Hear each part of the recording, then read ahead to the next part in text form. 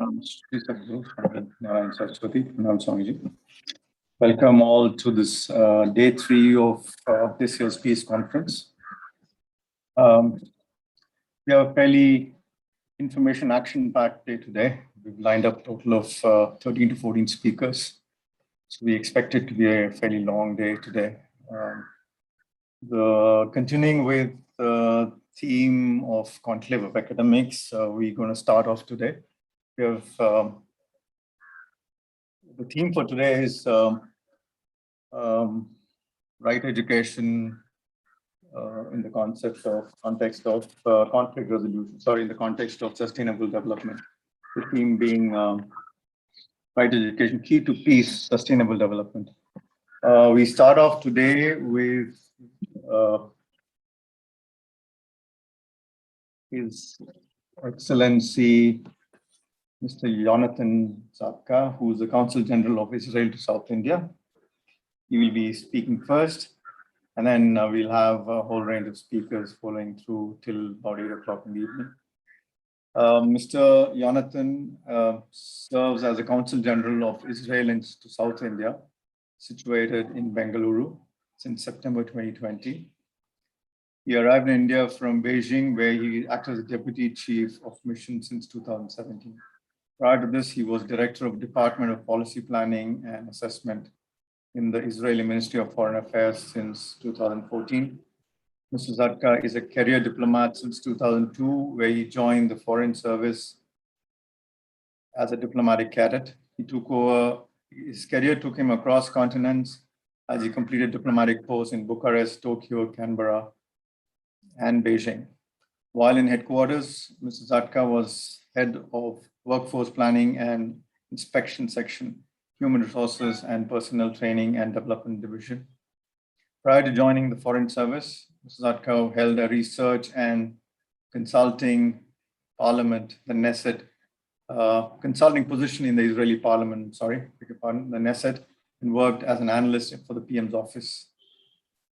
Mr. Zadka holds an MBA from the Israel Institute of Technology and a BA in International Relations and Political Science from the Hebrew University, Jerusalem. He is a qualified strategic organizational consultant credited by the Israeli Coaching Association. Born in Jerusalem, 1974, married to Hila, and the father of 2 children. Mr. Jonathan. So thank you very much for the introduction and for having us as part of this very important interfaith approach panel discussion. I want to greet all of the speakers that would be speaking around this day and in previous days. And I think the Sri Vishnu Mohan Foundation has done great in having this annual session at this specific timing, especially choosing for our discussion the right to education as a key to peace and sustainable development is something that is tremendously important. And I took the opportunity to drill down and to go to probably where would be easiest for somebody with my background to go with, which would be the early, let's say, elements of Judaism. It is the very interesting linkage between peace, education, sustainability, is something that is mentioned in the Torah, which is the Hebrew Bible, and is something that has been going on with the Jewish people for centuries and centuries. The element of first of all, let's start with, we're all aware of the fact that, war starts in the minds of men, and also defending peace should be something that is built in the minds and souls of men, and then go through action. This early linkage to the sources of Judaism and to all these scripts is something that is extremely relevant, and the concept of peace and stability is deeply connected in the teaching of Judaism. Peace is a very important belief in Judaism. Jews would greet each other by saying shalom, hello, the basic Hebrew translation of the word for peace and prosperity. It conveys the ideas of contentment and well-being and peace between man and God and between groups and individuals is the high value in Judaism and must be practiced. Shalom is derived from the name of God, one of the names of God, and is rooted of the word as the root of the word come from whole and complete, implying that only when there is true state of wholeness, peace can reign. The concept of peace relates to the state of harmony between men and their immediate surroundings, animals, nature, and so forth. Very basic prayer in Judaism, something that, practicing Jew would say a very large number of times during the day, relates to the peace that the Creator would hold in His divine realm and through His chosen people. And also relates to one of the elements that the world would be standing upon, which is justice, truth, and peace. This is according to the very basic Judaic teaching.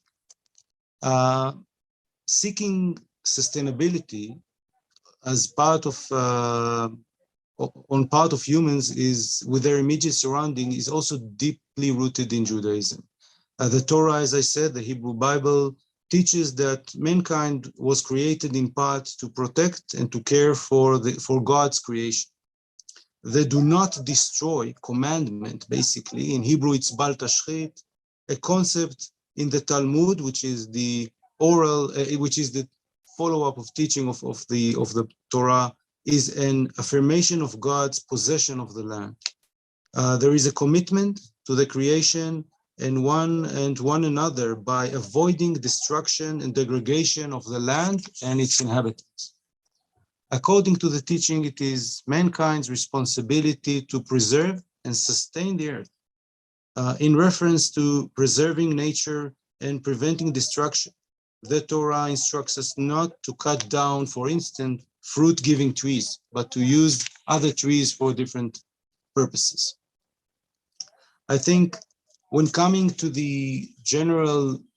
our present time, we can see, and I'll start from the bad examples of what happens when education for peace is not part of the engagement. We can see phenomena of anti-Semitism, we can see phenomena of hatreds between men, between societies, exactly the things that could and should be prevented by approaching young minds and minds at all in teaching for peace and pushing that through engagement to basically action. I would want to relate to some of the issues that are happening around us today and basically deal with the concept of what is our engagement these days. So I don't know if many of you have followed our Prime Minister's speech in the United Nations last week, and also our foreign minister's policy approach towards let's say providing with the people of Gaza with the necessary humanitarian sustainable developments vis-a-vis security. So these are elements that are deeply rooted even within our immediate and ongoing policy in different scopes, either mentioned in the UN or in different arenas. Lately, I think we are seeing some very good examples of what peace can and where peace can take us. And in that sense, where peace can take us in the sense of education and peace can take us in the sense of sustainability, especially when we look at the Abraham Accords and the way that countries in the Gulf, in Persian Gulf and North Africa have rejoined a very effective discussion with Israel establishing and reconfirming political ties, especially when it comes to having even a very open diplomatic engagement between us. So I think a good example would be the inauguration of the new Israeli embassy in Manama in Bahrain just before the last weekend.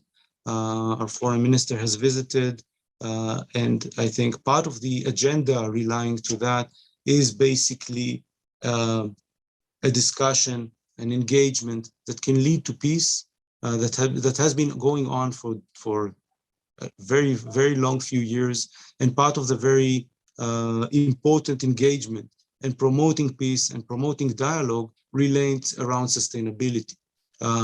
We are all living, I think, in the Middle East in a complicated zone when it comes to our natural environment, a lack of water, desert conditions, and so forth. And the only way to deal with these effects and to allow mankind to live in a peace with its neighbor, with its surrounding, would be through a mechanism of a dialogue and collaboration between nations, between people, and this is part of the things that are done within the Abraham Accord in order to get to that point. I just want to conclude by thanking you again for allowing me to participate and for basically allowing me to share some of the elements that relates to our background, to our backdrop in relations to peace and sustainability, and wish you all a very ongoing and successful sessions. Thank you very much.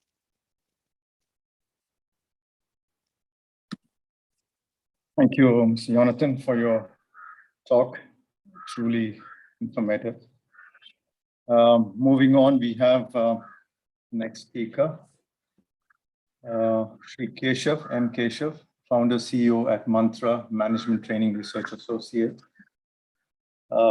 He's a person who's not, who's pretty well known in Sri Param. He's at least he's been participating in quite a number of events and conferences at our foundation. So he'll be speaking next. So we just want to give a quick background of him. So Mantra Management Training, Keshav has been running this for more than 2 decades.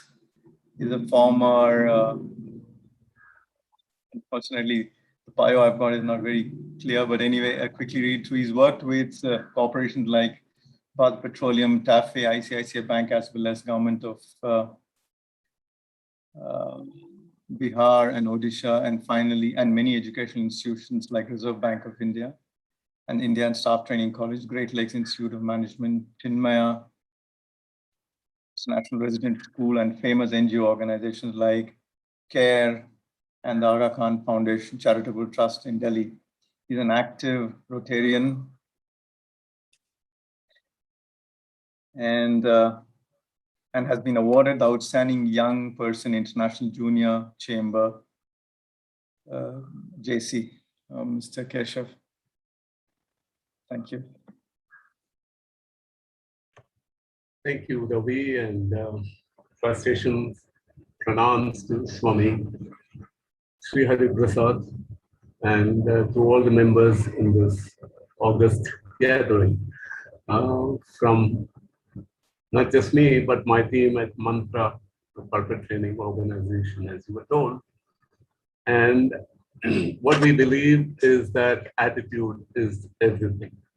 So that is really where the peace starts.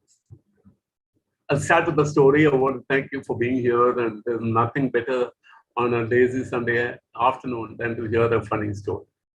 So there was a village in England where there were identical twins.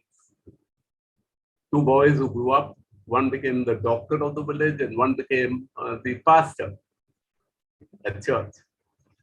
One day, as the doctor was going along on his cycle to his clinic, a young old lady stops him and says, I want you to stop.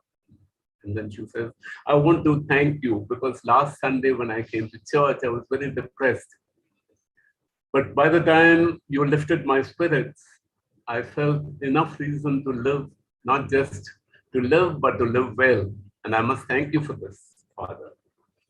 And the man got off the cycle, smiled, very embarrassed, and he said, you must be meaning my brother. He is the one who preaches, and I'm the one who practices.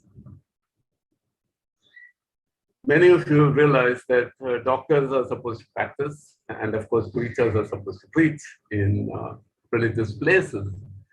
But in reality, there should be the twins in each one of us, ones who practice and the ones who preach. Only if both happen, the world will go on to become what it is destined to be. So unless you walk your talk, as to say in English, you cannot be called a good enough human being. They say in Vedanta, and this is where my experience comes from, the lotus feet of Swami Chinmayananji, with whom I had the privilege of growing up in my formative years. I don't think I've done enough justice for the love and grace that he has showered on me, but it is such meetings and conferences that make me believe that there must be a reason why I have gone through what I have. This is what I have learned from Vedanta at his feet, that ultimately peace is not something you can find in the world unless you find it in the mind first.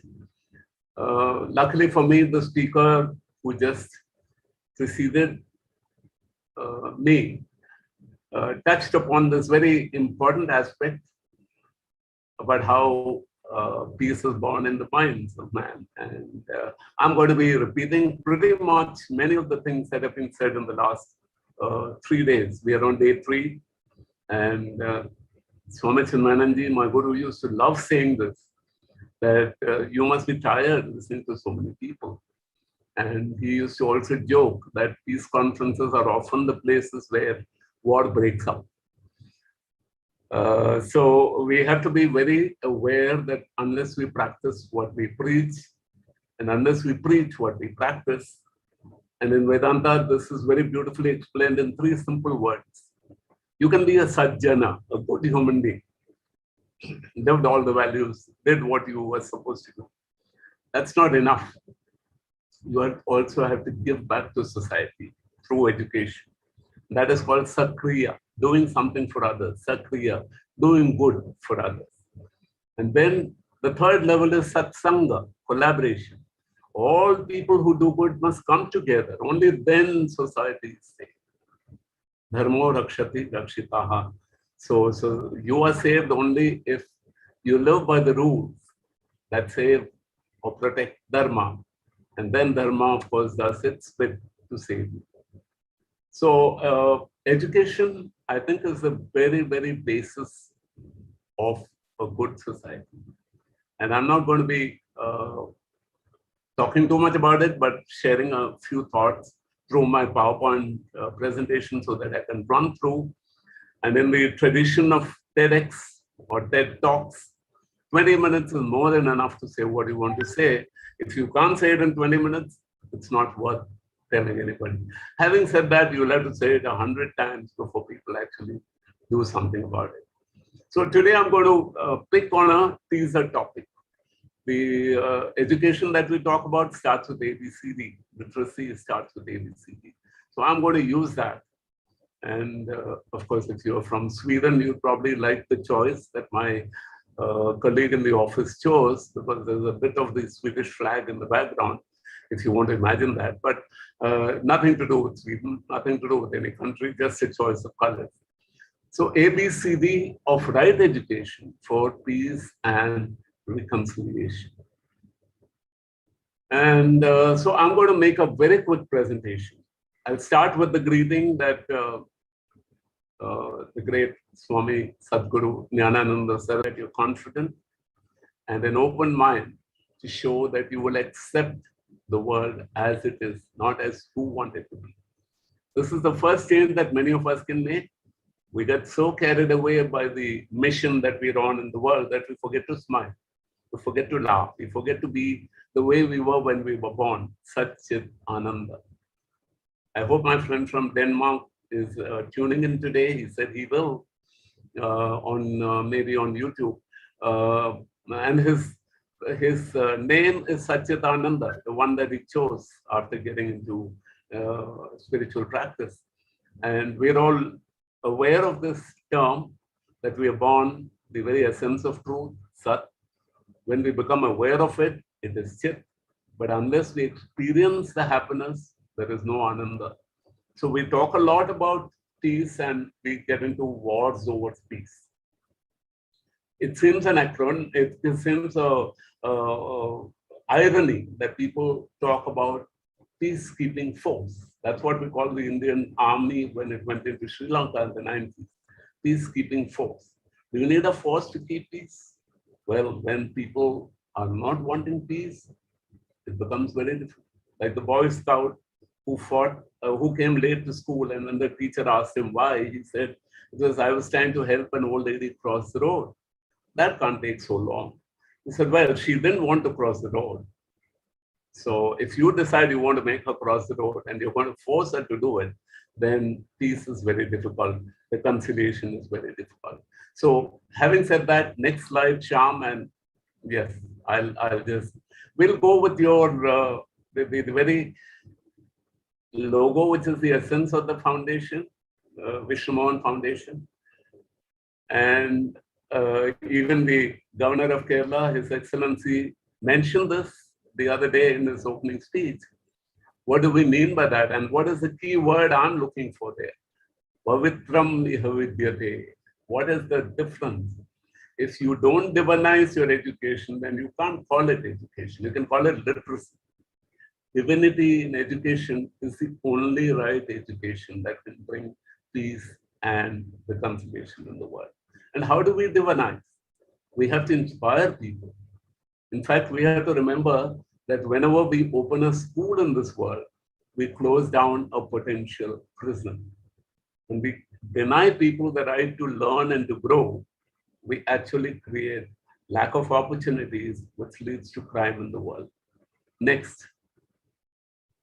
I hope I'm making independent points, which will make a lot of sense to you by the end of it, like a sutra, a Brahma Sutra Mala, where each point makes. So if you're making notes, great. If you're not, even better. I can get away with whatever I say. Education should prepare a child, and COVID-19 was a great example, which taught people all over the world that we cannot plan or prepare a future for our children. But we can plan and prepare our children for the future by putting in the right thoughts, by putting in the right ideas, by putting in the right values into children. And Swami Chinmayananda, my guru, and I can't help sharing his thoughts when I speak, because I am what he wanted me to be, or at least I submitted to what he said, which applies to all the scriptures in the world. And what he said was, children are not, they are lamps to be lit and not vessels to be filled with information. So if you fill children with information, then they grow up to be very, very insecure, very greedy, very passionate, and lusty people who use their information the wrong way. They use their knowledge the wrong way. Unless you light the lamp and create a need to lift yourself by yourself, as the Gita says, you're not really creating the right education. We have to lift ourselves by ourselves, and others are there as guides. They are mentors. I wonder if we are creating mentors in society today or tormentors, people who harass you to try and achieve what you want. And of course, you don't get the right results. Next. So at Mantra, we came up with this program 20 years ago on personal effectiveness, which we call The Key is Me. And there I often mention the me is about mental energy, because if you tap the mental energy of people, you get the best out of them. They're willing and they are ready to do what you want them to do.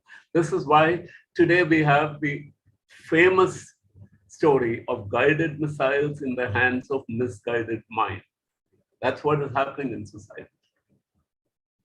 With the right education, you can have guided missiles in the minds of guided minds, in the hands of guided minds.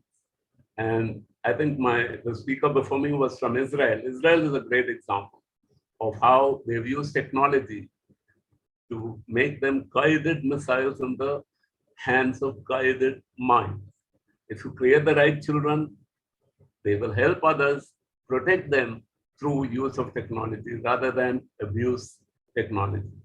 I'm not going to people who don't do it. I'm talking about people I know who are doing it, like Singapore, like Israel. There are many, many countries that you can learn from, Japan.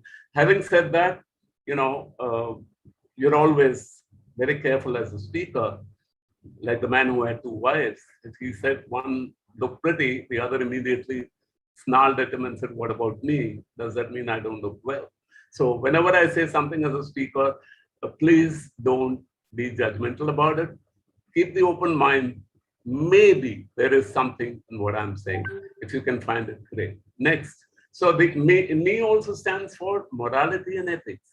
If you plant that, you get guided minds. Otherwise, you get misguided minds. And that's the point I wanted to make in the last slide. So before we go on to log into a new world of education, and what is that? WWW. Next. Win-win world. Create a win-win world where life is a game to be played and not a war to be won or lost. So can we create a world where people see, children see the world as a win-win world? I can do my best and there is enough for everyone. And I can enjoy the rest. I can compete with them. They can do better than me, but I can clap for them. The IPL, the famous Indian Premier League going on in Dubai at the moment, in the Emirates, is a good example. At the end of the match, all the competitors who were ready to strangle each other to win the match, they relax in the post-match presentation. They stand around the field from all parts of the world. They're collaborative in talking about the game, and they discuss the attitude of trying to win and not making sure the others lose. So I think this is the new education that we need in society. Create a win-win world, and that's my WWW. Next. Yep, you were right about it. Win-win is just to remember that there is enough for everyone's need. And today what we see is a lose-lose, which is never going to be enough even for one person's greed. Of course, I'm paying homage to the father of the nation. Only yesterday we talked about two great Indians, Mahatma Gandhi and Lal Bahadur Shastri, two great leaders of this country born yesterday on the 2nd of October. And one of them always reminds us of the song Vaishnavi Janato. And I have a very favorite memory that links me to the Vishnu Mohan Foundation, because I have a great affinity for the great mystic Narsi Mehta, who wrote that song, Vaishnavi Janato. And that one key word is Samadrishti. If we can develop equanimity in our vision, again, one of the speakers on day one spoke about Samadrishti. I was very happy to hear it. And if we can develop that in our education, the ability to look beyond your own needs to a win-win world will always keep us safe from a lose-lose world. Today, we are forced into that situation. Expansionist tendencies are controlled because we are afraid of crossing the line, but actually it should come from abundance. The fact that all of us have enough in the world, let's share win-win. Why go to a lose-lose? Why be afraid of a lose-lose and avoid a lose-lose? I think that is something we need to think about. Next.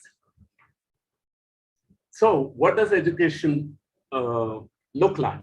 I think the first change we have to make is the change from prayers to Shreyas. Vedantic terms, prayers, immediate gratification, immediate pleasure. Shreyas, we know lots of people named Shreyas, I'm sure in your own society anywhere in India, you will have someone named Shreyas. Probably doesn't even know the name of the meaning of the name. Shreyas is ultimate glory.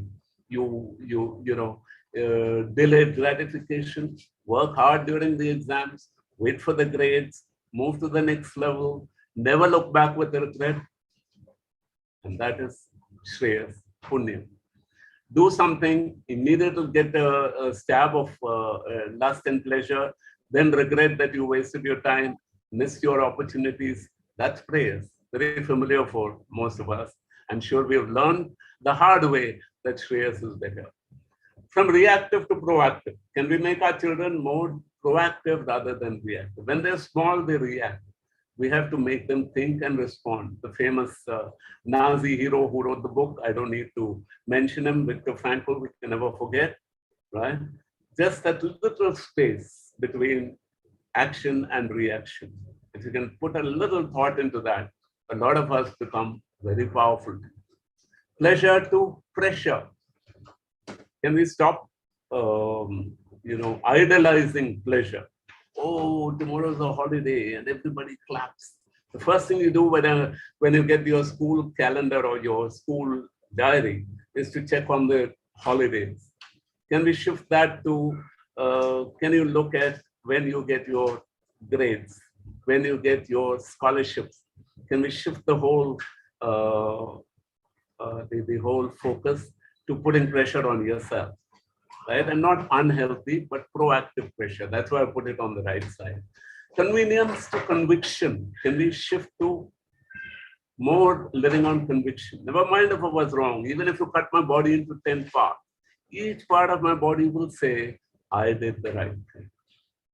Can I grow up with that conviction? Taiwan is another country where children are brainwashed because they know that the elder brother across the sea is very unkind. And then the children are told, you cannot give up. You cannot give up. And in fact, when you're 5 or 6, you believe that your country is the biggest in the world. Your father and mother are the greatest in the world. But when you grow up, you realize the reality. And still the pride remains because you say, hey, it can't be for nothing that I will. And that's called emotional intelligence, which of course all of you know about. I'm not going there. Of course, the last and the biggest change is comfort to challenge. Can we throw more challenge into jobs rather than offer them bigger salary packages? And even in school, when we hire out of colleges, are we trying to tempt them with better packages, or are we tempting them with greater challenges? If you do this, we'll send you to America because we'll let you work on the Ford project or the Microsoft project. Can we really widen horizons by building better goals for children? Next. What I forget? So what we need is 3 rules of thinking to be there, and these are all Vedantic thoughts. So you can always look them up. You'll probably find better notes wherever you go than the one I'm providing you. But I just want to touch on these ones. Can our education talk about shifting the quality of thinking, which is natural when you're a child to be self-preservative? We are tamasic. We like to eat, we like to sleep. I mean, these are natural states when we are young. As we grow, can we move it to rajas? And I would use the 3 words, the 3 gunas, tamas, rajas, and sattva, which are Vedantic words. Many of you across the world may not know what it means. I would simplify them with management terms. Dependence is tamas. Independence is rajas. I don't need you. The world doesn't need me. I don't need the world, which happens when you're young, when you're a growing up teenager. But sattva, when you really realize it finally, is interdependence. This again has been a theme in this conference. Can it be a part of our education? Can we shift the mind from total abject surrender and dependence to independence and a pride in who you are, what you do, to the next level of sattva, where many monks live across the world with no fear of authority. You know how they live? Don't walk as if you're the king. Walk as if you don't care who is the king. If you can live at that level of sattva, the body is just two. If it can be taken away by someone, so be it. I will come back because the spirit or the Atma, the Brahman that we talk about, the Paramatman is beyond all this. If you have that view, the world view that Vedanta has is there in all religions, but only a few chosen courageous people practice. So what is another term? Fixity, which is tamas, to flexibility, which is do it if I need to fluidity, I can fit into any part wherever I go. Can I do that? Possible. So how do I indicate that to a child? Black, red, and white. Which one would you choose? And if I told the child that black means you're a lazy boy, red means, well, you can, but you're not doing enough. And white means you'll do whatever you can for your family. And then I think a boy or a girl will learn that there is sacrifice at one end and there is compromise at the other end of the spectrum. So what happens finally? Devolution, if you're going downwards, the same spiral, you can be going down the wrong spiral staircase. The devolution in society, consumerism. Okay, another word for that I would use is bhoga, or no, I would call it roga. You know, you abuse the system so much that you start suffering. Or you can at least stay at one level, as we are in many countries, through revolution. We counteract and counterbalance all the forces so that I may win, I may not win, but I won't let you win. Right? And you go round and round the same revolving door, which I call bhoga. You enjoy the world, but you don't really move ahead. But the real transformation is when you start going up in your thinking, and we reach the stage that we say simple living and high thinking, which is called evolution, and that word is yoga. So can we avoid roga, which is really the big challenge of the world, right? Taking care of sick people. Why should the whole world work on keeping me healthy when I can take care of myself? But we don't. We allow people to abuse themselves and then take them to an asylum for de-addiction and then spend a lot of money on de-addicting an addicted person. Revolution, well, we won't allow it. You're afraid, so you smoke in silence. You don't let anyone know that you are on, on weed. That's not the answer. And of course, the ultimate answer is focusing on training children for yoga. And luckily today, India is seen as the biggest example for promoting yoga and Ayurveda across the world. Next, I'm coming to the end. So at Mantra, we came up with a model of education which we use in management, but we would like it to go to all schools. Right? And I'm now writing my book on it, so this is a great time to tell you that self-awareness, enthusiasm, and assertiveness are the only three qualities that we need to become successful and as professional. So if you take all the three, then you say S for self-awareness, E for enthusiasm, A for assertiveness. And the E that I talk about, enthusiasm, is the Ananda state that you're born in before you loaded and your backpack and carry so much of bias and so many contradictions that you can't reconcile, and therefore the world is not living in reconciliation. Enthusiasm is about that, but self-awareness is slotting yourself. Know your limitations. You're born this way. This is the way it is. I love the phrase, it is what it is. I hear great cricket players saying it. I hear great CEOs of companies saying it. I hear great scientists saying it. It is what it is. You have to accept nature as it is. So self-awareness is slotting yourself. What is slot? S-L-O-T. Know your strengths, know your limitations, know your opportunities, know your threats.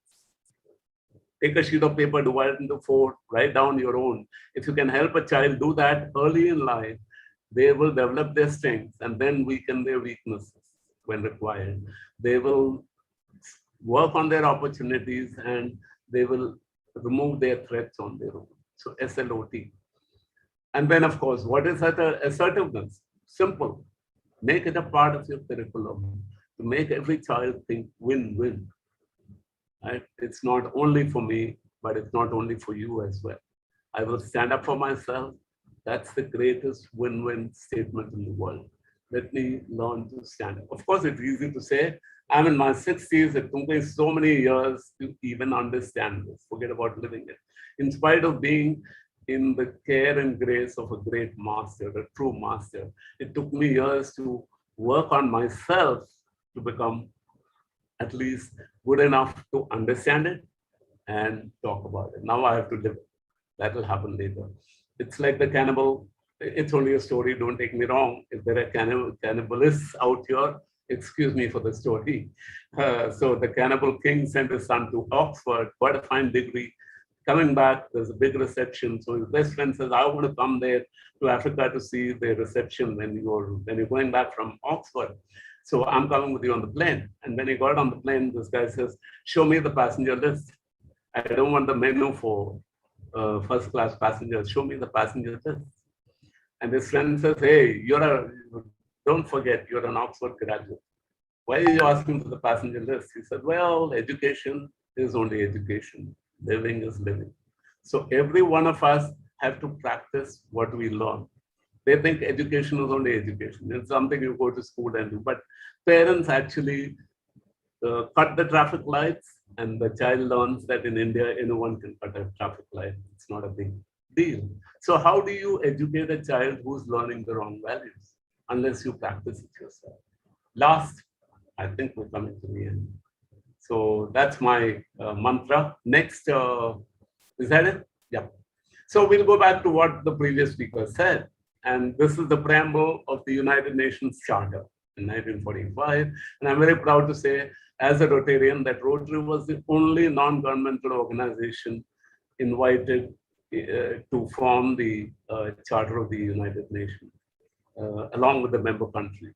Rotary was the only NGO. And what does it say? It says, war does not start on the battlefield. It starts in the minds of men. And it is in the minds of men that bastions of peace must be built.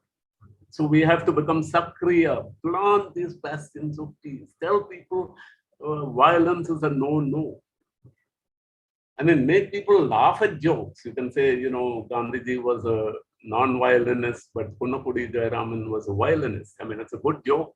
If you understand it, if you don't understand it, please find out. Or if you say Yehudi Menuhin was a violinist, but Gandhiji was a non-violinist. But the reality is, you have to plant these seeds of peace in every young mind. And next. So it's not the United Nations that has failed. Its member nations. This is the big debate now in all the newspapers. I think the members have failed the United Nations by their lack of unity for progress, peace, and prosperity. Unless there is, and I'm glad that our Prime Minister of this great country, India, is one of the many few people across the world, many concerned people across the world working on more and more bilateral, trilateral, multilateral collaborative issues. So it is this that we need to tell our children. And next. So why did I choose the topic? And you're wondering why I've reached the end and I've not talked about it. What is the ABCD of right education? Change the attitude. Only then there'll be a change in behavior. Only then will the character change. And only then will the destiny of the child and the nation be changed. So don't talk selfishness today. Don't mourn it. Don't curse it. Start working on your own attitude till it becomes your behavior. So attitude is it's a tendency that you have to behave in a particular way.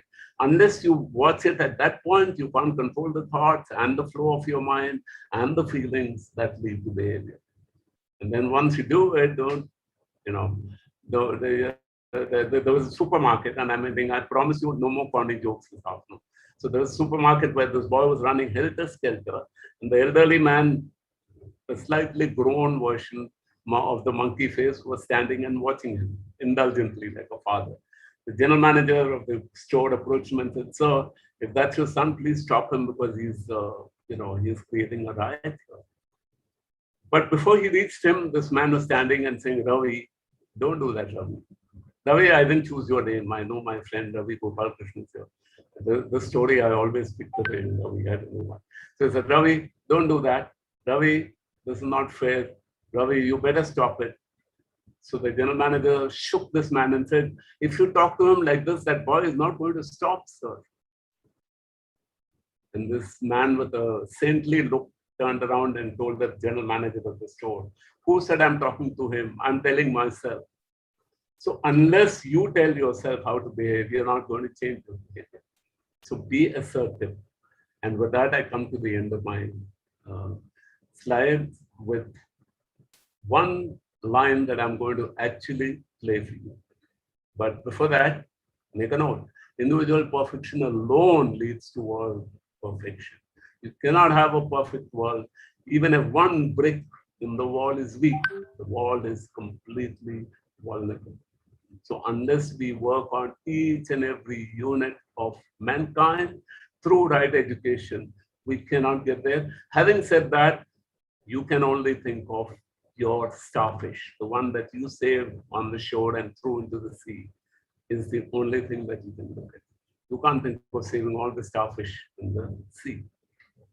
So I again trusted to my Guru Swami Chinmayananda, but also to the great Guru who inspired this conference. This is the sixth conference, I think, and Sadhguru Jnananda Saraswati, herself a mystic and a great saint, and of course Swami Shri Hari Prasad is a great influence on many people like me. I thank you for that. Next slide. Just to say a thank you, pranams to Sadhguru Swami Jnananda Saraswati and gratitude to Swami Shri Hari Prasad, frustration at the feet of Puja Gurudev Swami Chinmayananda. I'll indulge you for just, or rather you should indulge me for just 2 more minutes. I'm going to play a video that I've told Shyam to play now and get it straight from the master to endorse what I spoke today. I hope I said the right things. Thank you once again. We play the video and then I'll sign it off. That the world progresses forward and you and I will have to adapt to the new conditions available around. If we are not able to adapt, nature has no compunction. It will wipe us clean. Have they not? Many plants have become extinct in nature. Many animals have become extinct in nature. Now then, friends, each individual is a unit in this universe, in this world. And all these individuals put together is called the community or the nation or the world itself. Apart from the individuals, there is no world. All of you put together without any distinction and differences, all your minds put together is the world outside.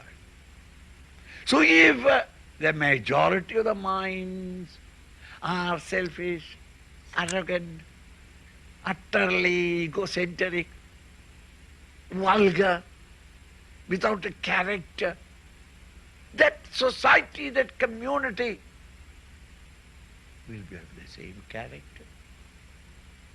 The nation, there is no nation, only a country where a population lives. There is no integrity between them. And internationally, no understanding. Individual, through individual perfection alone, world perfection can be aspired. This is the conclusion arrived at by the great thinkers of the past. In all scriptures of the world, I am not talking of Vedanta or the Indian textbooks. Is not Bible saying the same? Is not the Quran saying the same? Is the Brahmapada or the Buddhist saying the same? Every great master who has given enough thought to it has understood that the cause for the sorrows of the world outside is the imperfection or the disturbance of your own mind.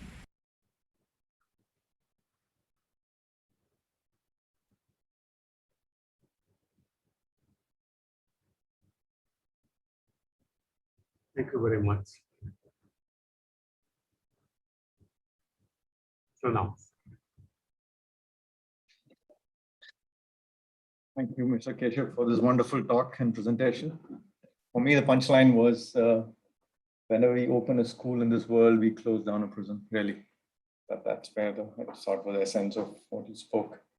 It ties back well with what one speaker mentioned yesterday. He said, use education knowledge not for material gains, but for individual character building and peaceful coexistence in society. Thank you so much for your talk. Much appreciated. Moving on, we have next speaker, Deep Purkaesta, who is the director at Prajak. He's an MBA from Jadavpur University, where he also graduated in economics.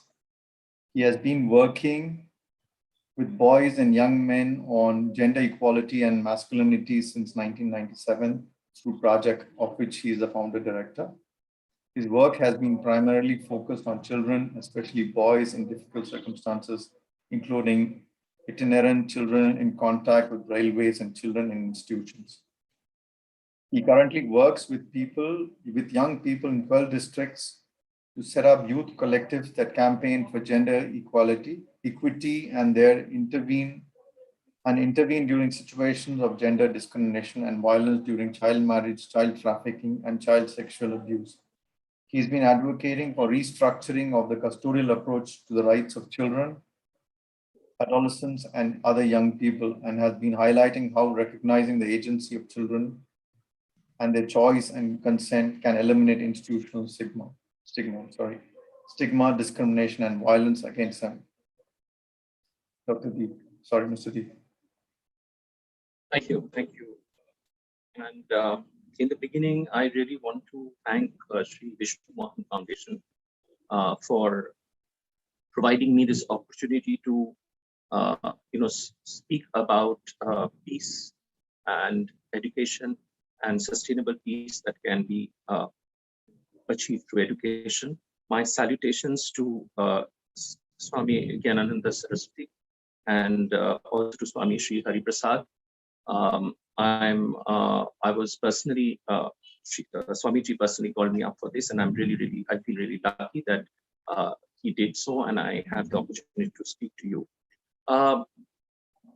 My last speaker has already laid a very good foundation for what I want to build upon.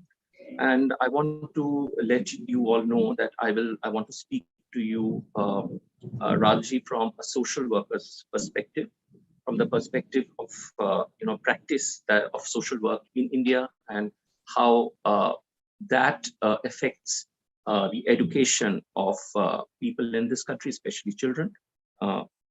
As our anchor has already introduced me, I have been working with children for more than 2.5 decades now.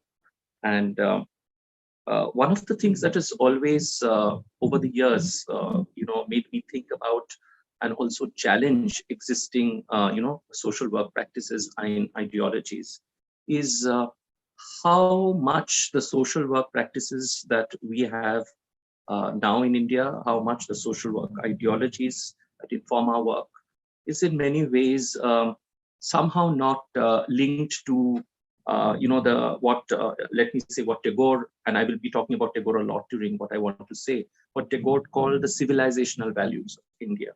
And let me start this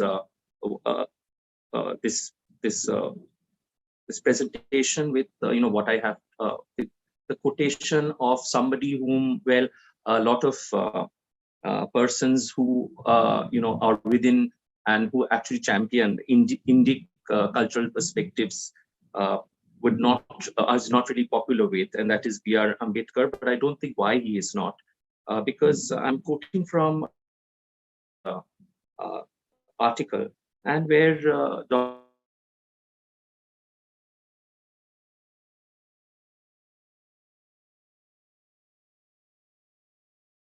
and Tattvamasi, he are the spiritual basis of democracy anywhere.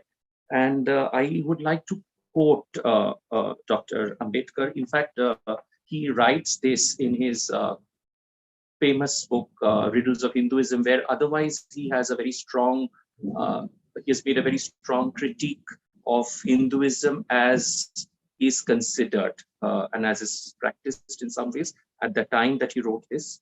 But there is also this this espousal of Upanishadic values as something that is fundamental to democracy. And I quote, "To support democracy because we are all children of God is a very weak foundation for democracy to rest on. That is why democracy is so shaky wherever it is made to rest on such a foundation. But to recognize and realize that you and I are parts of the same cosmic principle leaves room for no other theory of associated life except democracy. It does not merely preach democracy, but makes democracy an obligation for one and all." And I would like to also remind you that, when Ambedkar was talking about this and writing about this in the 19th century, in the 20th century, we had Swami Vivekananda in the late 19th century actually talking about how the Vedanta of the forests, as he termed it then, because it seemed to exist in sort of isolation and did not have any effect on the social structure of India. And he had called upon the Vedanta of the forest to be really brought back into society, and that society be structured according to these Vedantic principles that Dr. Ambedkar was also referring to. Why I brought in Dr. Ambedkar right at the beginning was, Dr. Ambedkar is considered to be one of the founders of the Constitution of India. And for a lot of people in my fraternity who are engaged in social work, who are engaged in defending the rights of the vulnerable, who are engaged in advocating for more participation in national life, in social life, for people who are vulnerable, for people who are marginalized. To many of us, the Constitution of India provides a book, a sort of a template on which to build our work. But what I really want to also question, because I've also heard many of my friends in the sector, sort of putting a finality onto the Constitution of India and saying that there's nothing beyond the Constitution of India. I brought in Dr. Ambedkar just to present to you that it is the Constitution of India arose from deeply held spiritual beliefs or spiritual theories that Dr. Ambedkar nurtured in his mind, and that the Constitution of India by per se may not be something which can really inspire change in social work practice, may not always be the torchbearer for civilizational values of India, but it is these other fundamental values that the Upanishadic statements I've been talking about, and which Dr. Ambedkar mentioned as fundamentals of democracy, which would actually make a democracy almost non-negotiable. And along with democracy, it would make democratic culture, it would make participation almost non-negotiable in the country. And this would actually mean, as we say in social work practice, is to listen to people that one claims to work for. So we claim to work for the marginalized, we claim to work for those who have fallen behind in this race for development. We speak to people who are not given opportunities simply because of the position, the status, the social status that they are in, whether they be children, whether they be women, whether they be people from the scheduled castes, whether they be tribals, whether they be people with disabilities, and a host of other vulnerable people. And so this is something which I wanted to actually highlight, is that current social work practice is in some ways a little divorced from Indian civilizational values at its root, and that somewhere we really need to go back to that, and that within social work education, if I might say, that when social workers are talking about education for the larger sections of society and children in particular, what about education for social workers themselves? And are social workers' education, social work education, is it at all being grounded within the larger Indic philosophical structure, civilizational values? And I would like to actually mention Swami Sri Hari Prasad's quotation, which is there in the brochure, and where he says, we must think peacefully, calmly, and with humility, understanding that everyone has a viewpoint and all viewpoints are in the eyes of those who hold them equally valid. And I think this is the, let's say, the crux of what we actually work with in social work, is where we really look at all viewpoints and we as equally valid, and that all viewpoints, everybody who holds those viewpoints have an equal right to present it. And I think here is where we go beyond mere tolerance towards acceptance. So it's no longer just tolerance, because tolerance somewhere implies, that, okay, I just tolerate the view, which goes against what I say. I don't agree with it, which is fine, but I also don't agree that it is valid. I think it's absolutely wrong, and I will work towards, eliminating that point of view. So, but I will sort of barely tolerate it because, I really don't want to fight and go back, fight with you beyond and create a lot of disharmony. But it is more about acceptance. And I think that is very, very important.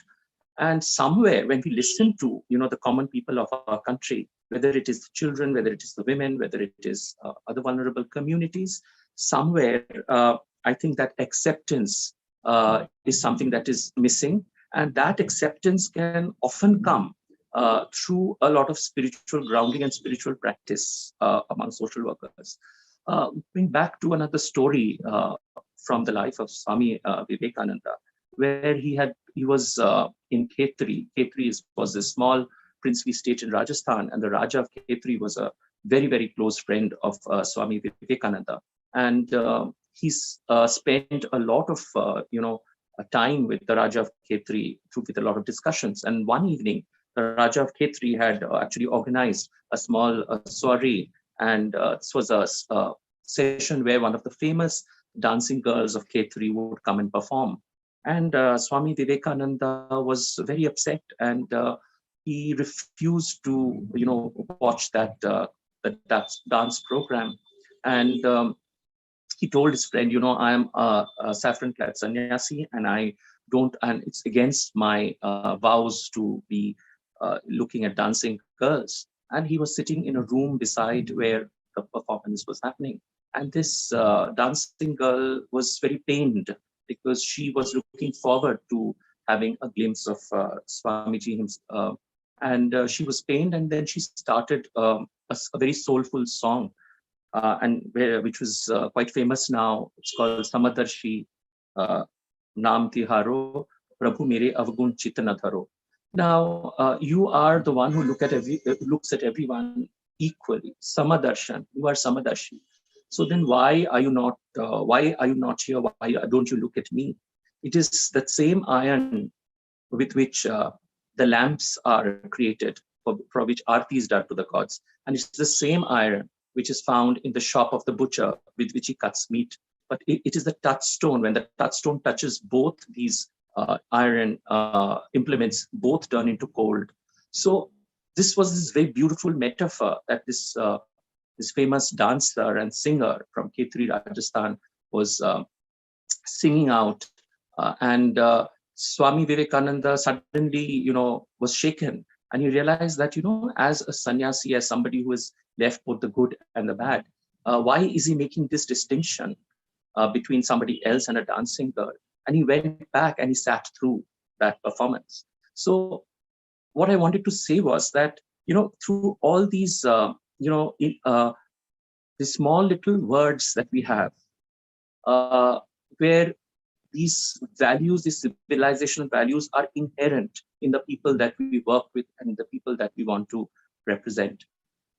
What I also want to mention is the tyranny, I would say, of English when it comes to translating concepts, social work concepts, the concepts of ethics and other moral concepts to people in the country, is where we directly lift words in English and try to make very, very difficult translations into our mother tongues. And this happens because we have totally ignored the wealth and the resources that what are present in India and which talks about these values. So, one of the things that social workers are taught to, and that is why I brought up this story, is, you should be non-judgmental.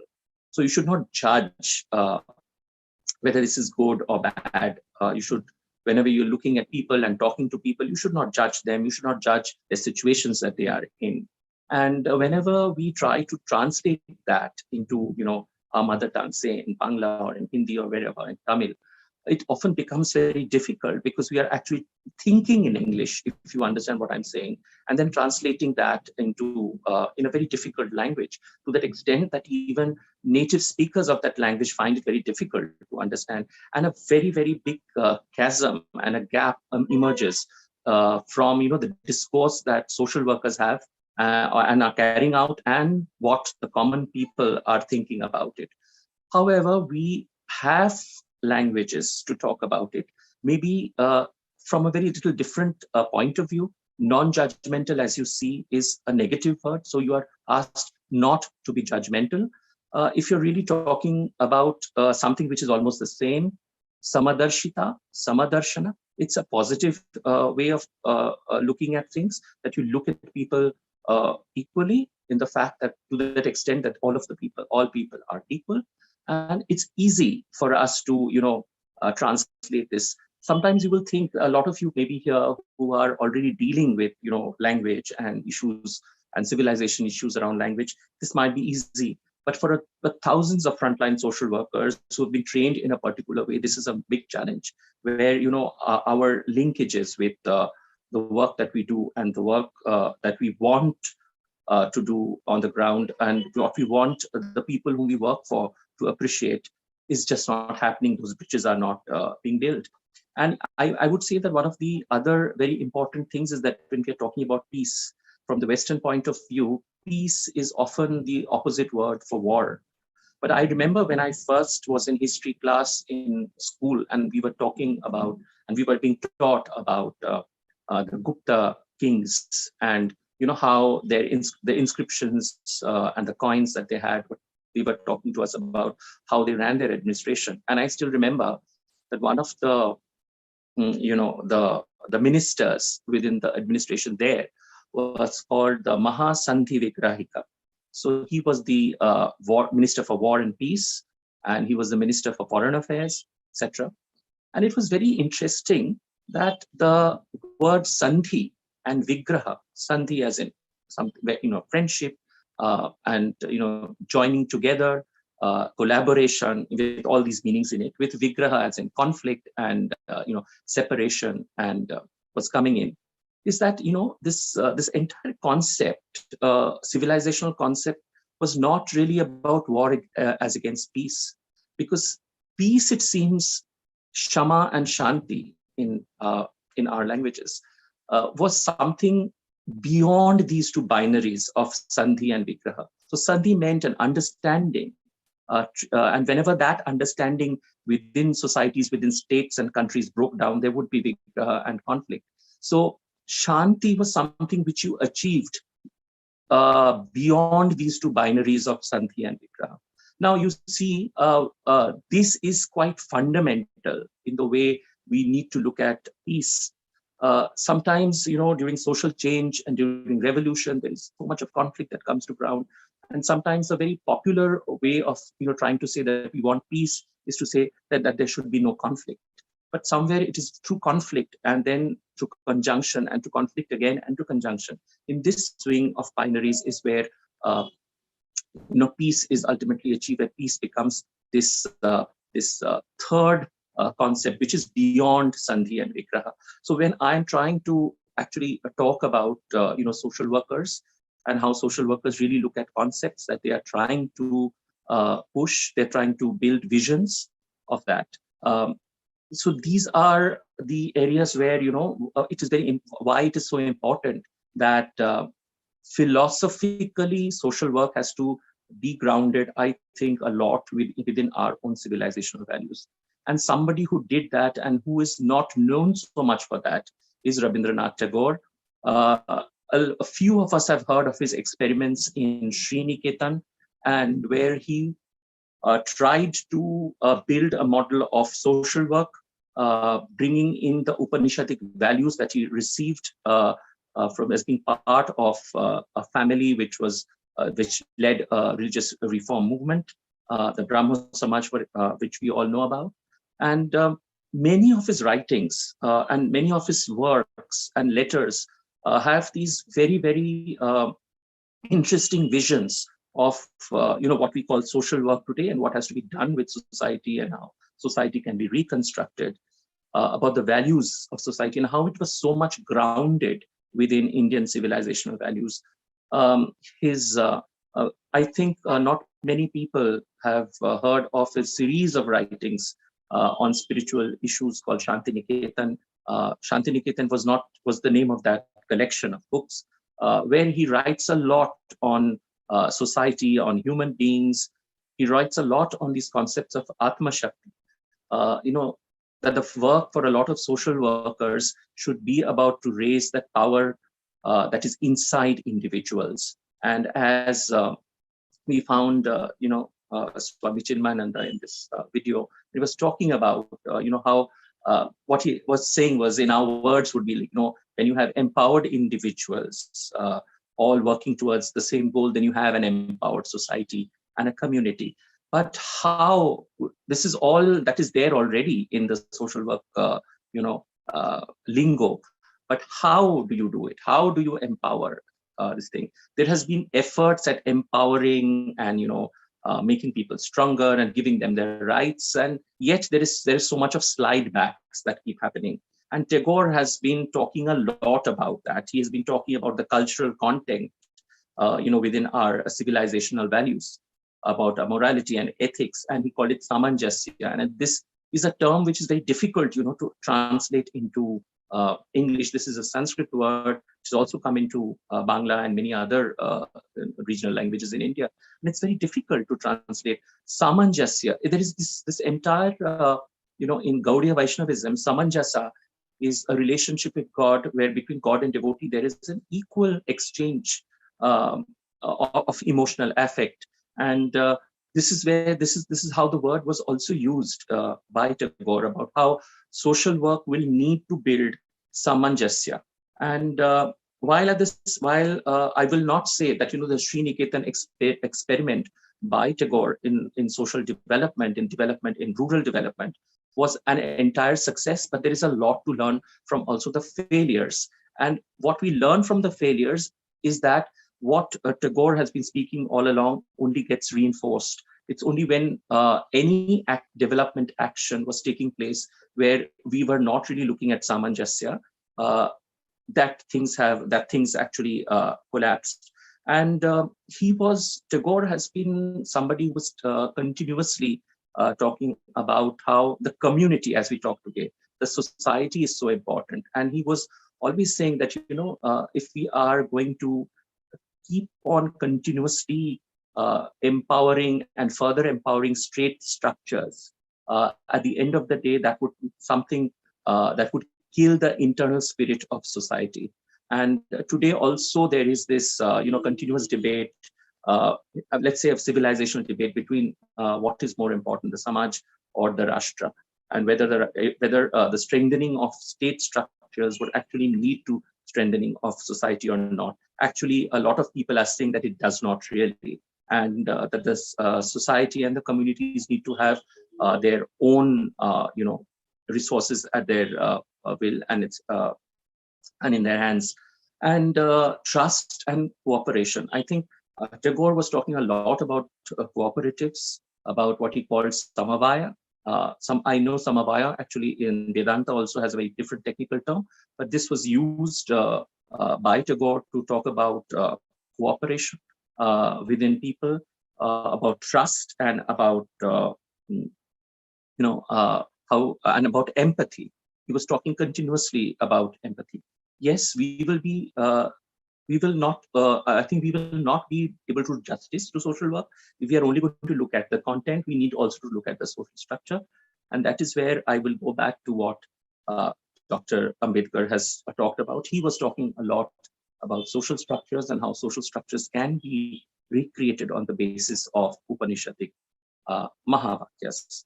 And I want to end by saying that, something that I have not mentioned here is the role of, the Bauddha Darshana, the Buddha Marga in India. And course, Dr. Ambedkar, who accepted Buddhism later, but the two other people I mentioned here today, both Swami Vivekananda and Rabindranath Tagore, both of them were great admirers of the Buddha, of his compassion, and both of them actually were inspired in their their social work philosophy about the entire ideas of Buddhism and the Sangha, the Buddhist Sangha as a practical structure that was built in.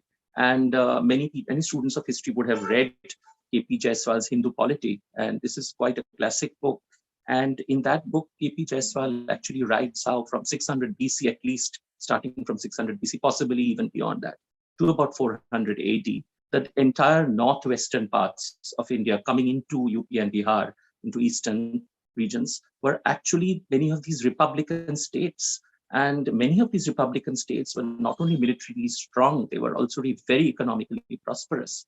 And there was a lot more of equality in their social structures. And a lot of the Buddhist Sangha was actually modeled on these ganas, on these, republics, as K.P. Jaiswal called them. And somewhere, I think, we really need, our social work needs to go back to our history. It needs to go back to how our civilizational values have evolved into the multiplicity of our civilizational experiences, and actually reinvent and rework ourselves so that social worker education becomes a fundamental to the social change that we want to drive in India. Once again, thank you to Sri Vishnu Mohan Foundation for giving me this opportunity. Thank you so much. Thank you, Mr. Deep Purya. I'm sorry. Thank you, Mr. Deep Purkayastha, for your talk. Very informative and knowledgeable. We move on to the next speaker, Dr. M.H. Mehta. Dr. Mehta is he's currently the president, Science Ashram, and chairman, Gujarat Life Sciences. He's been the chairman of National Committee on Agri-Technology. He holds a BTech and PhD in Chemical Engineering from IIT Bombay. He was a visiting scientist at the University of Arizona and California, USA. Earlier, he worked at BARC Trombay and then at GSFC Limited as the executive director and founder of GSFC Science Foundation and GGRC, which is the Gujarat Green Revolution Company Limited. He was consultant to World Bank project on India environment in the year 1992 to 94. He was invited in 2000 by the state government to take over as Vice Chancellor, Gujarat Agricultural University, and through a major turnaround, modernization, livelihood programs, eco-agriculture, and water management. Gujarat Agricultural University, the largest in Asia at that time, with campuses and nearly 65 experimental stations and centers. Under the leadership of Dr. Mehta's leadership, played a key role in preparing AgroVision and implementation program, which brought a quantum jump in the agricultural scenario of the state.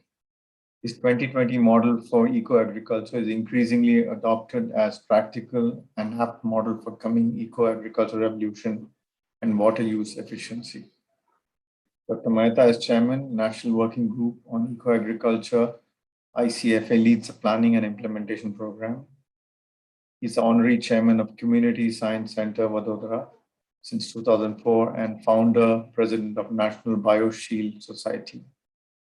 He leads Vaho Vishwamitri Abhiyan, a people's movement for the holistic plan for revival of the ancient river Vishwamitri in central Gujarat. The project is now being considered as a model national project due to the continuous effort of Dr. Mehta and his team. He holds nearly 17 patents and has authored more than 2,200 papers and 4 books. His books, Science, Spirituality, and the World Tomorrow, was released by Dr. APJ Abdul Kalam in 2013. He recently published book Eco-Agri Revolution, Practical Lessons and the Way Ahead. Was released by the President, World Food Prize, and Minister of Agriculture, Government of India. Dr. Mehta, please. Thank you so much. And let me tell you how delighted I am to be among this very august gathering and the kind of speakers on an extremely important, relevant initiative. The three words, education, peace, and sustainability, especially the sustainable development, are so very important for the present and for the future and for the entire history of the humankind. What kind of education system that we need to meet the future challenges? It is said that education for enlightening yourself and also to help light the world.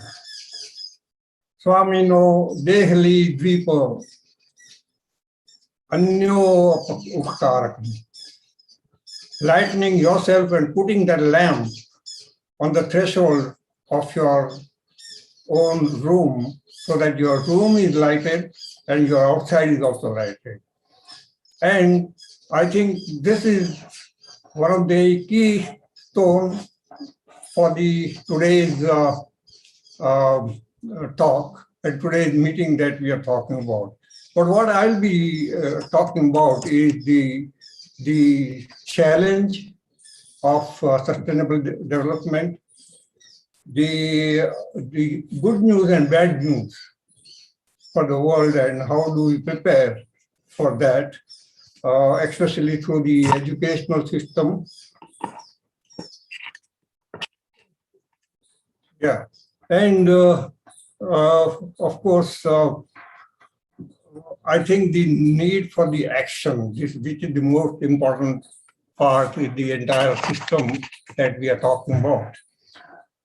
So, as I said, there are good news and there are bad news. I mean, we know there are bad news, the climate change problem, the small and big wars, the interreligious conflict, the inter-country conflicts, hunger, poverty, and so on.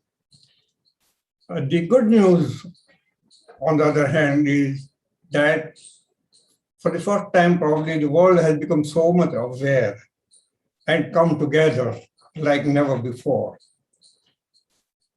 We are so much interconnected, and the very step of everybody coming together and agreeing to SDG, the Sustainability Development Goal, is something which has not happened in the history of the world earlier.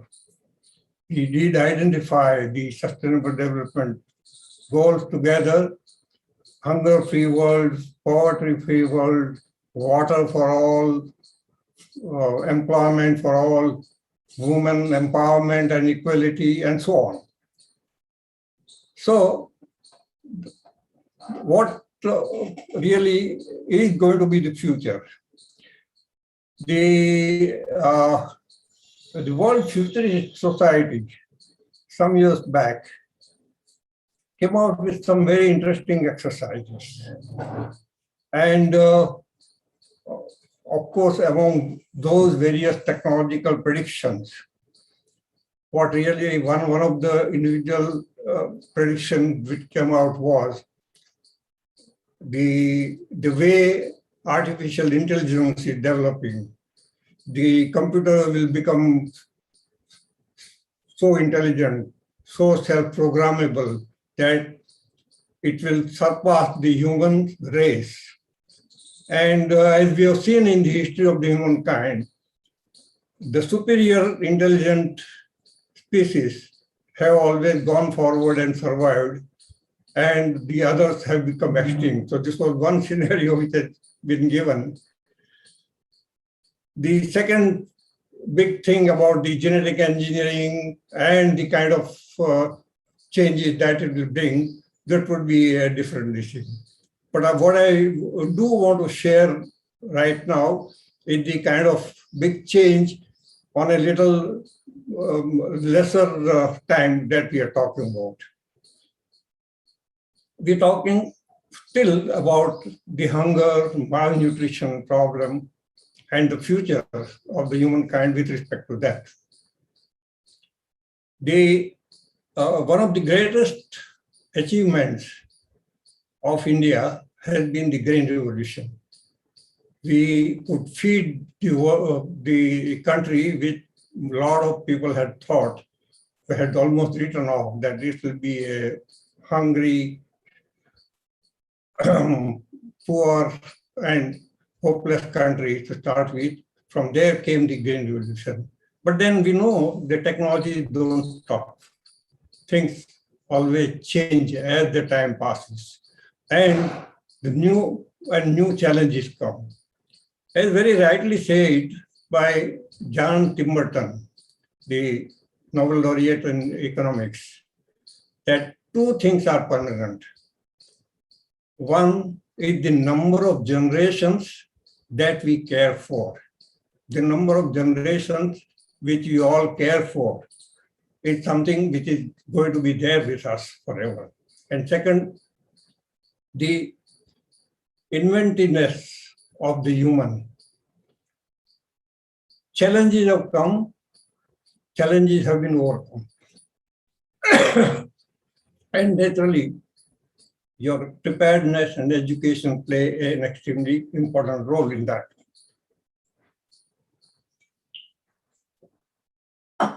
So coming back to what I was saying about a typical example, after the Green Revolution, many things happened with respect to technology. And now we know that we have entered the Anthropocene area where eco-friendly technologies are becoming popular. So when I was saying about the good news is eco-friendly, close to nature technologies are proving to be the winners. Time and again, this is happening and this trend is going to increase and the whole world is agreeing for that. Whether it is with respect to the solar energy development or agriculture development or in transport system and so on. Sorry. Let me share one experience with you. When we knew that the trend is coming, the Green Revolution effect had started playing negative, overuse of fertilizers, overuse of pesticides by the farmers, doing more harm than good in most of the cases, and creating many problems, not only for the farmers, but also for the consumers and the economics. But there were a group of young people with me. Many of them who were working abroad came back and started a small organization called the Science Ashram, an NGO, the Science Ashram. Their major role was going to the farmers, interacting with them, telling them what is a better system. And at the same time,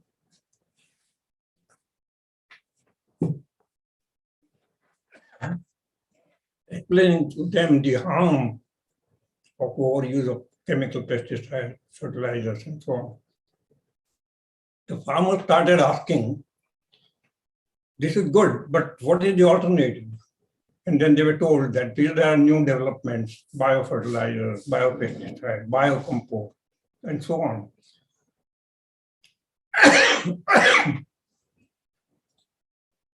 The farmer said, you make them, we'll use it.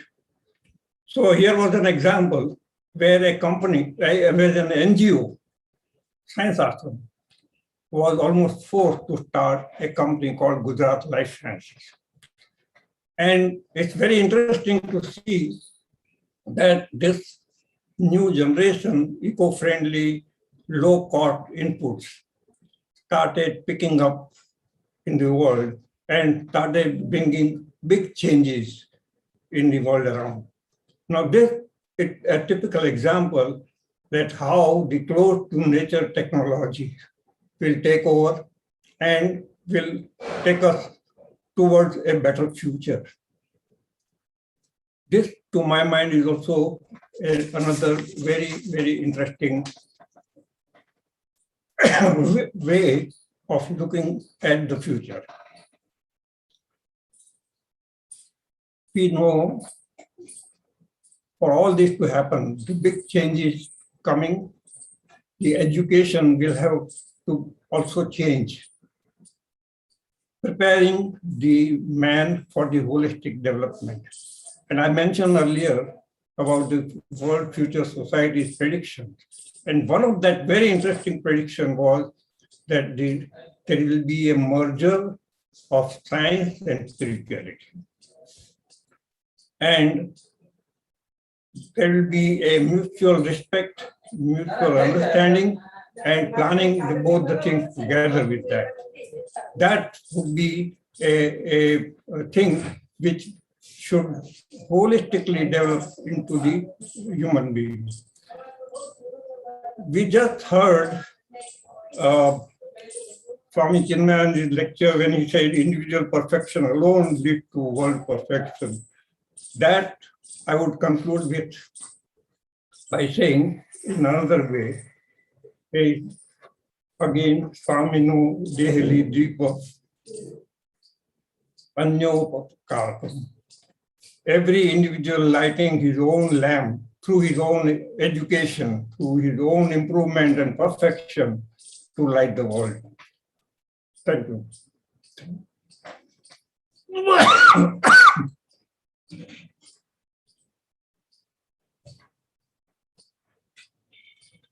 Thank you so much.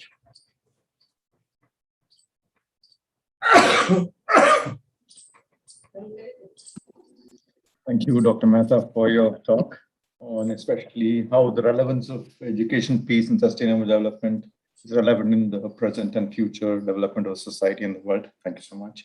And also on the challenges faced, especially in the area of sustainable development. Thank you, sir.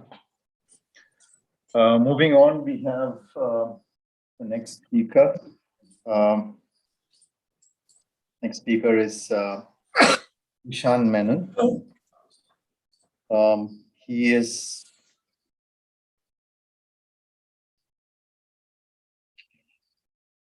quickly run through the introduction for him.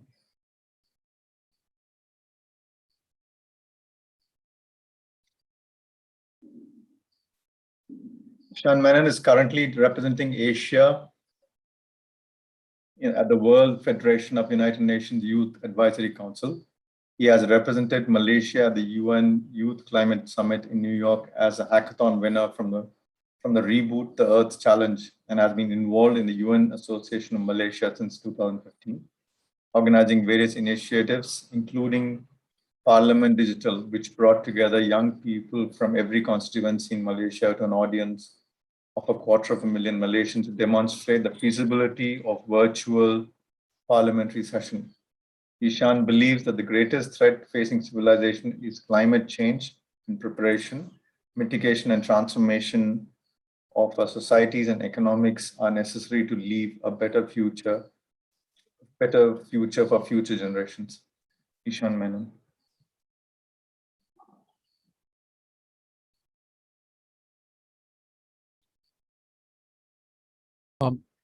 Ravi, he'll be here in 2 minutes. Okay. Wait.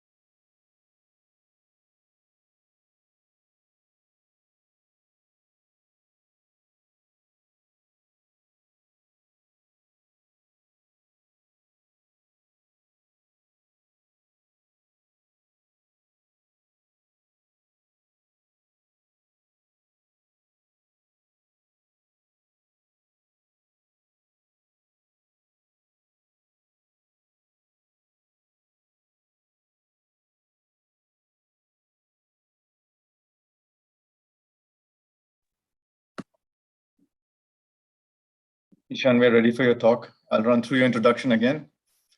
Yeah, that would be fine. I was a bit surprised. It was a little bit earlier than I thought it would be. Not a problem. Do you want me to start again from the beginning, or are you okay to start? I'm okay to start right now. So Thanks. awesome. All right. So fundamentally, what I'm sort of approaching with this talk really is it's not so much of a talk. It's more of I would imagine you could call it a one-way conversation, but I'd imagine this is something that someone could sort of bring up anytime. It's something that it's definitely a sort of conversation topic in the past for me. It arises from really the question is what is sustainable development? We throw around the term sustainable development a lot. It is fundamentally guiding public policy for a lot of countries, and it is something that has been more or less understood to be a positive thing for every nation. You don't necessarily see much pushback against the concept of sustainable development, but you do see some against globalization in general, right? But sustainable development, for one, has been relatively popular. And so the question really is what is sustainable development? A lot of people have a rough idea. It's the UN goals. They were set after the Millennium Development Goals. They came together in 2015. The idea is so that all the nations in the world can basically build up and sort of have a more advanced society while maintaining some sort of preservation of the environment, development in a manner that wasn't harmful, that didn't cause harm onto others, right? But that's a very it's a very, I would say at least formal sort of understanding of what it is. It's a very textbook dictionary defined way of looking at sustainable development, right? And so I think one of the issues that we have when we discuss sustainable development is that nobody really knows what they mean. And to understand what something means, what does developing mean to each person? What is sustainability to each person? You have to look at it within the context of where they're from, their sort of prior understanding of the society, of the nation state. These are very different things. So if you look at for example within Asia itself, you have China, which has a very strong nation state, India, which has a very strong society, and you have Southeast Asia, which have historically been these maritime nations that have been primarily centered around trade. And if you look at countries like Singapore, to this day they still maintain that sort of the fact that they're sort of trade based as well, right? And so what they would view as sustainable development is different in certain areas, but there are two general themes. Those are two general themes to the SDGs. To all, you can divide the 16 SDGs, the 16 Sustainable Development Goals out of all of them.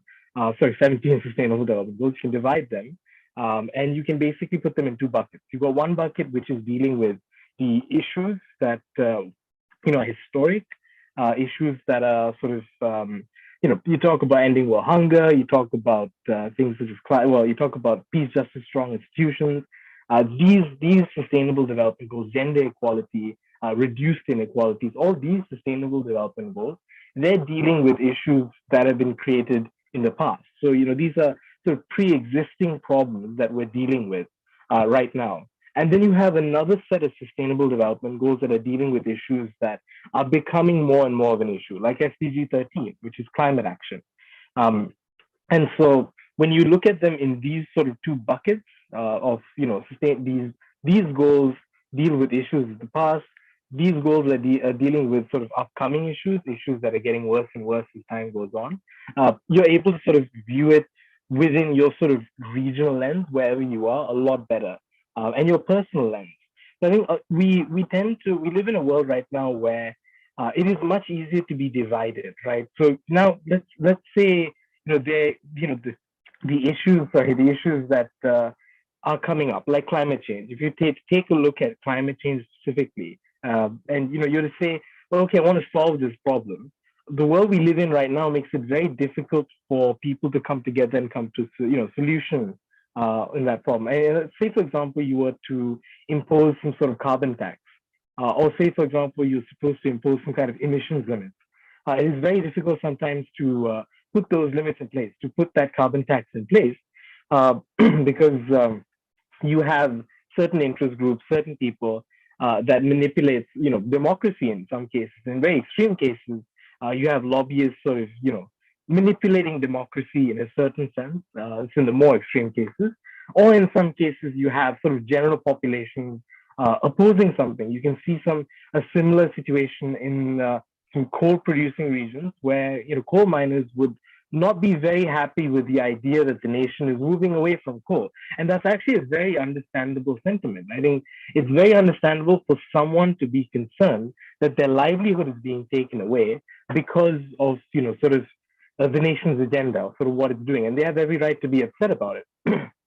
So within a specific context, the way the world is right now, we're so divided, and so the discussion, the way we talk about things is so polarized right now that when people oppose a certain initiative, even for legitimate reasons, to say, in the example of the coal miners in that case, there really isn't a means to sit down, have an honest discussion and get, to a consensus. We're not very good at building consensus anymore. Fundamentally, the UN is a consensus-based organization. That's why it takes time for the UN to do things, which is one of the biggest criticisms of the UN is why isn't it doing something? And then there's the other criticism of, well, the UN is doing so many things. Why are you doing things, right? And so the reason why it takes time to do significant things is because it requires consensus. There are some exceptions. There's some areas where consensus could be defined by the permanent 5 members of the Security Council just saying, look, we're fine with this, and we want the rest of you to be fine with this, and that could work out. But generally speaking, anything of a large scale requires some form of consensus, and even with the world's 5, largest powers, or the 5 winners of World War II, whatever you define it, the P5 within the UN, they don't necessarily agree on things a lot. You're talking about countries like the United States and China and Russia.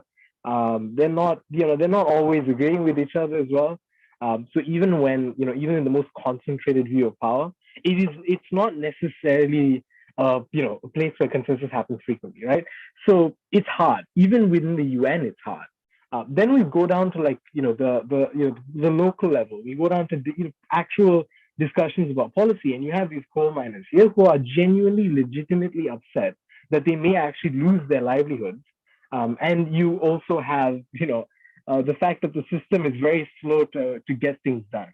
You have an incredibly polarized discussion, so you can't even, sit down with them, find out what exactly, they can do, what exactly, the sort of requirements they have. Maybe come up with some sort of government scheme where you could sort of provide them, some sort of income, like a basic income, a minimum income for a period of time while they upscale or change.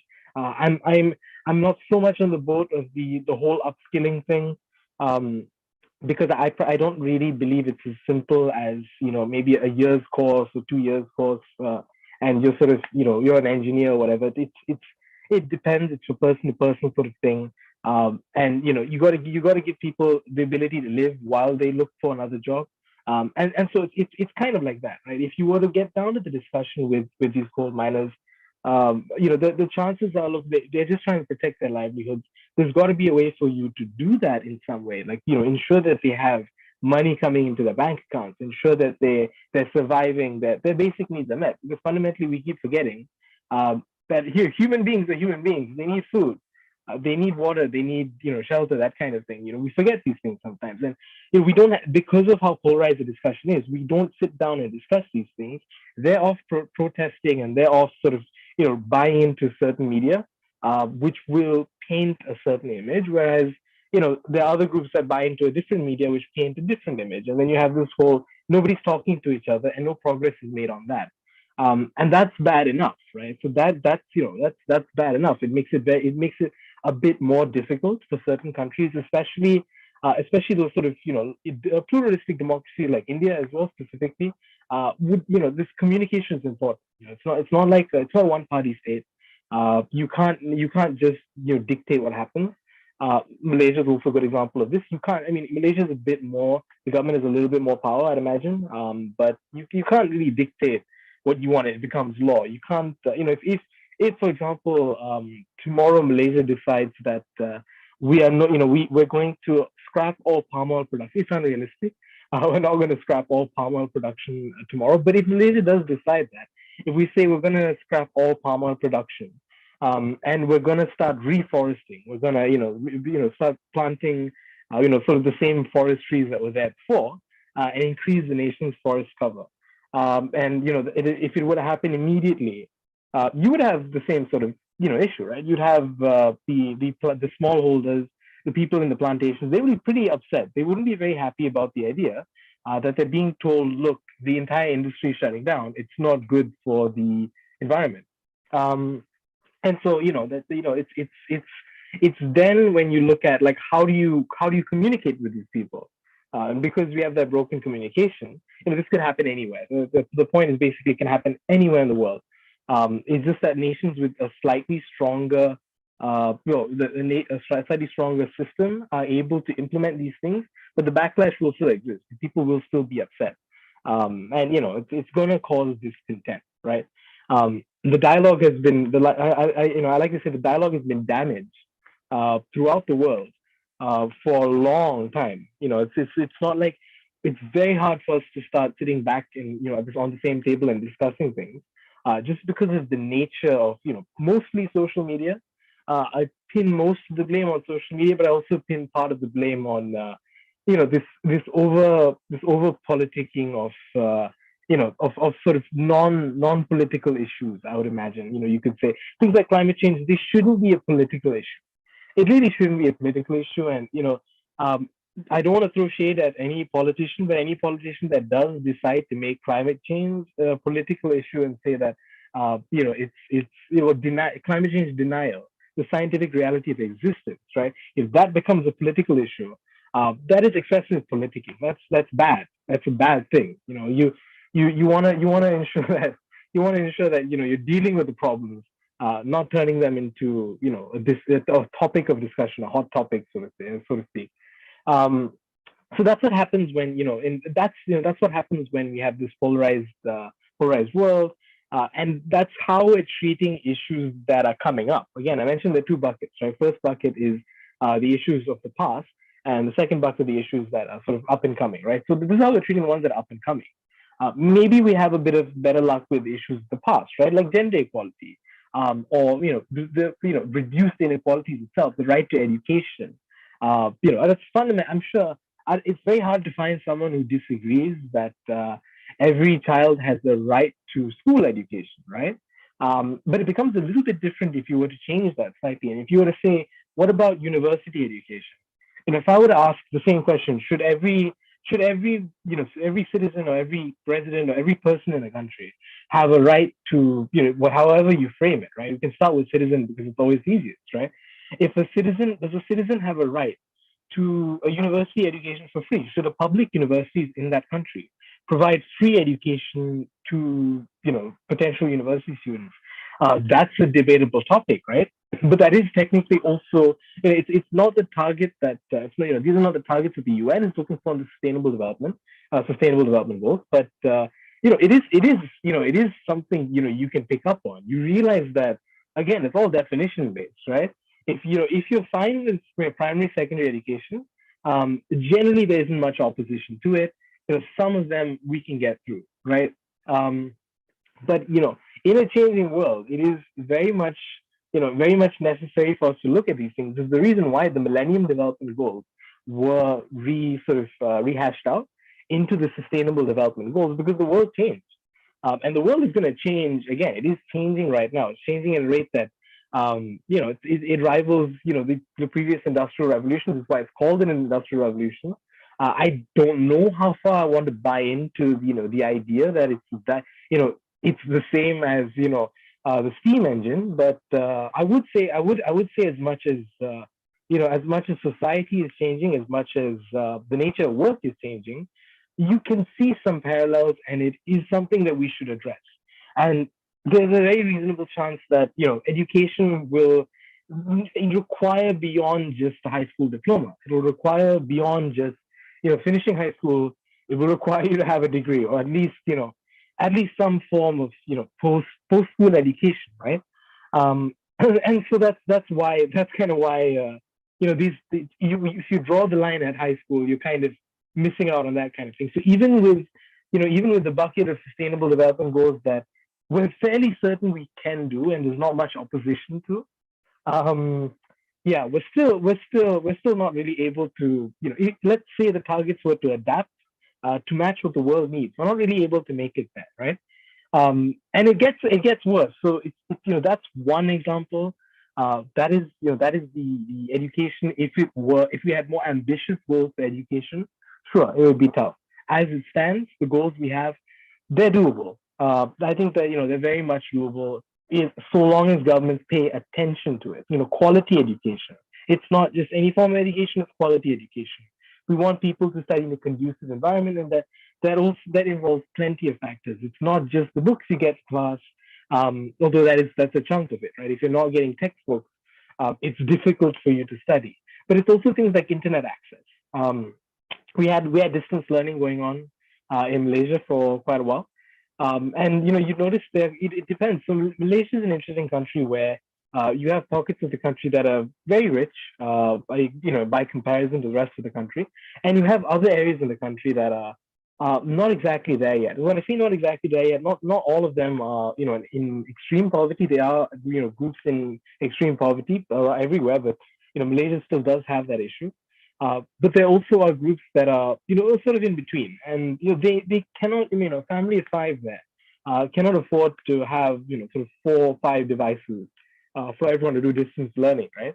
If you're doing distance learning, you're sharing one device, and you're all in different classes, right? Now, obviously, that's just a sort of a result of the pandemic, right? That's a symptom of not of COVID, but of the pandemic itself. It's kind of not an actual medical symptom, but it's the system not being able to handle that kind of the kind of pandemic that we had, right? But you can see the impact on a lot of these children who could not access education because of that. And you can see because of a government's inability. Sometimes it's not just the focus; it's also the inability that they just are not capable of sort of dealing with that situation at that time. You can see the effect it has on children. You can see the effect it has on the grades coming in. The fact we had to lower the test scores required to get a certain grade and stuff like that. Some people say it's a lost generation, things like that. It's bad. It's pretty bad. And so that it's really where you draw the line with the bucket of sustainable development goals that deal with issues of the past. Because with issues of the past, it's going to be more common to find people that agree that gender inequality is a problem, that world hunger is a problem, that lack of access to clean water is a problem, that kind of thing. So you're going to find a lot more people agreeing with you and saying, well, yes, this is definitely an issue, versus, even climate change to some extent, because a lot of people tend to sort of brush off things like climate change, in industrial automation and things like that. There are still significant enough groups of people that do not think it's a serious enough problem, despite the fact that, there's a very real likelihood you have heat waves going on all over the place. Give it some time.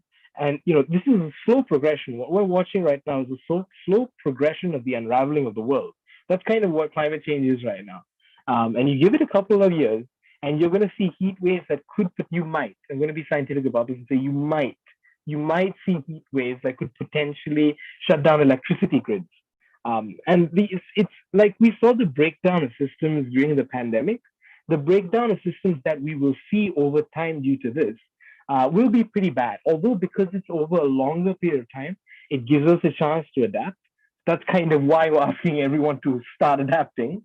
But when there's certain sort of weather patterns or heat waves, things like floods and stuff like that, when the first few start hitting, we're not really going to be prepared to deal with that, and that's going to cause a lot of loss of life. You're going to have people dying from extreme heat because they could not get electricity to turn on their fans or air conditioning if it is too intense. You're going to have people sort of their houses flooded away. You're going to have them you're going to have emergency response not able to deal with the sheer volume of the floods and these kind of weather patterns that you'll be seeing, right? Hurricanes, etc., etc. It's going to be so challenging that if the government is not prepared to deal with it, there's going to be a lot of loss of life, far more than COVID. In a much shorter period of time, once things start getting really bad. But people are willing to dismiss that. People are willing to sort of criticize. I think the IPCC needs to come up with a report that says that uses a couple more expletives, because that the message is not getting out how bad it's getting. And that bucket of sort of upcoming challenges, climate action, industrial automation, stuff like that. Those SDGs, protecting life on water, life on land, all those SDGs. People don't really see the need, the need to go along with those SDGs, whereas they do see the need to go along with the SDGs that are more historic, right? Society sort of has ingrained some sort of challenges. You have gender inequality is the most obvious one, and there's the lack of education to certain groups of people. These things are societal issues in every country. These things, we know that they're issues. There's also a problem there, right? It sounds a bit doom and gloom. This ends on a positive note, trust me. Sounds a bit doom and gloom, but the climate change stuff, that's bad. We got to do something about that. We really need to do something about that. That's very serious.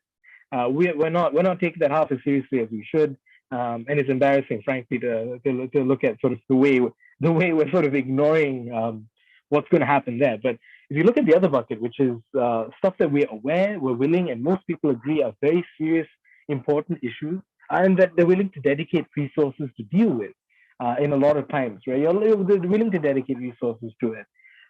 They're never really solving the root cause sometimes, are they? And I think the best example is we take the SDG of reduced inequalities, right? The reduced inequalities is a very interesting one, because one of the things that pain people of my generation, I'll go along with that if I haven't already expunged upon the fact that we might die from climate change. But I think one of the things that annoys my generation was the generational wealth gap, where I think a lot of people, maybe in the audience or maybe back home listening, you had a decent shot at life, didn't you? You were able to earn a good salary for that time. It was a very good salary. You were able to purchase a house much cheaper, even taking into account inflation. You're able to purchase a house much cheaper, taking inflation into account. You had a better salary. You basically were able to sort of build a life in a way that a lot of young people can't.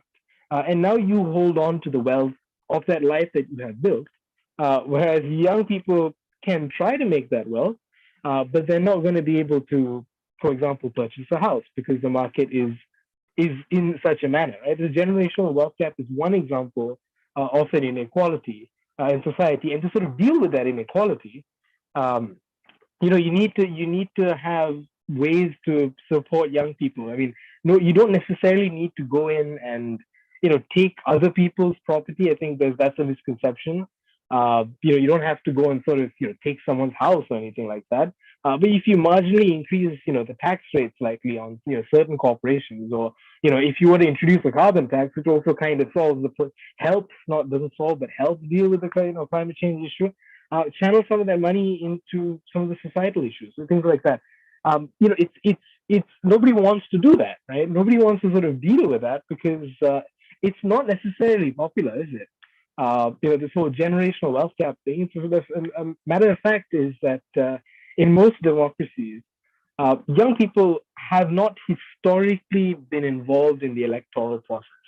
They have been more spectators to the sport, so to speak. They're not always the people sort of going out there and agitating they agitate for change, but they won't do it electorally. That's kind of the trend that we see around the world historically.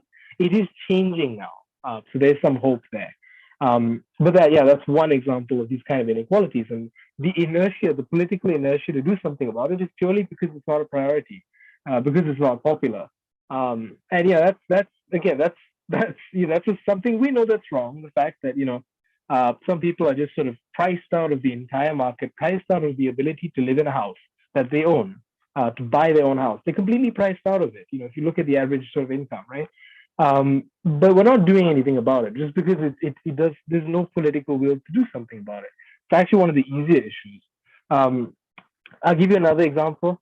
If you take a look at the financial crisis in 2008, at the end of the day, the banks that gambled on people's savings, in a sense, people's savings, they gambled on that, and the banks got bailed out.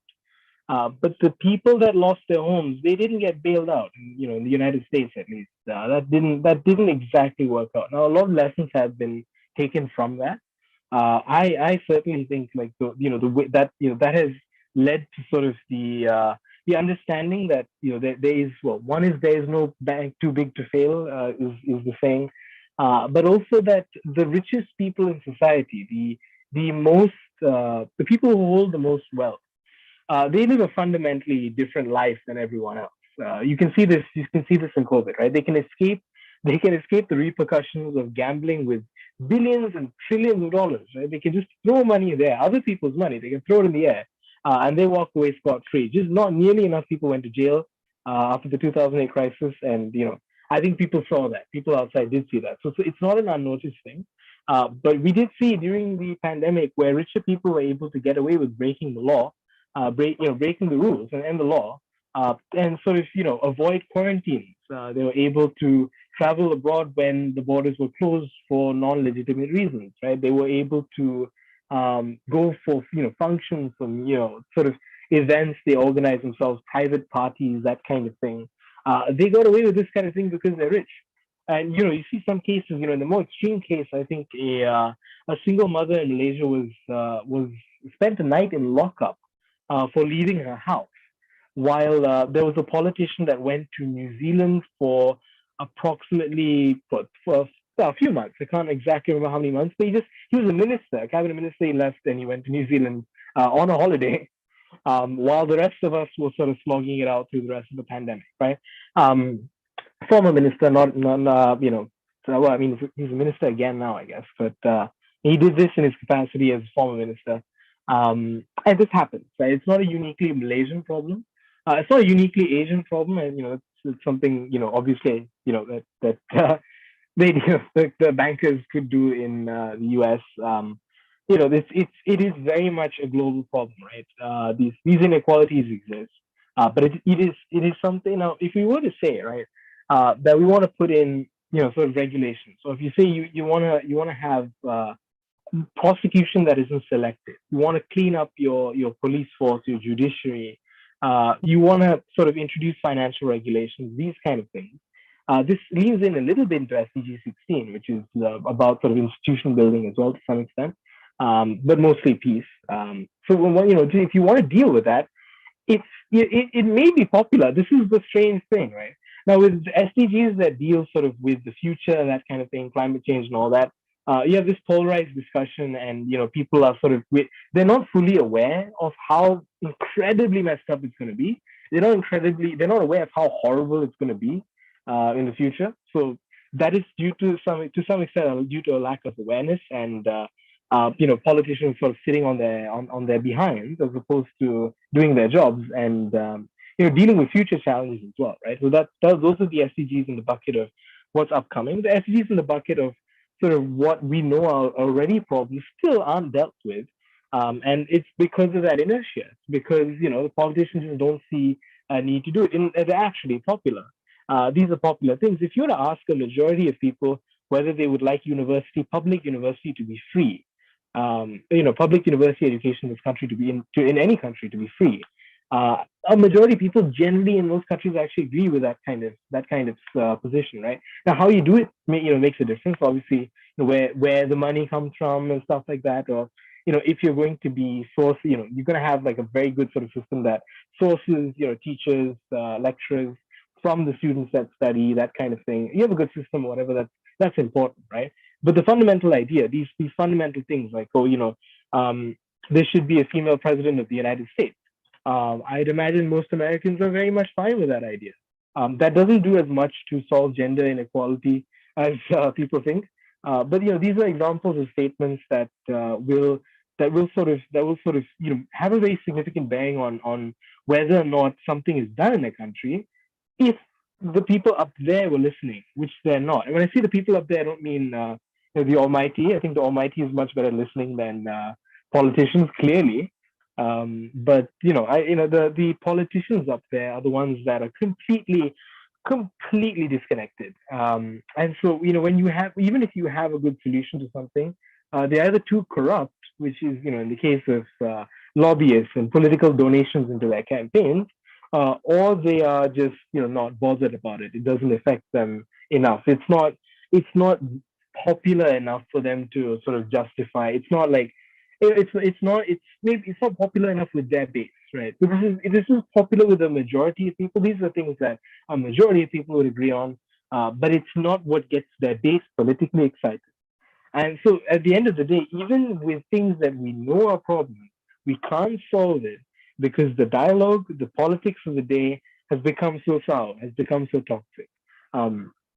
So yes, yeah, with the Sustainable Development Goals, all 17 of them, the ones that are meant to deal with up and coming issues like climate change, automation, that kind of thing, those SDGs, life on land, life in water, that kind of preserving the earth, that kind of stuff, those SDGs are not being acted upon because the politics of the day sort of sees it as not important.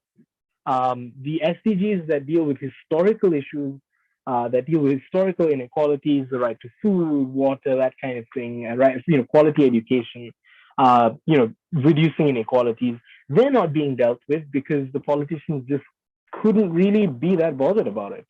It is fundamentally not what is, again, benefiting them politically in the next electoral cycle. It's all about survivability, and that's not helping them directly in the next election. It's very rare that you find a government sort of truly address these issues, aside from sort of doing some half-baked measure. So if you were to say yes, if some of my constituents are not the richest and they may need assistance to get through the pandemic, or we need to sort of have some sort of program to sort of take care, decarbonize, plant trees, that kind of thing. I'm sure that's there, but these are not nearly half as they're not even 1% really what needs to be done to deal with the scale of the problem, right? And there are some exceptions. I won't deny that there are some exceptions here.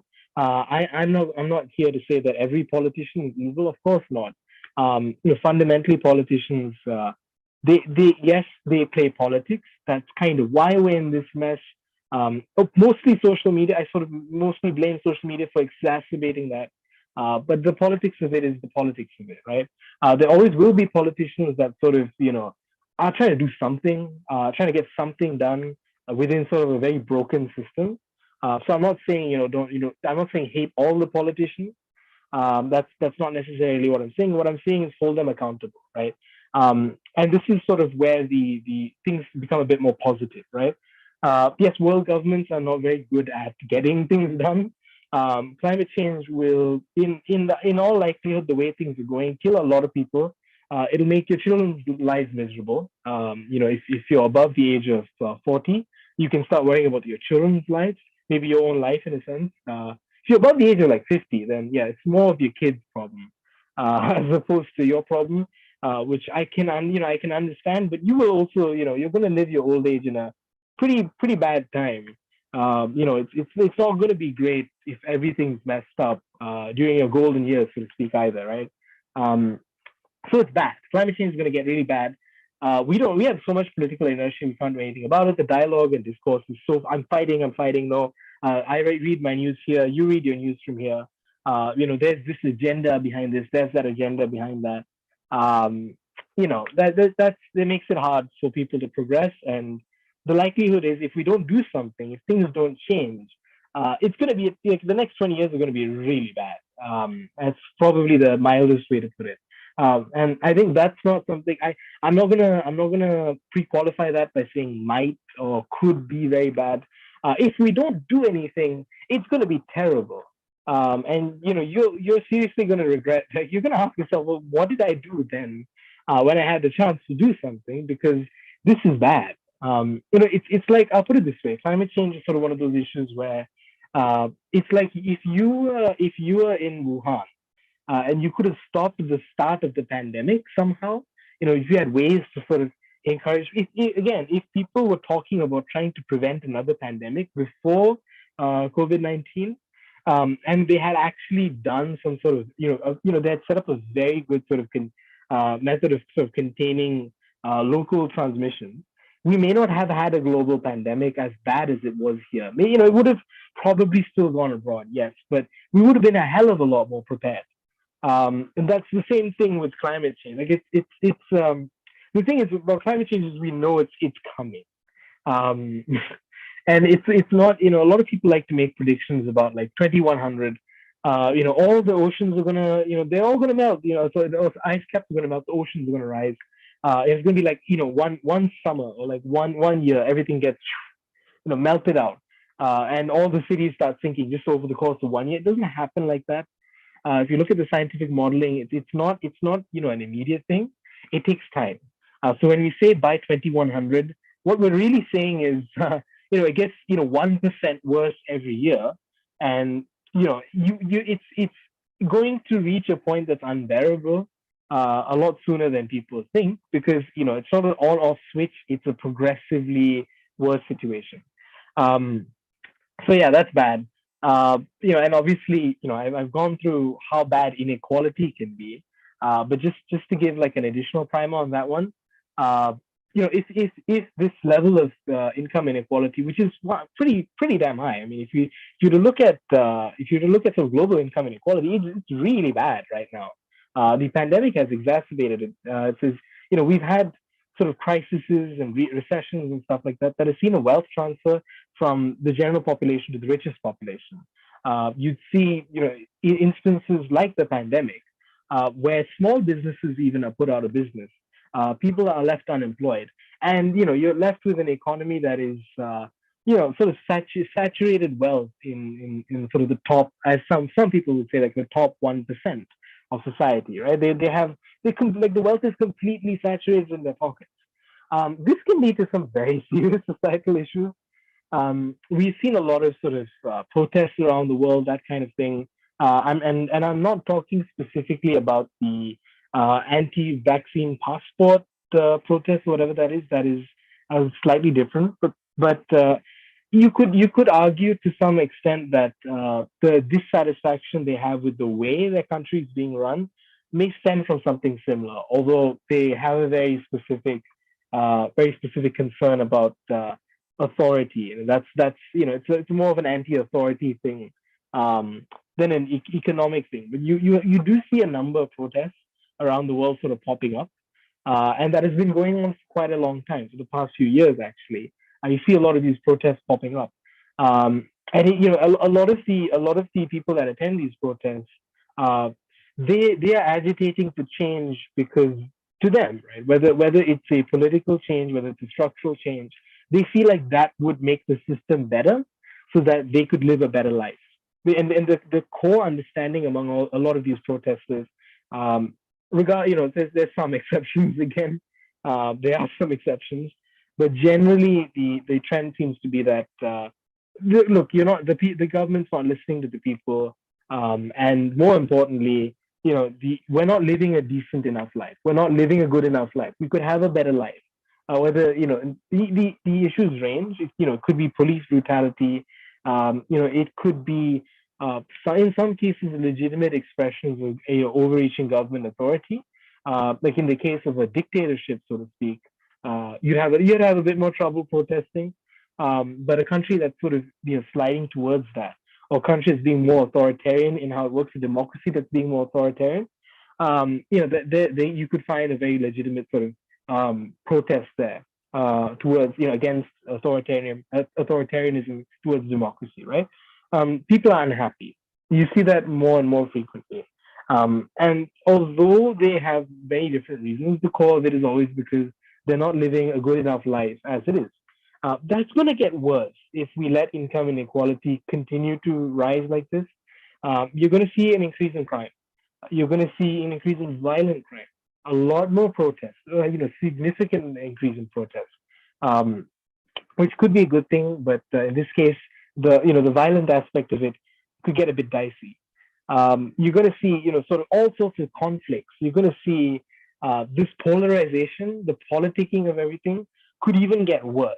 The fact that we're not dealing with historical challenges as well, not nearly efficiently enough. We're not dealing with these systemic inequalities.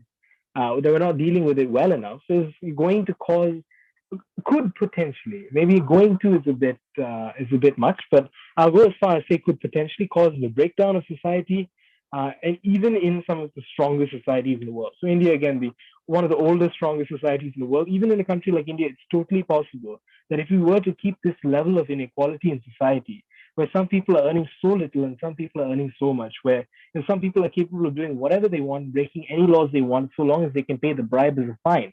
And some other people are really not able to live just live a decent life. That could be a problem. Same thing applies to every other country. India is actually one of the countries that has a better chance of holding out to like societal breakdown, because purely because of the size and the scale of its society. It's a very old, very strong society that it has, which could potentially resist some form of societal breakdown because of sort of the family unit, and there's certain aspects to Indian culture that make it unique and sort of capable of withholding.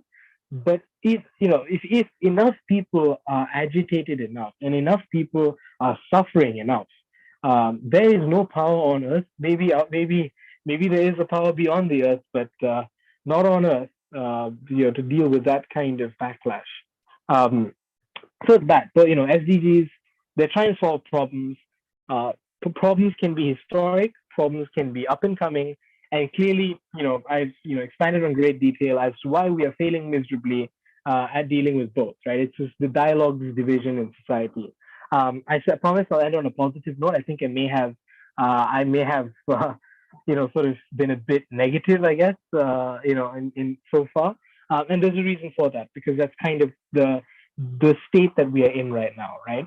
The positive note, though, is that there is, we can solve these problems. This is what we tend to forget sometimes when there's a large enough community of young people that are convinced society and the world is going to collapse.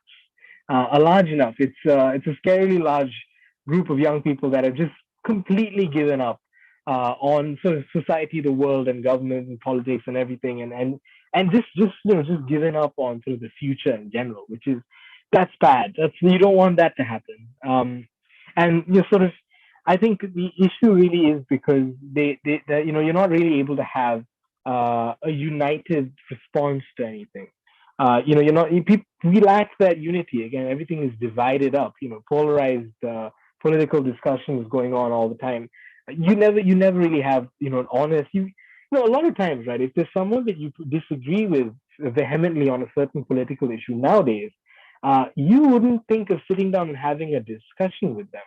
If there's one thing that they disagree with you on, if it's a big enough thing for you, you wouldn't really listen to what they have to say about anything else, right? And now, granted, there are certain things which you would say are unforgivable, right? If someone is, for example, a racist, like if you're a racist, you're not a good person. There may be reasons why you are a racist. You may not realize you are a racist, right? You may believe in certain things because you think it's not harming other people by believing in those things. But if you're going to stand by those things, then you're going to stand by harming other people due to your belief that you are superior to them. That my religion or my ethnic group or my people are superior to these other people. You're not a good person. It's fair enough to say that it's not going to be very productive having a conversation with a person that believes that you are inferior to them or your culture is inferior to them. It's not going to be a productive discussion. You're not actually going to solve any problems, right? But there are, if you talk about the general population, you're not looking at everyone being racist. The general population, what you would see is disagreements over much smaller things, much smaller issues. It's like the party you vote for in an election. It's, things like do you believe in reforming this aspect of the government, or changing this or changing that? These are things that are enough sometimes for people not to even have a conversation over. They are the polarization of media, and thanks to social media as well to some extent, has even increased the divisions between ethnic groups and religions to some extent. So much so that we find ourselves saying things like, we don't really find ourselves saying that, but we find people around us saying things like on the internet and stuff, saying things like, we're going to buy, for example, from our religious group. For example, I want to buy products from my religious group first, my own sort of religious group first, to support my own religious group. That kind of thing. You see that happening, and people don't, in this, it's that becomes a very common thing. Like, it's this idea of, I help my people, I do my thing for my people, and we sort of branch off, right? Instead of saying, so instead of saying something like, I'm going to support small business, right, during the pandemic. The first thing that we see nowadays, at least in Malaysia, one of the things we saw was a group trying to say, buy products from this religious group first, as opposed to sort of buy from small businesses. Now, there was enough of a backlash in Malaysia at that time to that campaign for it to not go as far as it could have, and I'm grateful for that. I'm grateful to the campaign was Buy Muslim First, and I'm grateful specifically to a lot of Malaysian Muslims who stood up and said, well, this is nonsense.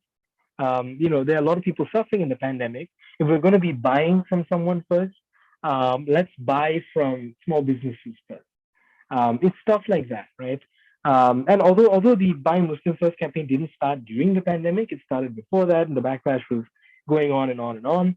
You notice sort of the shift to like buy from small businesses during that the pandemic, and you notice sort of how that evolved, right?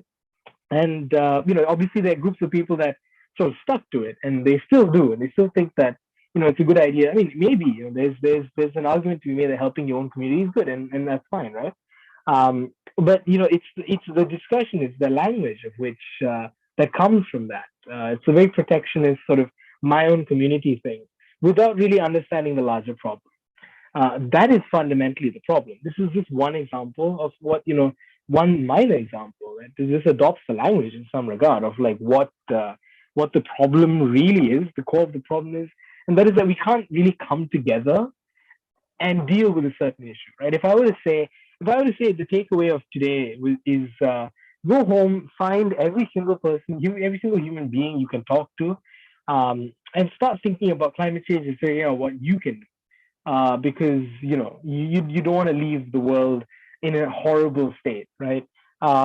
You try to do that, but at the end of the day, there's so many existing divisions in society that it becomes people can't center around one specific thing, and there is sort of again, like I said, the whole collapse thing, where a group of young people that think, well, that's it, we're done for, it's game over. Now, the positive note that I've been delaying, I've been putting this off a little bit, because sometimes I feel like I need to emphasize how bad things are getting before people truly understand how important this one positive thing is. It is no exaggeration to say that the world that we're living in today, the way things are going, is terrible, absolutely terrible. There's some progress being made. The Sustainable Development Goals were created for the purpose of us moving forward, dealing with historical challenges and dealing with up and coming challenges. Those are the two buckets, right? That's the idea. But you have to understand how bad things are. The good news is this: there are groups of people who are willing to set aside, sort of set aside, religion, ethnic groups, income, there's sort of career, so that kind of thing. I put it this way, right? We talk a lot about religion and ethnic groups and all that. We don't talk as much about sort of your income. I would say this, right? If you're a person, the same contempt that I have for someone who is a racist, I would have the same contempt for someone who looks down upon someone who has a job in customer service, or has a job as who has a job as a trash collector or a mechanic or that kind of thing. If you look down on a person because of their job or because of how much money they have, to some extent, I think you're worse than racist. Take the do that do that sort of these are other divisions that we don't see, but we sort of these divisions make it hard for us to do something about things like climate change, about the world, right? But again, the positive note is that there are groups of people that are truly and genuinely willing to see past this. You have these these climate activists that are sort of they cut across everywhere, right? A lot of people, I think there's like a big media sensation on they're trying again the whole politicizing and polarizing of the discussion is turning it into some sort of look it's like a TV show kind of thing. It's not. If you look at the grassroots level, right? What's interesting is you get people from everywhere, whatever walk of life, whatever background, race, religion, caste, culture, creed, everything, income group, education, everything, right? You find people from everywhere. In fact, you're now starting to see age as well. Although they happen to be mostly young people because, we're going to live most of our lives through this. Thank you. But you're starting to see older people also realize, and I'm sure a lot of the people here are fully aware of sort of, well, maybe not about how bad it could get. I think, even I had to do quite a bit of research to and I do quite a bit of reading to really understand what could happen. But, I'm sure everyone's aware that it's a problem and it's bad and we need to do something about it. And so you see, even older people are joining in that sort of climate activism and sort of, agitating for movement on that particular issue. And these people are not divided by their political beliefs. If you could say climate change is a political issue, but I just say, survival really. If survival is a political issue, then, everything's a political issue. So, there are groups of people that are just completely dismissing these preconceived notions, dispositions that they have against each other. And they're addressing these problems as the problems that they truly are, that they really are, right? Income inequality, where we're not moving as fast on that one as we should. Education, gender equality, I would like if we'd move a bit faster, but we are moving. I would like it would move a bit faster. I don't think we're moving fast enough. It's not specifically in Asia. I really don't think we're moving fast enough. We could do more, is what I'm saying, in some of these areas. Quality education. Look, I'm the kind of person that would say give everyone at the age of 15 a laptop. The government can afford it. Certain countries the government can afford it, and if they can't, raise taxes for it. Because look, I'm not gonna be mad if my income tax increases by even 15%. If the country is not in crisis, I'd like a stable country. I can pay I pay more income tax for it. I'm down for that. And if I'm willing to pay the income tax, I'm willing to pay an increase on my tax.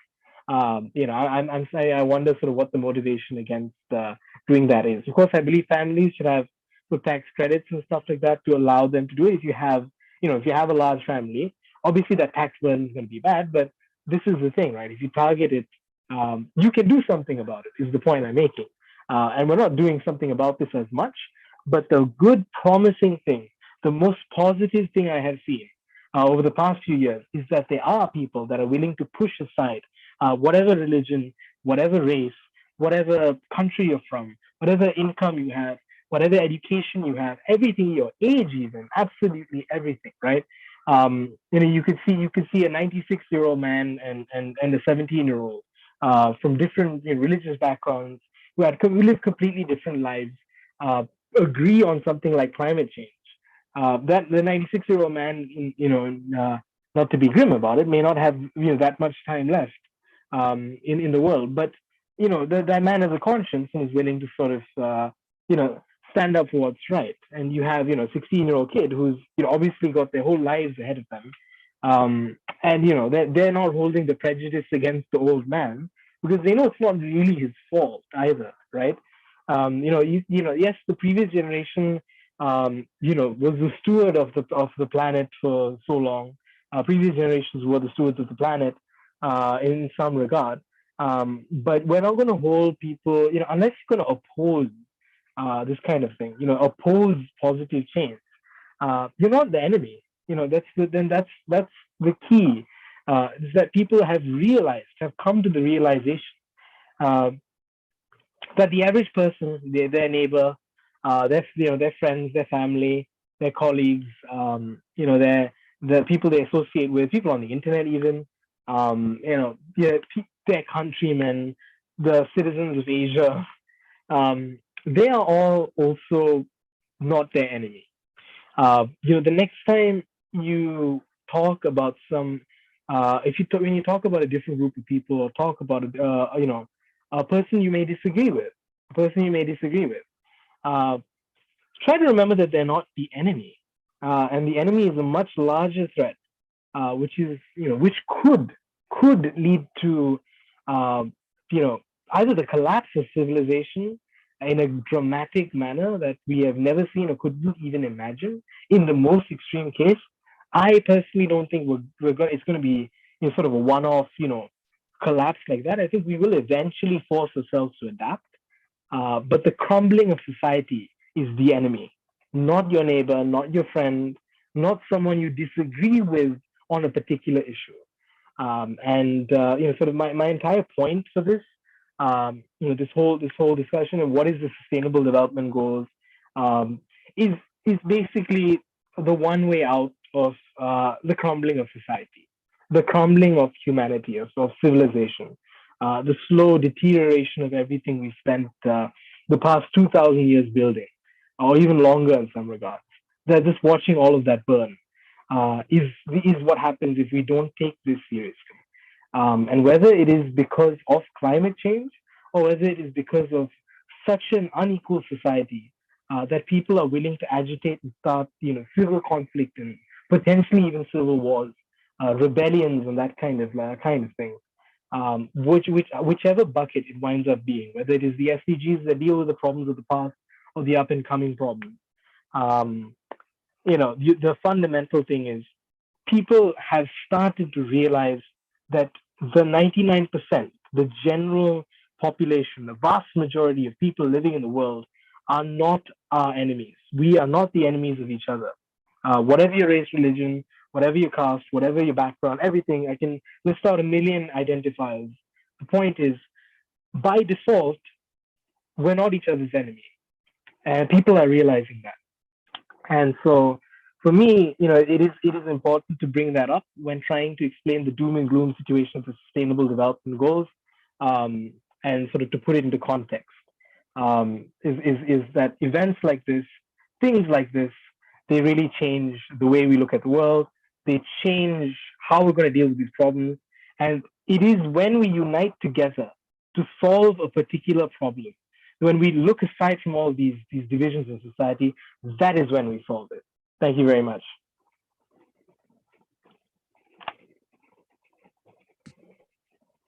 Thank you, Mr. Chandranan, for your fairly free-flowing talk on the concept of sustainable development and the kind of goals which have been set aside for this space, and the kind of challenges being faced by the various countries, especially in the context of UN and other world bodies, and also about the positive side, the work that is going on in this space. Thank you for your talk. Moving on, we now have a joint presentation by Professor Pankaj Jain and Professor Shikha Sharma. Professor Jain, to introduce him, is an internationally recognized academic leader in sustainable studies, sustainability, Jain studies, film studies, and diaspora studies. He's a professor of philosophy and religious studies and is planning to launch and direct the India Center at Flame University. Earlier, he was the founding co-chair of India Initiative Group and associate professor of Department of Philosophy and Religion and Anthropology at the University of North Texas, Tier 1 American University. He holds a PhD from the University of Iowa and an MA from Columbia University, both religious studies. His B was in computer science from Karnataka University, India. Professor Jain has over 25 years of work experience in both academia and industry. He's currently working on his fourth monograph, Modern Jainism, a historical approach, co-editing the Encyclopedia of Hinduism, and a volume of and on Indian and Western philosophical concepts in religion. In addition, he compiled Jains and Hindus' history in America for his third monograph, Dharma in America, a short history of Hindu-Jain diaspora. He's also author of the award-winning Dharma and Ecology of Hindu Communities, Sustenance and Sustainability, and Science and Social Religious Revolution in India, Moving the Mountains. His articles and quotes have appeared in several academic journals and on the Huffington Post, Washington Post, Times of India, Speaking Tree, and Pathos. In addition, Dr. Jain is widely quoted in various American Indian media outlets. July 2020, the New York Times interviewed him, and in 2019, Morgan Freeman interviewed him for the section on Jainism in National Geographic series, The Story of God. He's a recipient of the Fulbright Nehru Fellowship for Environmental Leadership and Benner Grain Grant, among the many other grants. In addition, he was nominated for Sustainability Leadership Award from Memno San Institute. He tweets at Professor Pankaj Jain, and his podcast, India Studies, on Spotify, Apple, Google, YouTube, Ghana, and other platforms. Dr. Shikha Sharma is an assistant professor from SIES College of Arts, Science, and Commerce, Mumbai. She's majored in her PhDs in philosophy and a special area of research in Indian philosophy. Dr. Jain and Dr. Shikha. Thank you, sir. Good evening, everyone. Pranam Swamiji, and thank you for giving me this opportunity to speak on this very important and relevant topic of sustainability. The problem of environmental sustainability is not new for Hindu tradition. Hindu tradition literature is replete with examples, concepts, applications, promoting reverence for nature. And one of this important sacred text for Hindus in this regard is Bhagavad Gita. So in this particular presentation, we have divided this presentation in two parts. First part, I will be dealing with the criticism raised by Lance Nelson regarding the verses of Bhagavad Gita and other Hindu philosophies, stating that these philosophies are responsible for environmental degradation. And the second part, which will be presented by Professor Jain, who will explain that the principles of Bhagavad Gita are seen as the foundation for ecological development. So I will start with the first part of my presentation, and I will share my PPT here.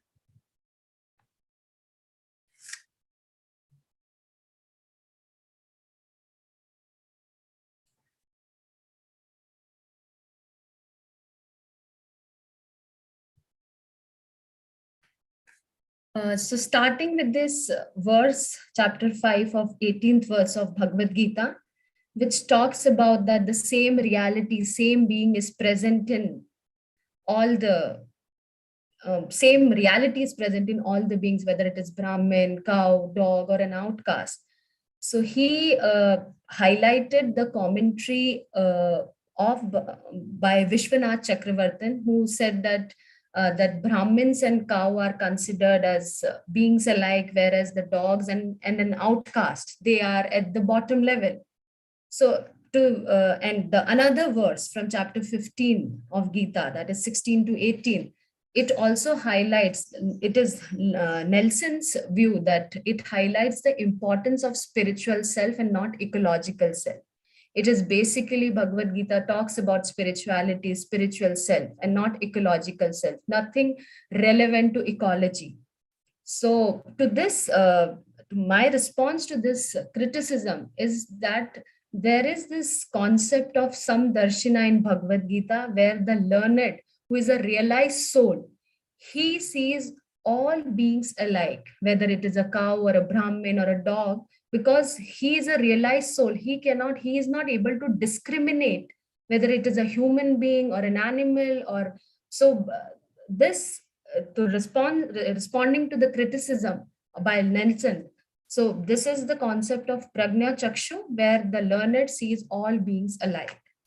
The next criticism raised by Nelson is regarding the chapter 2 of Bhagavad Gita, which is the verse 17, 20, and 24, where he highlighted and raised the question that whether this immortality of soul justify human killing or any kind of killing. So in this context, my response will be that Bhagavad Gita talks about righteous battle. As an individual, you have a dharma, you have to perform your duty. So in that context, even if an Arjuna fight because it was his duty as a warrior. So I respond to this criticism in this manner. Next verse, chapter 3 of Bhagavad Gita and verse number 10, 11, 12, and also chapter 9 of Bhagavad Gita and verse 10. It also, Nelson said that it considered Krishna as an ultimate reality and not this physical nature, not a nature in the environment, in relation to the environment. So basically it is the soul, it is Krishna who is considered as sacred and not the physical nature.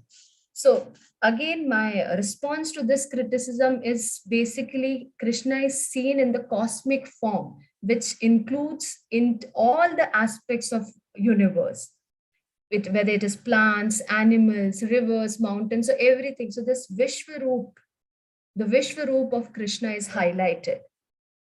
Next verse, chapter 18, verse number 66 of Bhagavad Gita, Nelson criticized by claiming that Bhagavad Gita is all about moksha. Basically, dharma is seen in relation to moksha, concept of moksha. So it is a moksha oriented and not dharma, or whether you see the social problems or not. So that is not considered. So again, in response to this criticism, basically Bhagavad Gita talks about moksha and also dharma in relation to the social problems. It is not saying abandonment of all dharma. You are an individual, you have a swadharma, you have to perform your duty.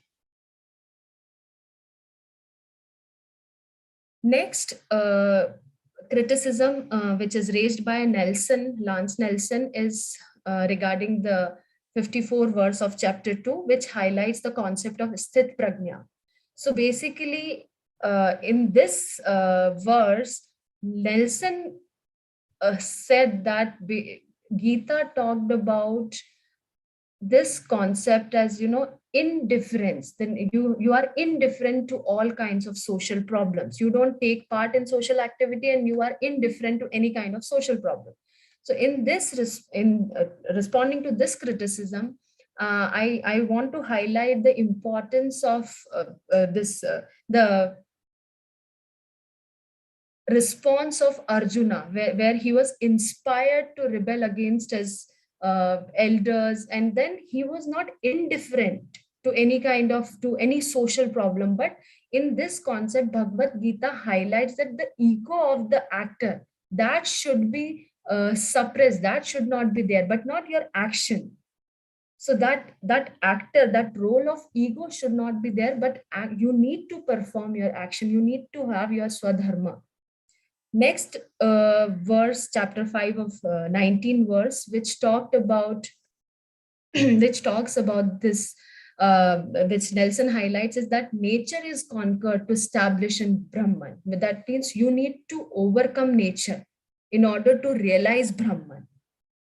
But basically, this is again a wrong interpretation of Nelson's reading, where it is not that you need to conquer nature, it is you need to conquer your own nature, individual nature.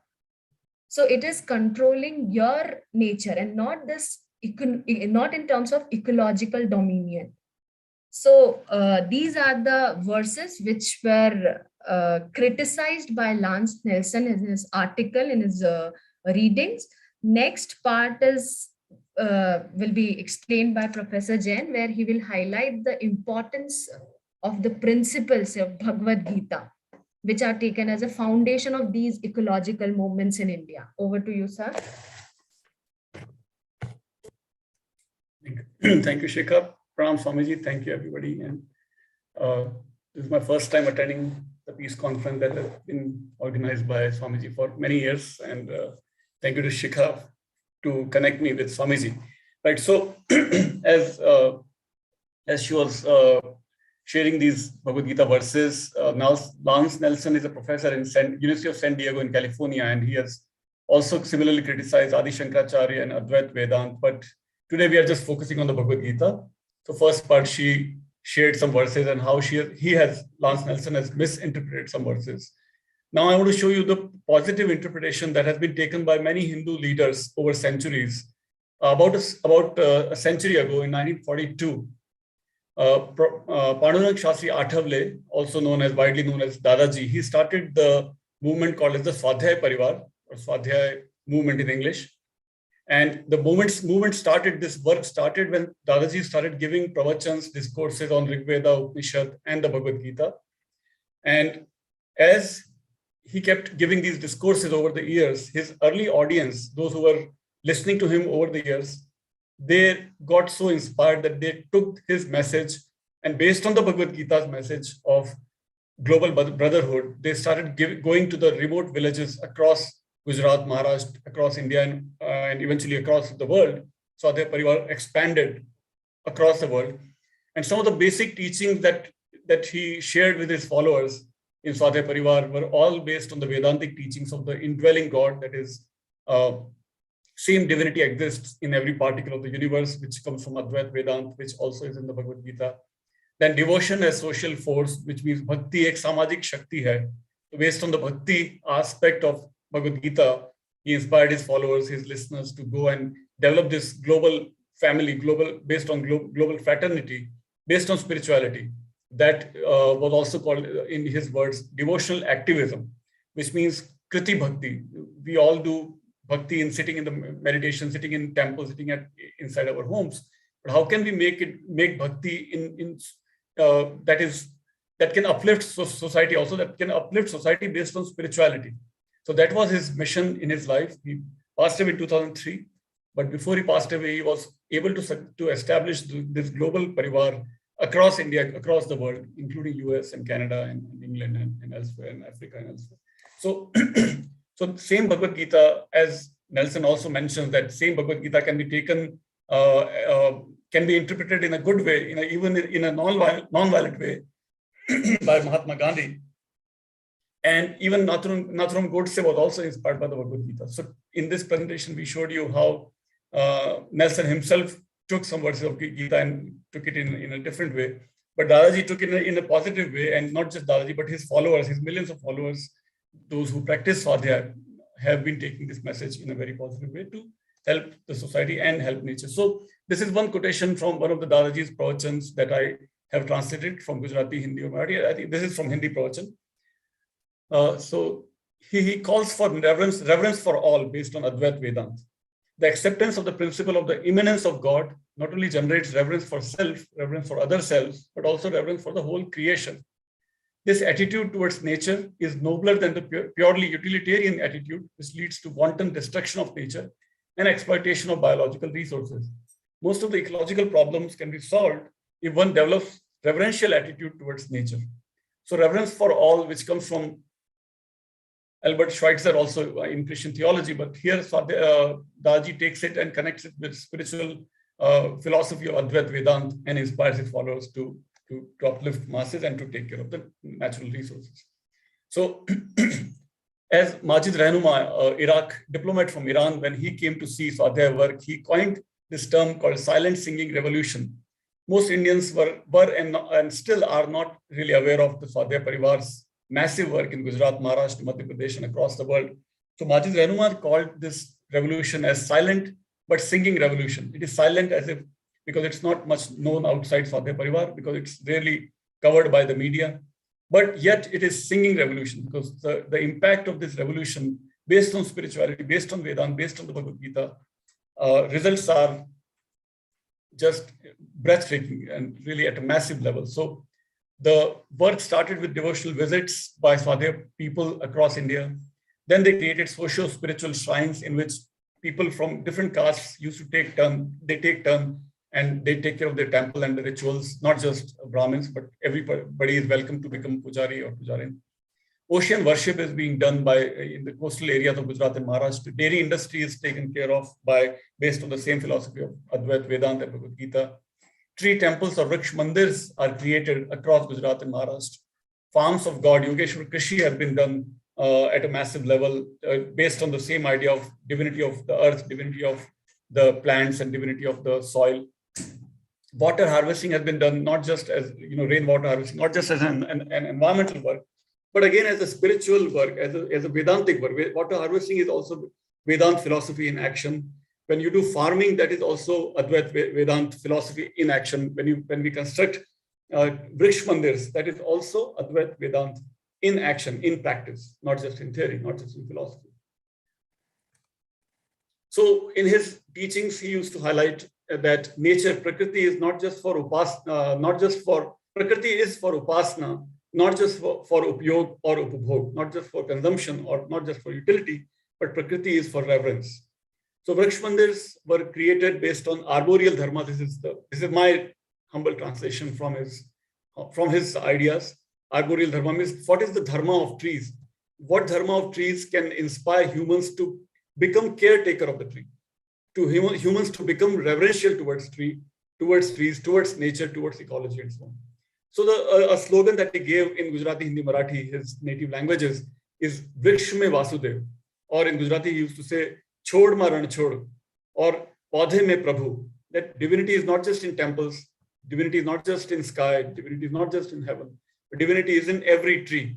So based on that idea, more than 25 tree temples were created across Gujarat. Around 10 million plants were not only planted, but they were taken care of very well, and they actually grew into plants and trees. Not just some government initiatives. Sometimes trees are planted, but they're not properly taken care of, and they do not develop properly. But here, because of the reverential attitude, because of the Vedantic idea, trees actually developed, and green belt actually increased because of these spirituality-based efforts. Then Goras experiment was also developed by Swadhyaya, Goras Prayog, which can be called as bovine dharma. What is the dharma of a cow that can inspire humans to become better humans? In turn, humans automatically become better caretaker of the cattle also, or animals in general. In my research, when I asked Swadhyaya people that, are you doing this because you are being environmentalist? Do you want to become environmentalist because you're worried about climate change or biodiversity or so on? Every time they denied those motives. They said, we are not environmentalists. We are simply expressing our devotion.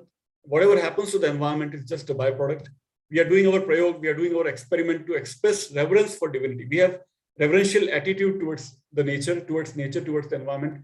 That itself, as a byproduct, if rivers is becoming cleaner, if green belt is increasing, if cattle is being taken care of in a better way, those are just byproducts. We are not environmental. We are simply devotees. We are simply bhaktas.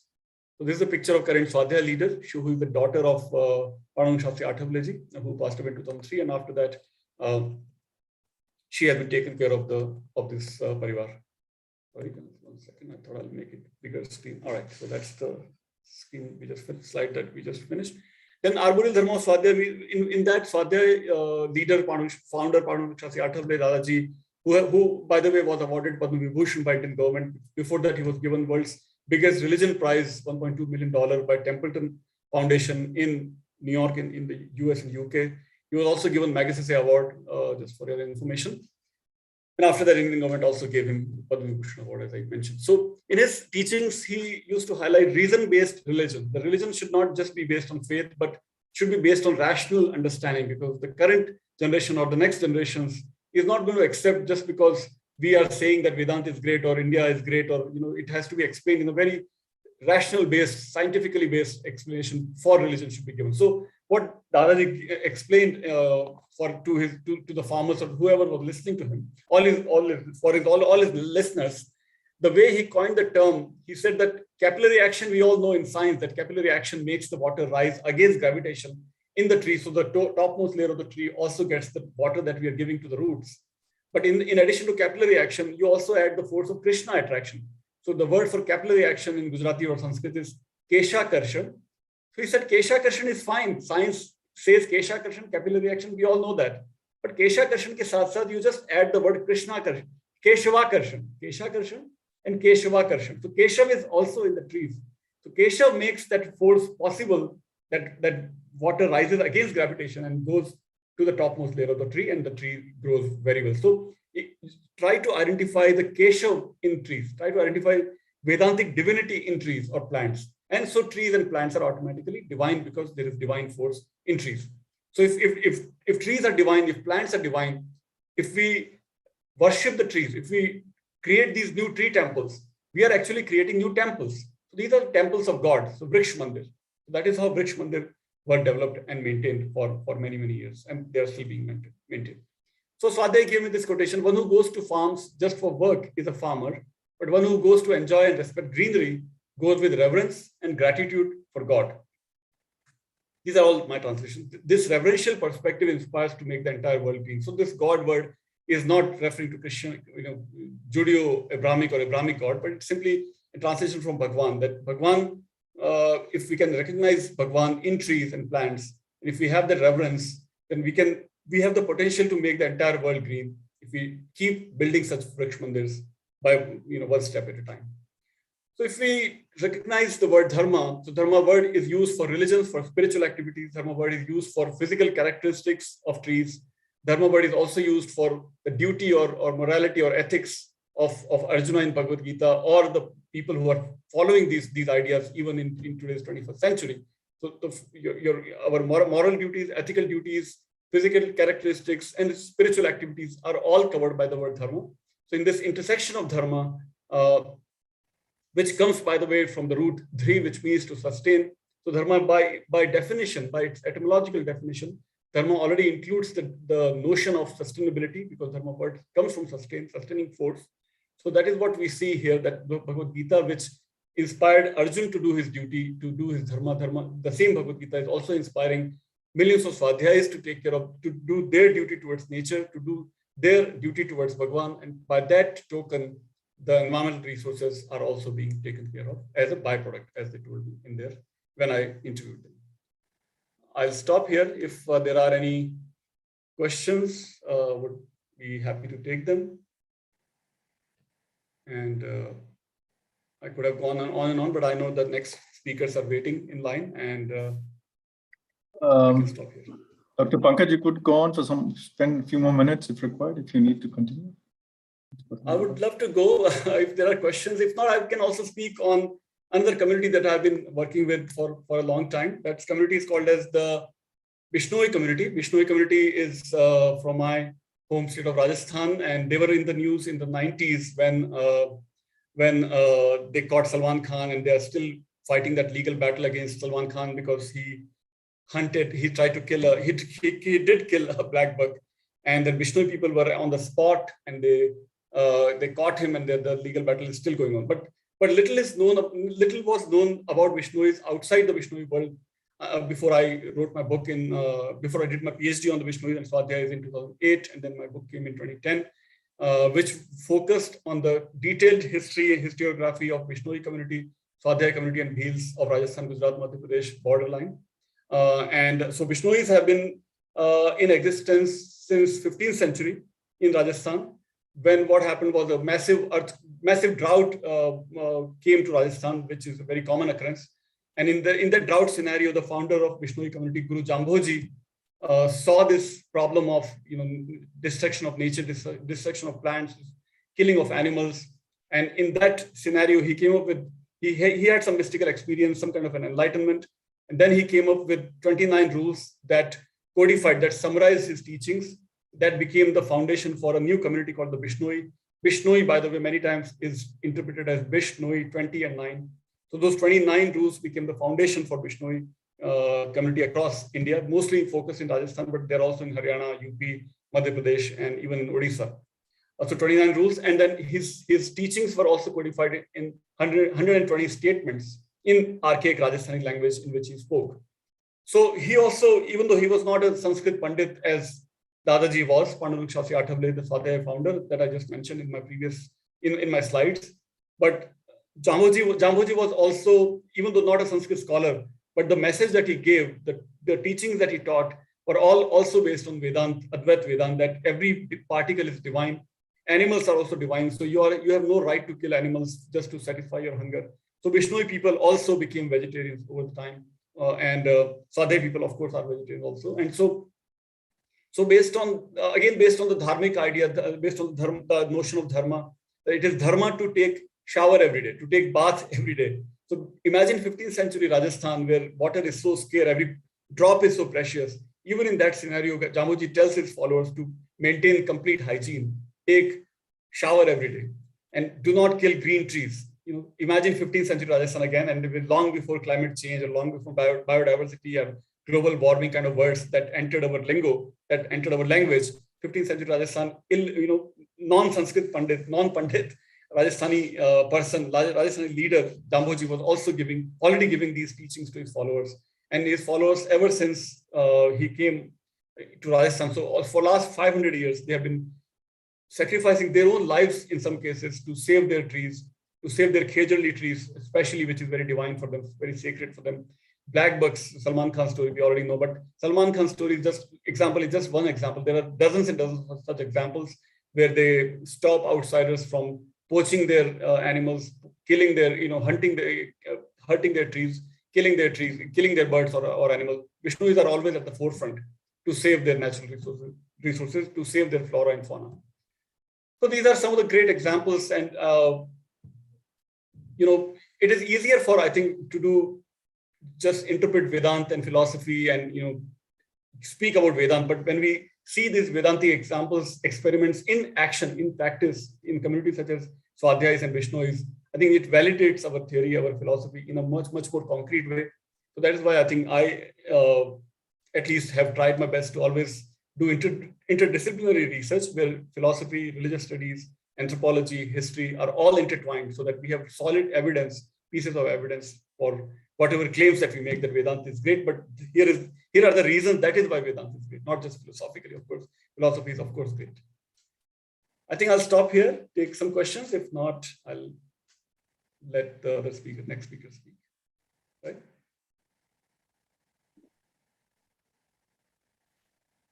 All right. Thank you, Dr. Jain and Dr. Shikha Sharma, for your enlightening talk. Thank you so much. We'll now have Swami Sri Hari Prasad, who will now address the conference. Thank you.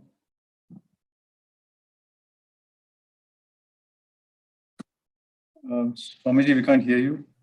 You're on mute. So it has been a very enthralling talk. We have to thank Professor Pankaj Jain and also Shikha for bringing Pankaj Jain into this conference. It's been very interesting, and to know how Vedanta in action is more effective than just holding on to concepts. When we hold on to concepts, we don't feel like sacrificing for them. But when we hold them as belief systems, then we are willing to sacrifice and to die for them. So I'm not saying there are people who don't have such belief systems, who have also made sacrifices for their principles. But here it is a more creative and a lasting approach.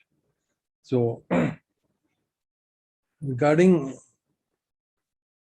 these three sects we have mentioned, are there any other sects like this, Professor Jain, who are being able to effectively translate their Vedantic concerns into action in the world, changing people?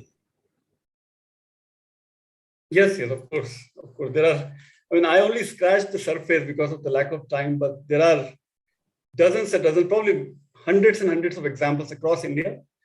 India, as I cannot stop repeating this wherever I get a chance to speak, but I always love to share that India is the only land, Swamiji, as I'm sure you already very well know, that outside Africa, even with 1.4 billion humans in such a small piece of land that is India, with less than 1/4 of the land resources compared to America, and more than 4 times the human population compared to America, yet we are the only country in the world, except Africa, where we have rhinoceros, where we have lions, where we have tigers, and we have elephants. How can we sustain such large beasts, large mammals, even with such huge pressures of modernity and population growth? Because of our inherent reverence for nature, because of our inherent non-violent nature that we have, we are very patient still, especially with animals. We will stop our traffic, let the cattle pass. Then otherwise it was any other country, we would have, all animals would have been already killed by long ago. But the fact that these communities exist in forest, in jungles, wherever there is Gir forest. I was just into the Gir forest last month. I was just touring across India, and inside Gir forest there are these communities that have sustained lions and population of lions for centuries because of our close connection. Even though they may not be able to give Shankaracharya's interpretation of Advaita Vedanta, but Vedanta is a practical reality for many, many communities across India. In Kerala and Tamil Nadu, I'm sure there are still, I've not been to Tamil Nadu for a long time, but what I've found in my research is that even today in Tamil Nadu and Kerala, for example, there are hundreds of sacred groves. Sacred groves are the pieces of forest where not a single leaf can be taken away. Because again, the same idea that grove, that piece of forest is divine. The third community that I didn't go into more detail, but the tribal community called the Bhil community, which is in the border regions of Madhya Pradesh, Rajasthan, and Gujarat, the Bhils have the similar idea. So there is, some portions of forests are, of course, they're all gone now. But wherever there is a temple, that part of forest is still intact, even for a Bhil community. So that becomes a sacred grove. So what is this if not Advaita Vedanta in action, even for a Bhil community? So this is this reverence for nature, reverence for trees, reverence for animals, reverence for lions, reverence for tigers, reverence for elephants. Bon Bibi, another example is the Sundarbans, Swamiji. Sundarbans is the part of the Bengal, part of West Bengal, as you know, I'm sure. So West Bengal, the Sundarbans, there are tigers that are cannibals tigers. They're man-eating tigers. They will come and hunt humans, but humans will rarely, if ever, kill the tigers. Why? Because there is Bon Bibi. Bon means forest. One becomes Bon in Bengali. So Bon Bibi, Bibi means goddess. Because forest goddess exists in trees, in tigers, in the entire region of Sundarbans, the tigers will not be killed. The mangroves will exist because Bon Bibi is in the forest. Bon means again forest goddess. Bon ka Bon ho gaya. Bon Bibi. So this is again, I think, Advaita Vedanta in action. So Bon Bibi is revered even by Muslims in Sundarbans. So this is beyond religion. This Advaita Vedanta is part of our DNA apparently for centuries, for thousands of years. I think because of Swamis like yourself and by many other rishis and gurus that have taught these ideas in vernacular languages, they may not have quoted Sanskrit scriptures, Sanskrit shlokas, but they've made it so easy to dilute for all of us across India. Doesn't matter if we are Hindu, Buddhist, Jain, Sikhs, or Muslims or Christian, whatever. It is part of our DNA. Wherever this DNA has manifested, we have sustained our ecological resources. In Assam, for example, rhinoceros. Where do you find rhinoceros except Africa and in India? In Assam, there are rhinoceros. I was just amazed. How can we sustain such plethora of flora and fauna? In the northern Karnataka, near Karwar, I was in Karwar in 2015. Such amazing hotspot of biodiversity, even with such huge population. How can we sustain them if not without the practical implications of Advaita Vedanta, Swamiji, in my humble opinion, but please guide us more. Yes, I think there's a hand raised by Saji Varghese. Do you have a question? Maybe Shyam, could you unmute him so that if he has a question, he can pose it?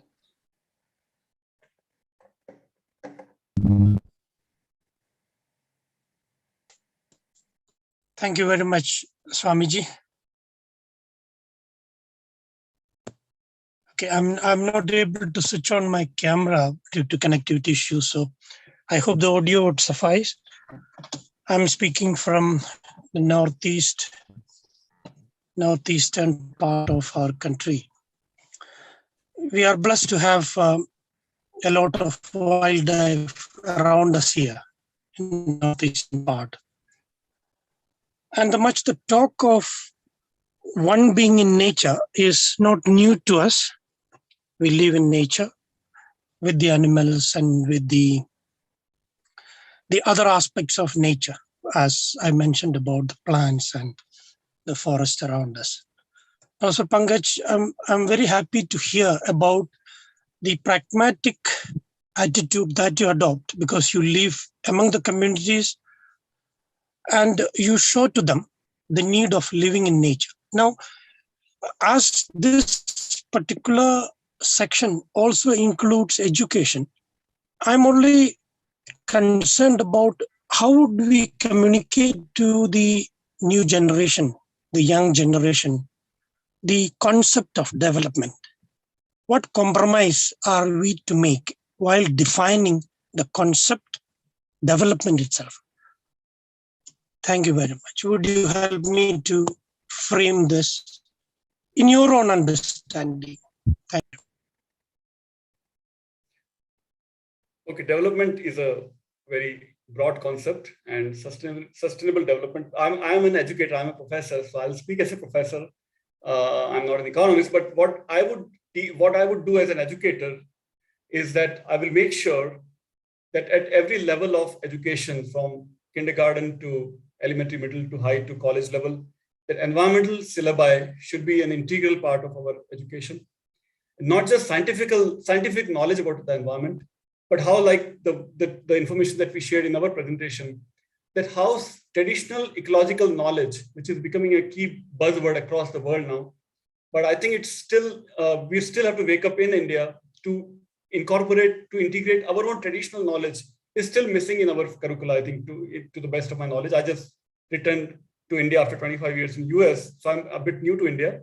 But to the best of my knowledge, I'm yet to discover if, let's say, Vedantic-based practical implication towards ecology, are they part of any syllabi across our broad spectrum of our education from kindergarten to college? I'm yet to discover that.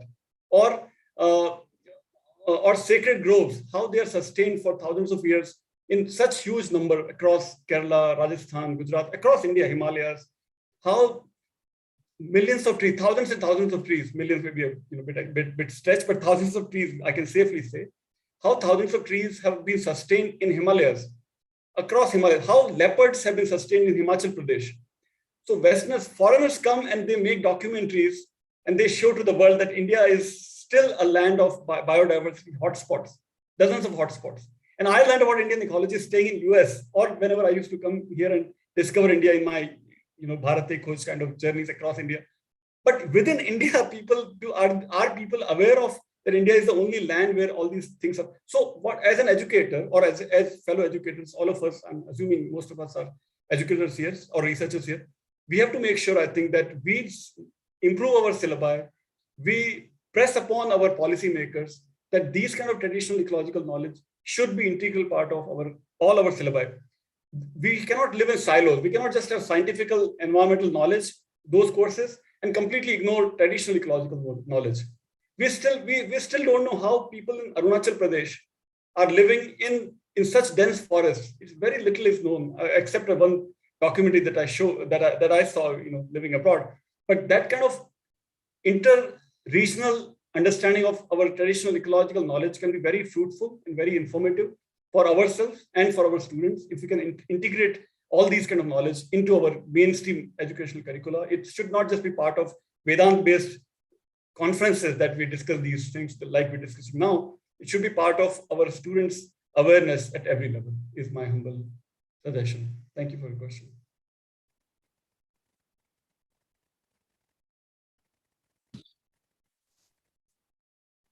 Thank you, Dr. Jain and Dr. Sharma. With this, I'll hand over the baton to my fellow devotee, Mahesh Venkatraman, who will conduct the session from here on.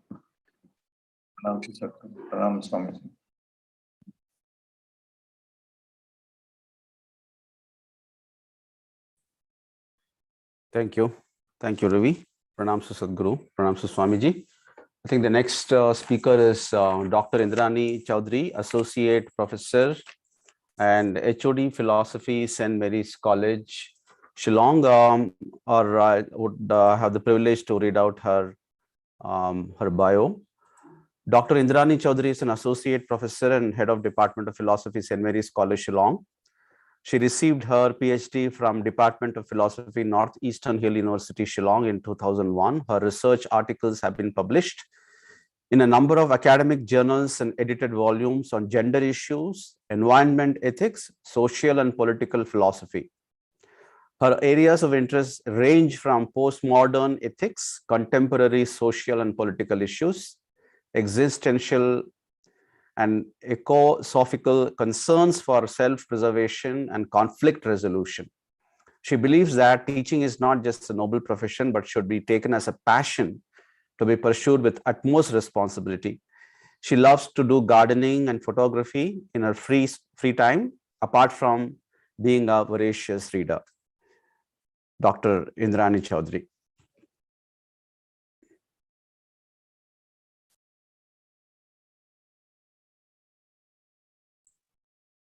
We can't hear you. I think am yeah, now we can hear you. Yeah. Yes. Okay. Thank you, sir. Thank you for the introduction. I would first like to invoke the blessings of Her Holiness Sri Sadhguru Ma and my pranam to Swami Sri Hari Prasad Ji.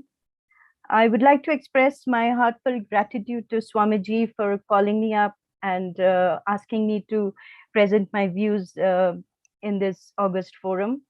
My thanks also goes to the organizers and the members of Sri Vishnu Mohan Foundation Trust.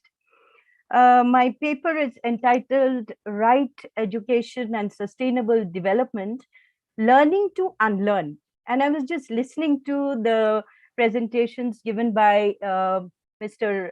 Ishan Menon and after that Sir Pankaj Jain. And I feel it is so very, very crucial to now learn how to unlearn certain things that we have, carried for all these years. And that's where I would focus on. Now, obviously, when we talk about right education, we first of all need to make a distinction between what right education is and what right to education is. And we heard Mr. Benin talking about a lot of unpleasant things which he felt should be pointed out when we talk about pandemic, and we all have been sufferers in this. So I would first of all start by distinguishing these two concepts, right processes of education and right to education. We stand at a juncture wherein education as a right process and the fundamental right to education must necessarily be considered not separately or even as mutually consequent aspects of society, but as ideals deeply enmeshed in the very fabric of the intellectual and moral lenses through which a society may evaluate itself in all the contexts that it offers to its members. Let us consider first the latter, that is right to education. Now, what do we understand by a right? A fundamental right, if I take the definition, is an ideologically legitimate, legally binding claim that every individual deserves to uphold, simply as a consequence of their basic humanity. Undoubtedly, then, every human being ought to enjoy right to education. But even a cursory discerning look at the not so privileged third world nations would reveal that there exists a huge gap in access to education as per global standards. The dropout rate is alarmingly high, especially among girls, and the raging pandemic has only added to the woe. Yesterday, we were listening to Ma'am Shrikala Nayar's presentation, where she talks about how important it is to bring women to the fold of education and how badly they are losing out. I would also like to draw attention to a few everyday situations which I witnessed during this pandemic, and I'm sure even you all have to a great extent. In fact, I was listening to Mr. Menon when he points out that how students have been, described as the lost generation now. Okay, we need to take up these crucial issues. Where do these children stand? Okay, I would talk about a little girl. I call her Rim, and little Rim is all of 7 years old, and already one can notice her going through her books in a very disinterested, nonchalant manner. Writ clear as day on her face is her boredom, a dispassion that arises out of reading the same old thing over and over again for more than a year. Her mother, a single parent, cannot possibly afford the currently indispensable so-called smart Android phone. And thus, in the era wherein the pandemic has largely forced the mode of instruction online, Rim has been left behind.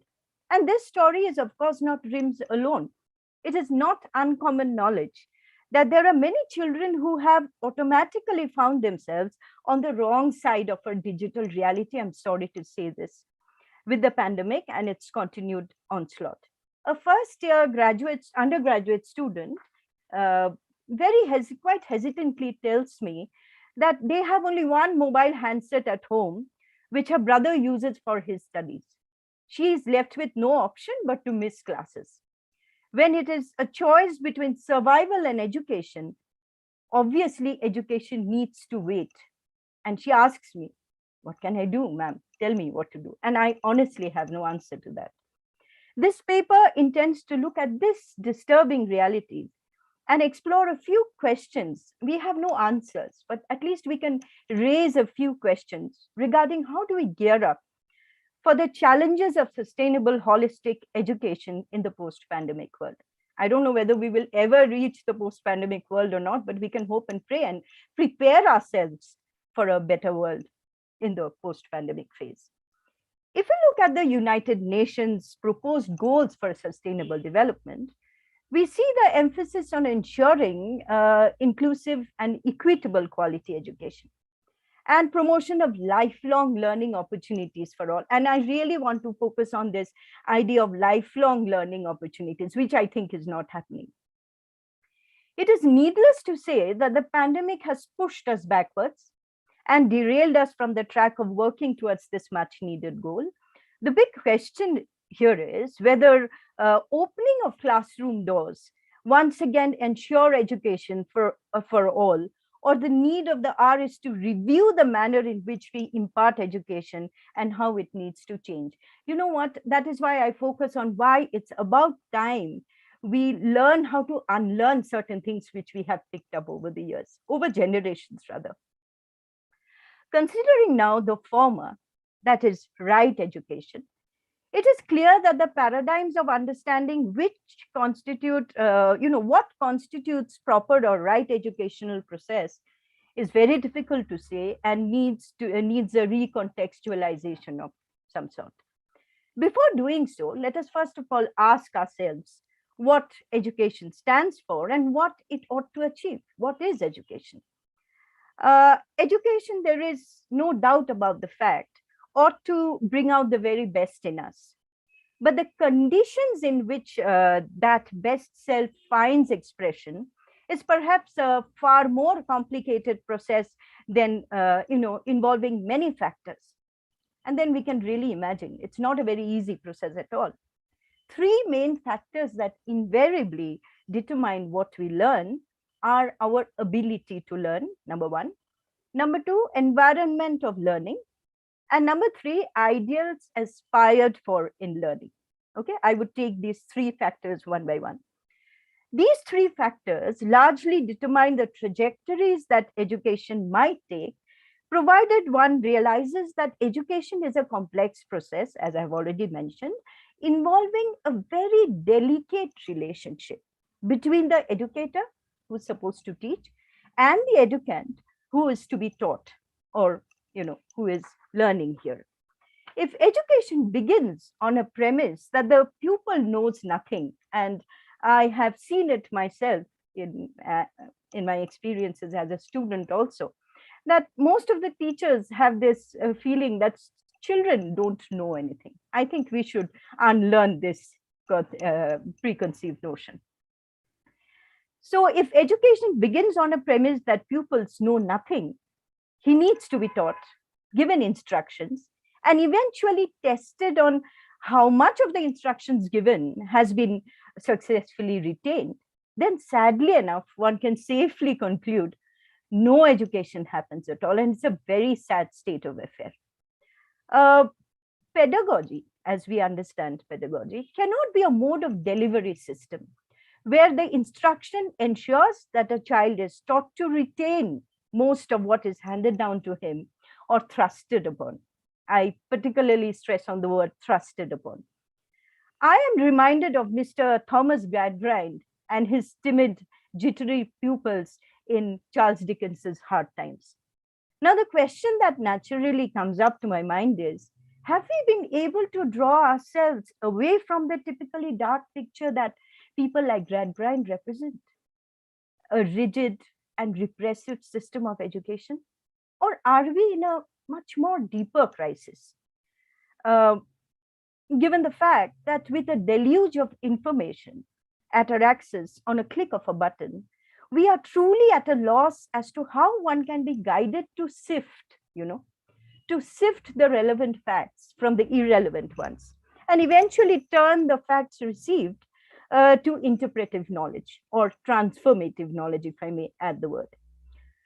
The question that subsequently follows here is whether the educator is able to play the role of a guide or a facilitator in the process of learning, or is he at a loss as to how he could engage in building up a meaningful relationship with his pupil? There is no denying the fact that nowadays that significant connect, between an educator and his pupil seems to be missing. I mean, as a teacher, I can vouch for that. There have been occasions where I feel that we cannot really connect to our students, resulting in students who learn facts. In fact, if we look at the grades, I don't think so we ever, could get those grades which students nowadays are getting. So they do learn facts, but fail to grasp the knowledge skills involved therein. Consequently, pupils fail to apply what is learned in a real, aggressively competitive world. He not only loses his faith in education per se, but also suffers from a complete disillusionment as what his capabilities are. I was just listening to Mr. Menon, and I was agreeing with what he was saying, that youth today are really very, very sad, and we need to do something about this. So they are completely, they suffer from a complete disillusionment as to what their capabilities are. The eventual outcome is lack of self-esteem, violent, disruptive behavior, which we can see worldwide, and a disturbingly negative attitude, which is very, very worrisome, towards self, others, and life at large. The sordid picture drawn is quite a familiar fact cutting across the globe. We can, hear and see the dreadful things that young generation is involved in. Okay, so what we find that this picture is very, very true for the entire globe. And this is turning education into a contesting site, open to rapid challenges. Youth in general, and especially the ones who have had a difficult and troubled life, seem to have been caught up in, severe, tedious periods of frustration with no sense of direction at all. Hard times, perhaps, are even harder now.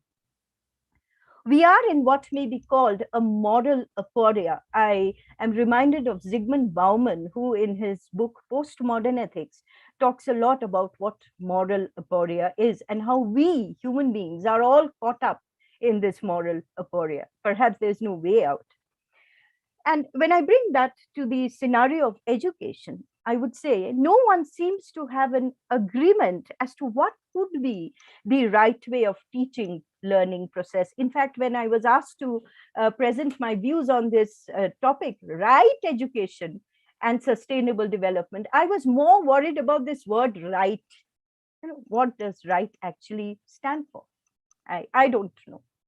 The more a teacher tries to impress upon the pupils the need for discipline and obedience, the more the students have the tendency to break free and defy any form of instructions, resulting in an uncomfortable tussle, often leading to dismal learning outcomes, and drives both the teacher and the student towards a situation which is no less than a moral conundrum.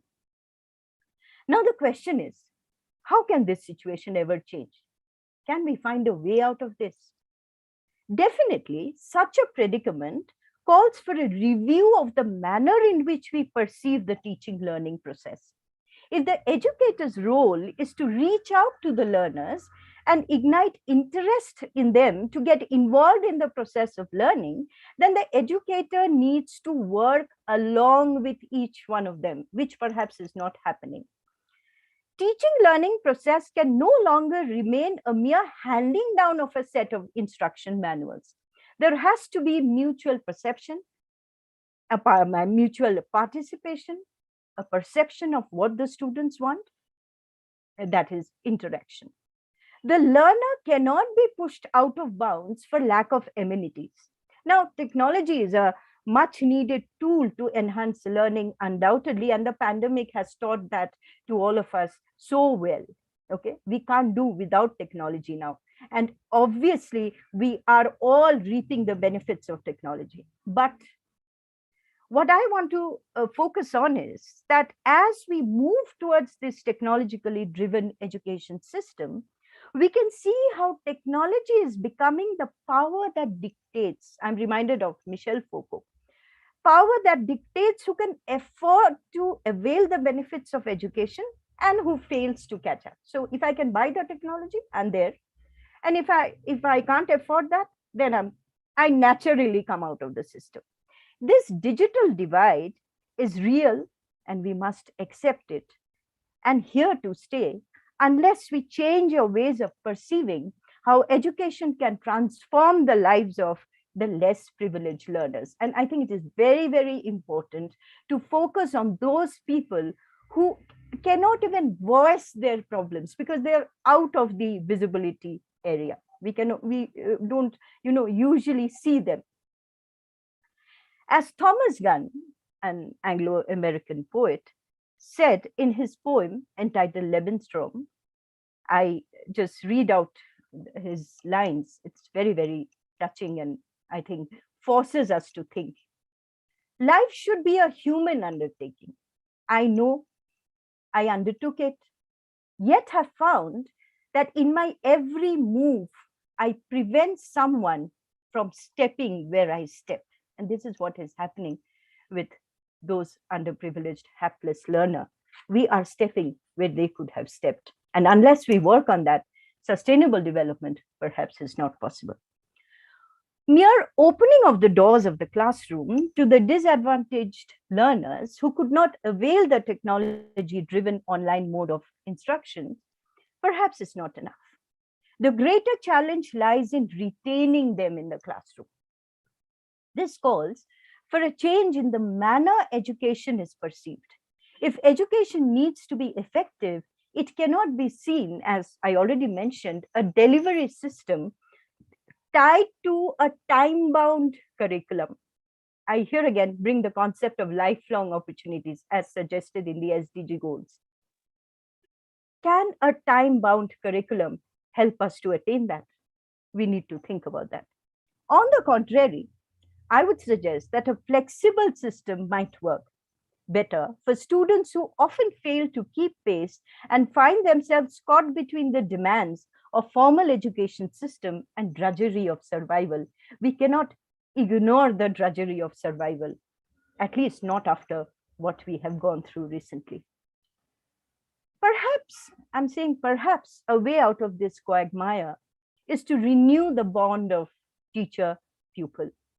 An educator should be more of a forerunner who leads by example and not as an instructor who demands observance of rules but remains alienated and distanced from the actual situation in which the young students find themselves.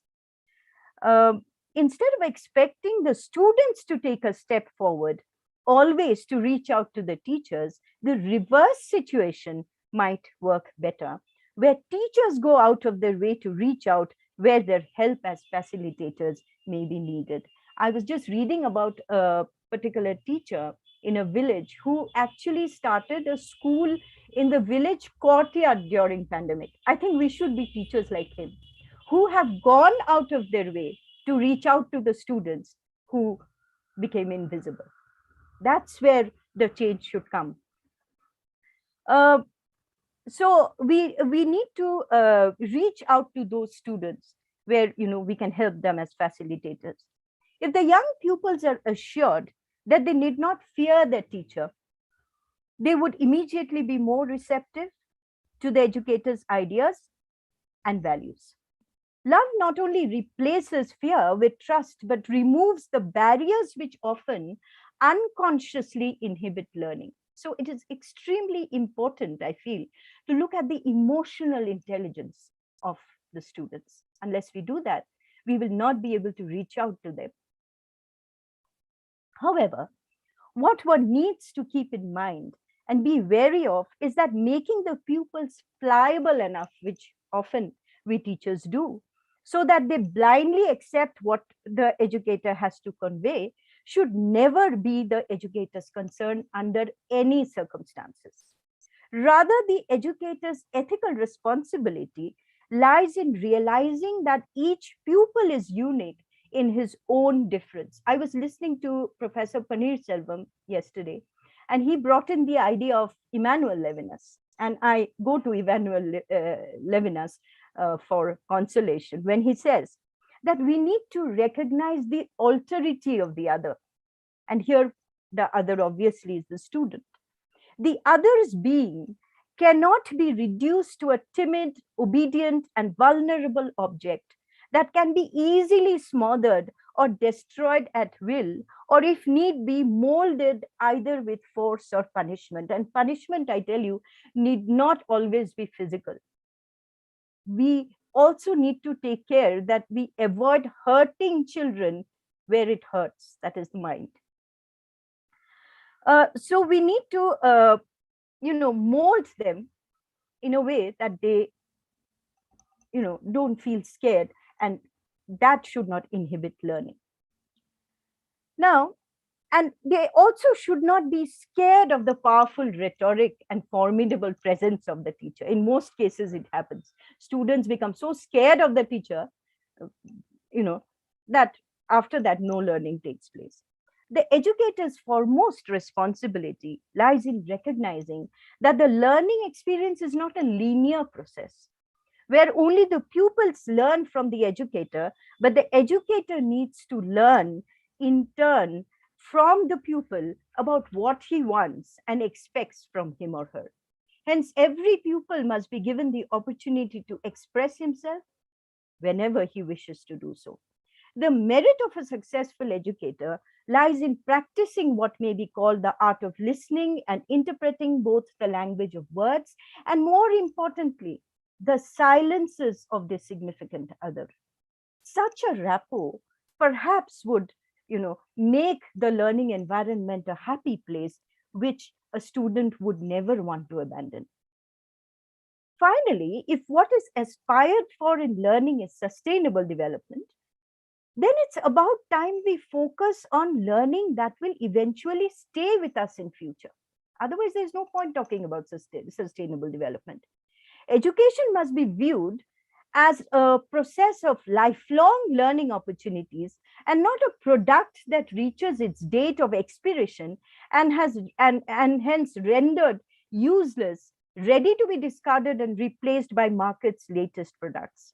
So long learning outcomes are judged in terms of arbitrary grades and selective emphasis on disciplines that are determined by market-driven forces as job creators, true learning can never take place. And nowadays, we find that students have to achieve all 100% in order to get admission in good institutions. Isn't that a scary scene? If we follow the motto that what sells remains, education becomes a commodity with economic value and educators mere service providers with a target to consume to attract consumers. Both eventually stands defeated against the aggressively competitive market-driven forces. We need to realize that true education cannot be judged by monetary gain alone, but learning of skills, values, and rekindling the interest of creating meaningful experiences in life, that is what is required.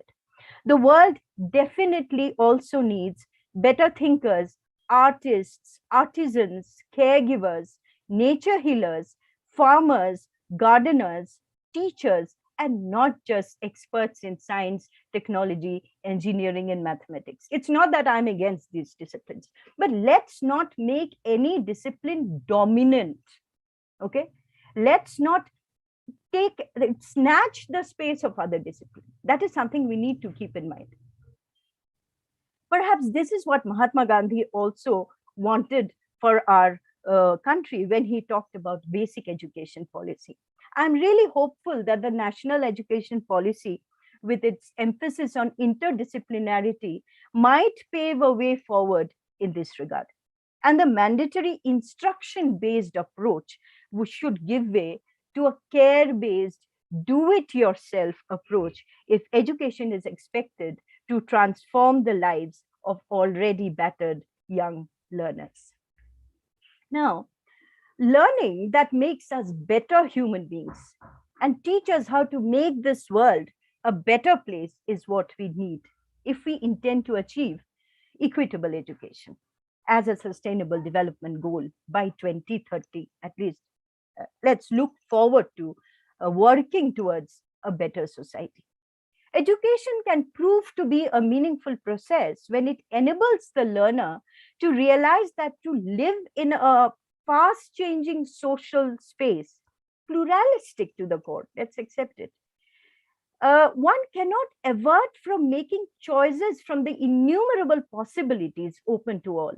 But the real task lies in learning to be responsible for the choices, made with a firm belief that the presence of mutuality and reciprocity of love, trust, and respect depends on the choices made. So it's very, very crucial to make the right kind of choices.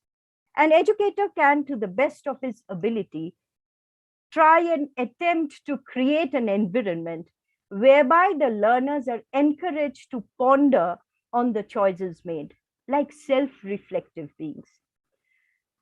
One is reminded of Socrates here, who would have us believe that no one can be taught, but can only be made to think.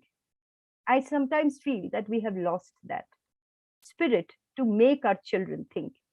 If education is derived from the Latin word educare, as we understand, then ideally it ought to be a process focused on bringing about a sense of we feeling, mark the word care, among people, resulting in holistic well-being of the entire society. It is needless to reiterate that human society should be viewed as a family, where satisfaction lies in negating one's own interest for the well-being of the other. It is perhaps in a tentative working towards a better society that the future of inclusive education lay in. I wish to finally draw inspiration from the timeless wisdom of Swami Vivekananda when he says, education is not the amount of information that is put into your brain and runs riot there undigested all your life. We must have life building, man making, character making assimilation of ideas. I don't know how far we have achieved that. Swamiji goes on to write, to me, the very essence of education is concentration of mind, not collecting of facts. If I had to do my education over again and had any voice in that matter, I would not study facts at all, he says. I would develop the power of concentration and detachment, and then with a perfect instrument, I could collect facts at will. And I emphasize on this word of Swamiji, let's learn to collect facts at will. We need to make the right kind of choices. Perhaps any meaningful attempt towards sustainable development must focus on education that work towards enabling learners to explore the hitherto untapped powers of their own minds. I wish to suggest that we should all take refuge to the ancient Ashtanga Yoga to redirect us to our Swadharma. Perhaps we have forgotten that. Thank you.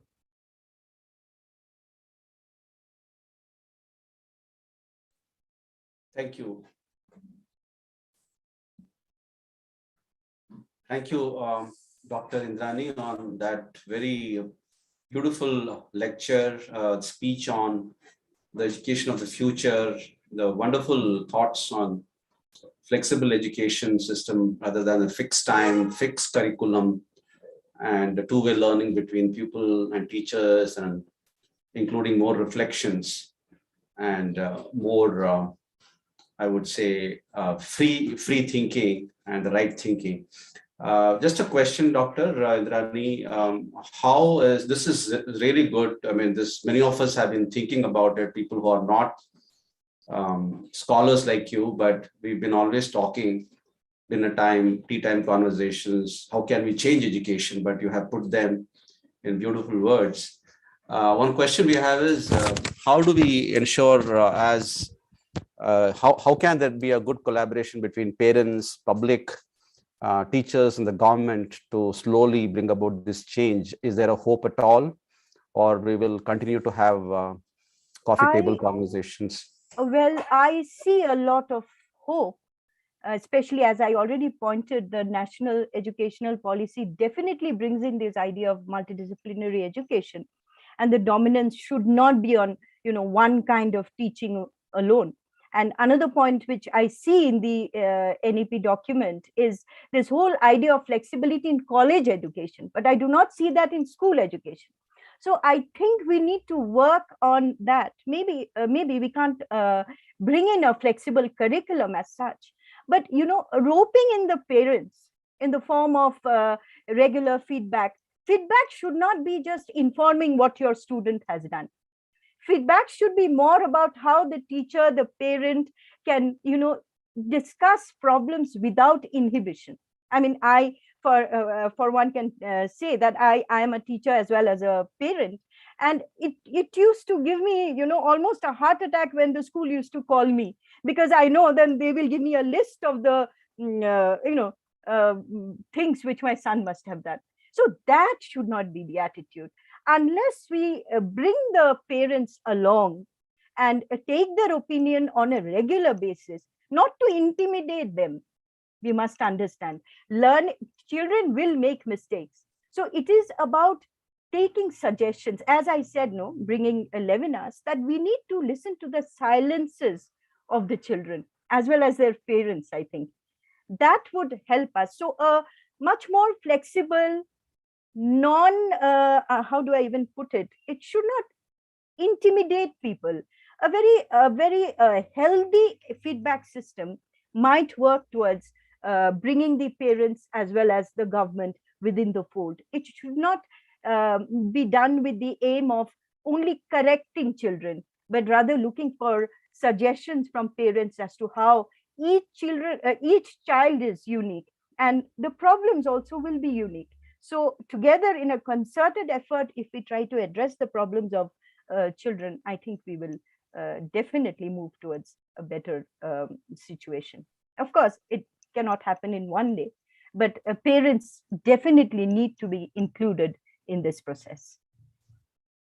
Thank you, Dr. Indrani. Any questions for Dr. Indrani? Please be asked now. You can type it on the chat window.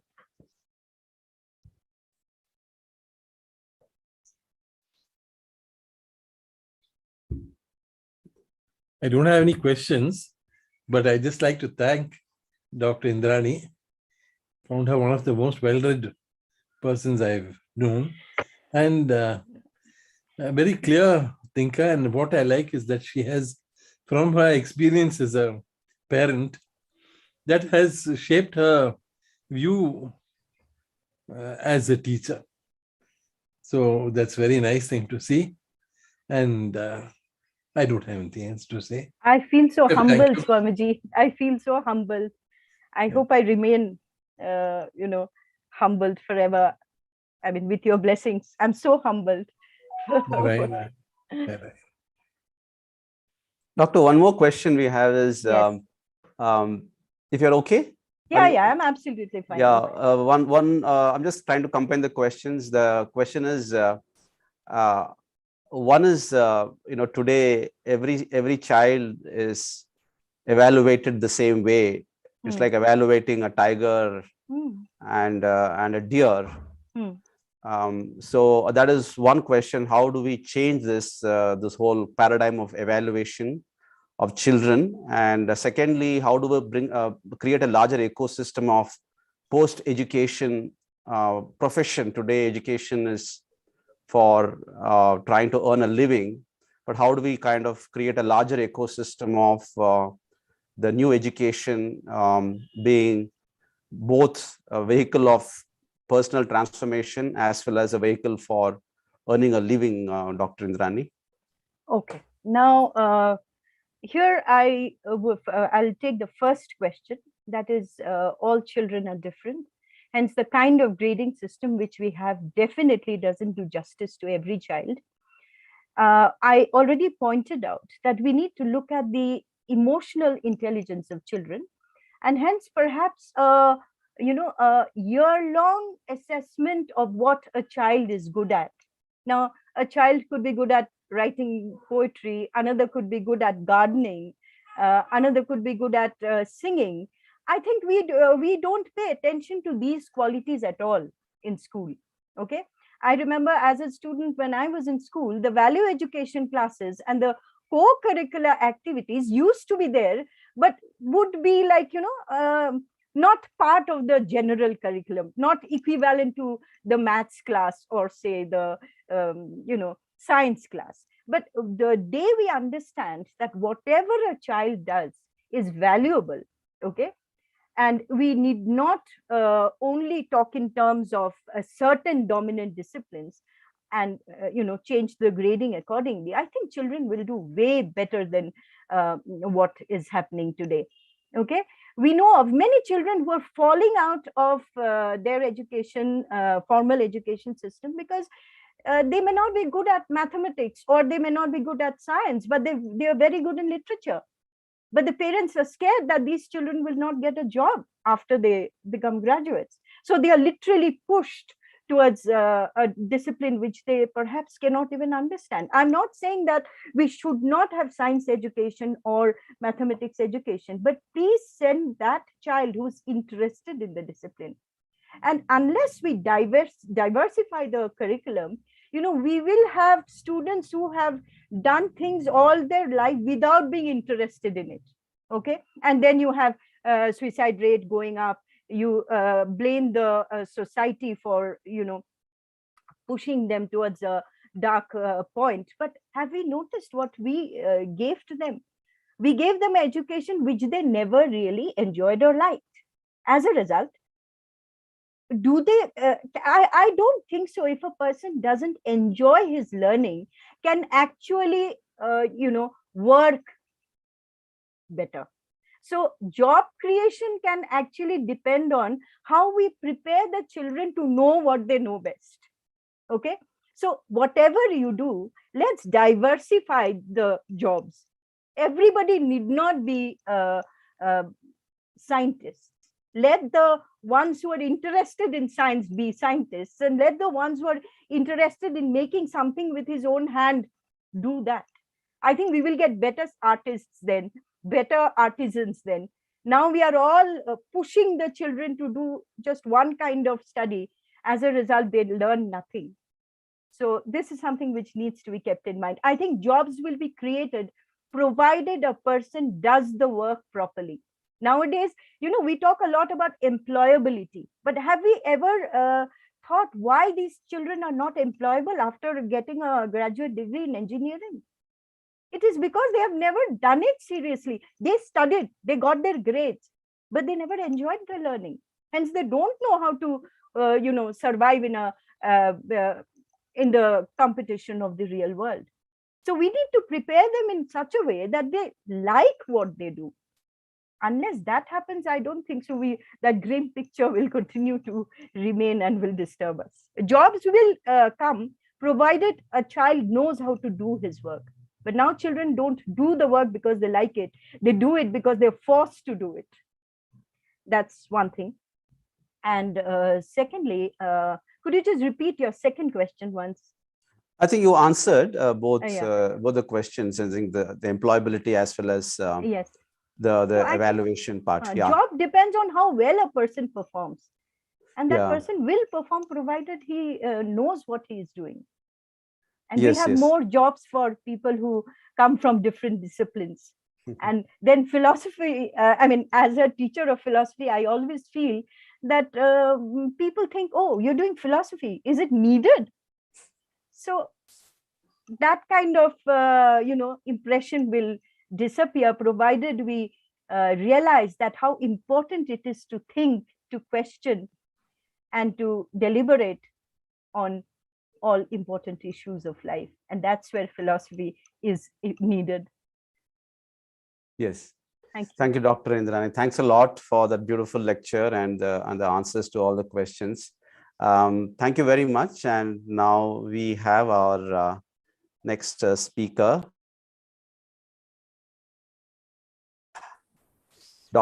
Sri Vyasa Kalyana Sundaram. Sri Vyasa Kalyana Sundaram is not new to Sri Vishnu Mohan Foundation. He has come in person and he has conducted yoga sessions. I personally have been in those sessions. So he's a chief yoga therapist, Ashtanga Yoga Mandir in Sri Lanka. He is also a chief yoga instructor, Indian Cultural Center, a cultural unit of Indian High Commission in Sri Lanka. Sri Vyasa is also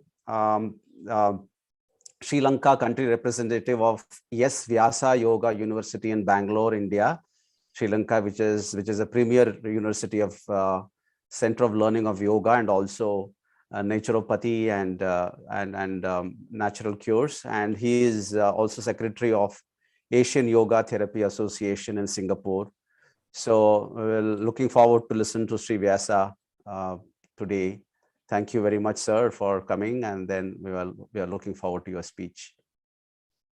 Greetings to all of you and my pranams to Swamiji. It is indeed a great pleasure of seeing Swamiji and being part of this conference. And my pranams also and to respected Mr. Mahesh Venkatramanji for yourself. And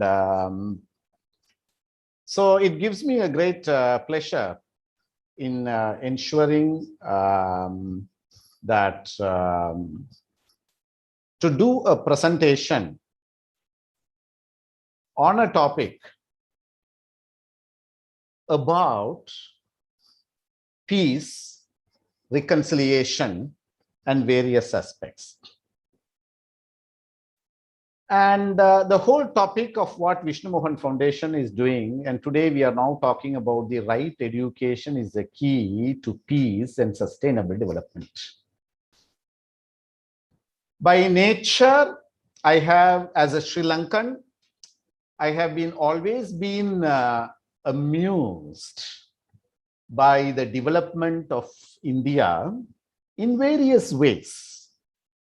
So I am just sharing my knowledge, keep that very clearly, my knowledge, my perspective through how this sustainable development should take place. Now, if you're going to talk about sustainable development, there are various factors. So I just take one example. If you take the world's gold reserve, a country which how much of gold they have. So if you take USA, United States of America, it has about 8,133 tons of gold. If you take Germany, it has about 3,359 tons of gold. Same way, Italy has about 2,452 tons of gold, and France has 2,436 tons of gold. And India has about 704 tons of gold, and which is in the 9th place. Now, if you take in the Indian economy, in 2013 August, there was a situation for India where they had to pawn the 5 lakhs kilo of gold. At that time, they had around something like 5 kilos, 5 lakhs of kilos and 5 lakhs and 75,000 kilos of gold was there. But there was a situation where they had to pawn it. But you will see this happened in 2013 August. And you will see by June 30th, 2021, that is, we are speaking of an year of now, from 2013 to 2021, where we had about 2 years of various issues regarding this COVID and everything, but still they were able to get 705 tons of gold, plus at the same time they were also able to recover the previous 5 lakhs of gold. How does it happen?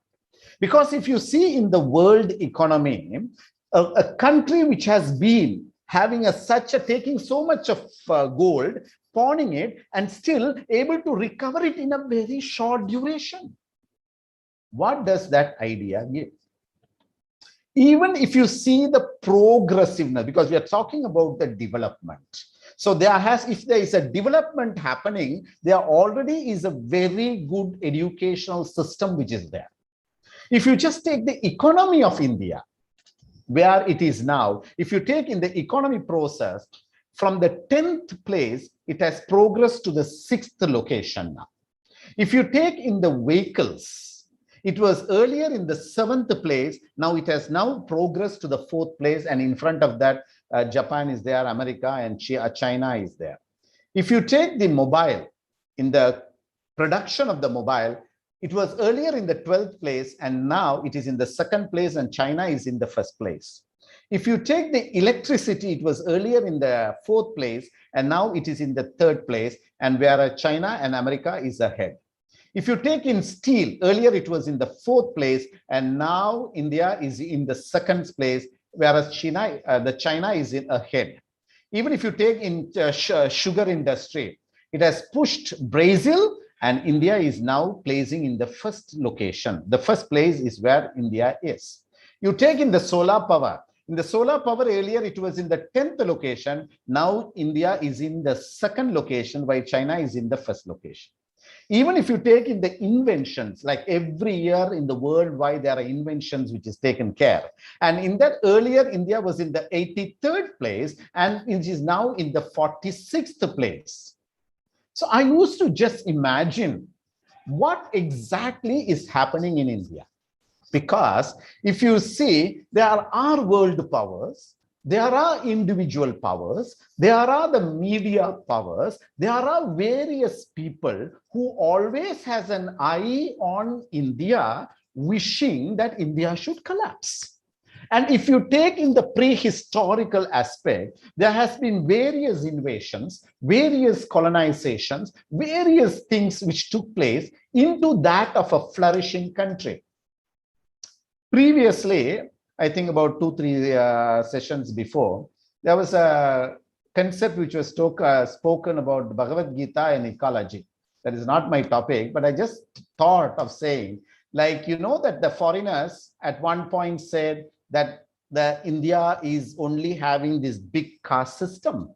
But how did it happen? If you nicely go into the history, you will know that in a very clear manner, it has been said that originally everyone was a Brahmin.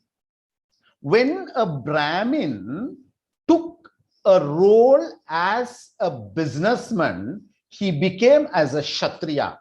Same Brahmin who took the responsibility of protecting the nation became a Kshatriya.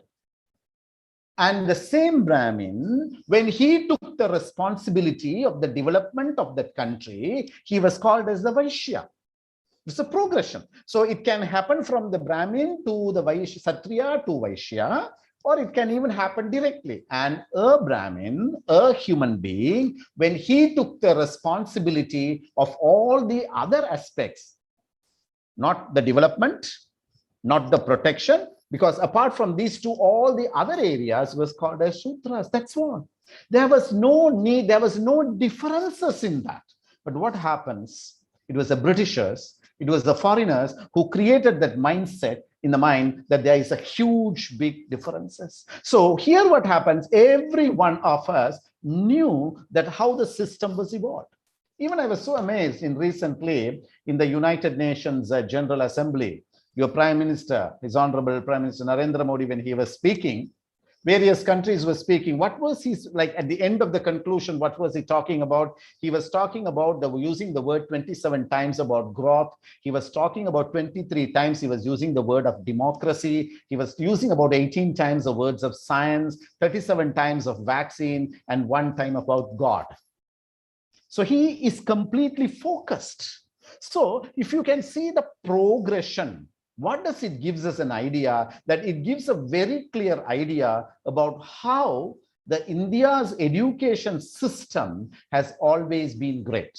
And what we need to understand from the sustainability versus knowledge and the ecology. If you try to understand the Indian economics, one of the most important, like, you will find in the literature, there is a lot of knowledge of economics. You cannot say there is no dearth of the economics theorems. Ishavashyam idam sarvam. All of you all know this Upanishad. What does it mean? So here, this aphorism, if you nicely observe, is completely speaks about the full of economic wisdom. It can be also, you can even take it as a spiritual declaration. But the principal theories of this is, it speaks about the modern socialist economics, and that is what is contained in this Upanishad prescription. If you go even deeper, Ishavasam Yidam Sarvam, what it says, the whole world is pervaded by the Lord. And what does it say? When you say it belongs to the Lord, it proclaims the equality of everyone. Tena tyaktena bhunjidaha. What it says? It says, in one meaning, you will say it enjoy it by renouncing. But what does the other inner meaning says? It says about it awakens our responsibility towards the natural resources. This is not just different from what the modern environmentalists are speaking about. It gives the correct meaning that about the nature, our duty towards it. And the verse just goes on. And then what it says, do not convert what belongs to others. Others means when if it belongs to the nature, it belongs to the God. It emphasizes the social justice. And you will see that is all referred in based on all the scripture. You even take the Purusharthas. What does it say in the Indian tradition? Artha. Artha means it speaks about wealth. It speaks about enjoyment. How an individual has to take care of the wealth, how to preserve. That is the Artha, Kama. When it goes moksha, all the Purusharthas, when they speak about, what are they speaking about? They are speaking about that knowledge where it has given a great knowledge. So when you just look into the Western system of knowledge, and if you see into the Eastern system of the Indian knowledge, you will see Westerners have always given importance to the consumption only. Whereas the Indian system has always been speaking about saving for the future. What is the next? It has been always speaking about the downward movement of the prices, which goes into the saving-oriented economy. Then that is the nature of the Indian tradition. And the concept of self goes into the employment is one of the very unique feature. And also if you take on the concept of pricing, now, world, it always deals with price. So in the Western economies, they always had a struggle for a long time for evolving many of the concepts, which has now become as very common. For example, I will tell you, like great thinkers like St. Thomas Aquinas from the 13th century to the Adam Smith and Ricardo Greppel. If you just take their definitions on pricing, what has they spoke about? And if you even take only later on, where the Karl Marx was able to give a very clear, refined concept. But if you take in the Kautilya Shastras, or Shukracharya, Shukranidhi, 2000 years ago, the principle has been very precisely dealt with the component of the pricing. Even components like the factors like the wage and rate of interest has been dealt with it very clearly. So it will be very important that we need to know when it comes into the philosophy, whether it is coming into the economy or whether it is coming into that, the Indian original knowledge system, which starts from the Vedic period. And or we can say that there is a Vedic knowledge system and there are various other knowledge systems also in India which is coming up. So all that knowledge system has given a depth of knowledge for the sustainability and for the growth of India. And even if you see in the Shukracharya has enriched that the gradual decreases in the price of a commodity is a sign of a successful or an economy which is of a very healthy condition. Same way, all of you know, even in the Shanti Parva of the Mahabharata, it has been very clearly mentioned when a low level of taxation is in implementation, that country is having a great healthy country. So how does the whole picture comes when you go into the economy? So you have an Indian economy, you have a capitalist economy, you have a Marxist economy. If you're going to talk about the Indian economy, what do they focus? They focus on the private property. They speak about the self-employment. They speak about the rational price for goods and services. If you go into the capitalist economy, what does it say? It speaks about the private property. It speaks about wage-based employment, and it speaks about monopoly and determinization of the price. And if you just take the Marxist economy, it speaks about the abolition of the private property. It speaks about the state-determined employment and state-controlled prices. So here you will also see, if you take a man of an, we generally call as an economic man or a woman, economic man was an Indian man's concept. What is the basis of a life in an economic man of a Western aspect? He desires. But when it comes to an Indian man or an Eastern man, he speaks about necessities. When you take the goal, he has something which is, his goal will see on the consumption. But whereas in Indian perception, it goes on self-realization. When you take it as a social policy, they take it as a competition in the Western system. But if you take it in the Indian system, it speaks about the corporational system. That is what you will see. The India has the highest amount of corporate groups. And also, if you think about the freedom, it speaks about enjoyment. The Western system, when they speak about freedom, they speak only about enjoyment. But if you take in the Indian system, they speak about the evolution. So like that. So what is the definition of poverty? We are all talking about sustainability. So here, poverty, they had two, Indian system had two basic principles. What was that? The one is that which an individual who cannot afford, that is an environment which was unfavorable to an evolution of an individual, remaining segregated from the rest of the society and cherishing values which are at the variance with the other. So this was the primary aspect of the poverty.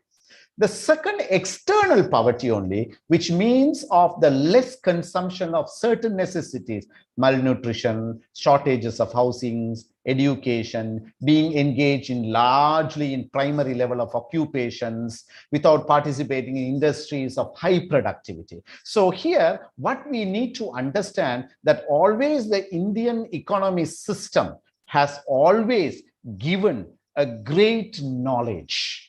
So from the beginning, from the starting point till now, what has been done, the Indian economy policies has always been a great success. And that is the reason why even today, even when India was undergoing various economic issues, still the Western powers are always having an eye. So understanding this whole nature, the principles of the Indian economy. So when you say of the Indian economy, there are various factors which is involved. So there is the influence of the Hinduism, there is the influence of the Buddhists, there is the influence of the Jains, there is also influence of the Christianity, there is always influence of the Islamic people. So it has been as of a growth of thing, but the foundation of the principal knowledge of development, equality, and all these things, India has always been of a great, amazing entity. So once again, I thank Swamiji for giving me this opportunity.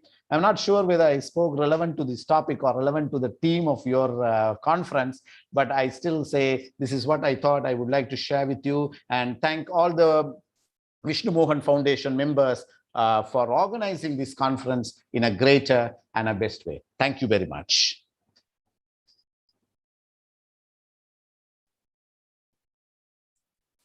Thank you, Vyasaji. Just check if there are any questions.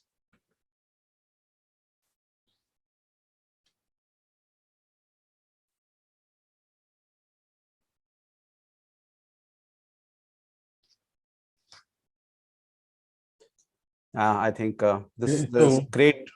I think it's a great lecture on the Indian knowledge systems and its relevance in the modern times. Very insightful and very different perspective with a lot of information and interpretation of that information. Thank you so much. Vyasa has been able to connect it very much with the Upanishadic tradition. I just said sustainable development and something from the Upanishads, and he's connected very well. So I have to thank him for it. And his great fund of information also about the gold and all that was very impressive. Thank you. Thank you. Thank you, Swamiji. Narayana. Narayana. Thank you. Thank you. Our next speaker is Dr. Anagha Datta.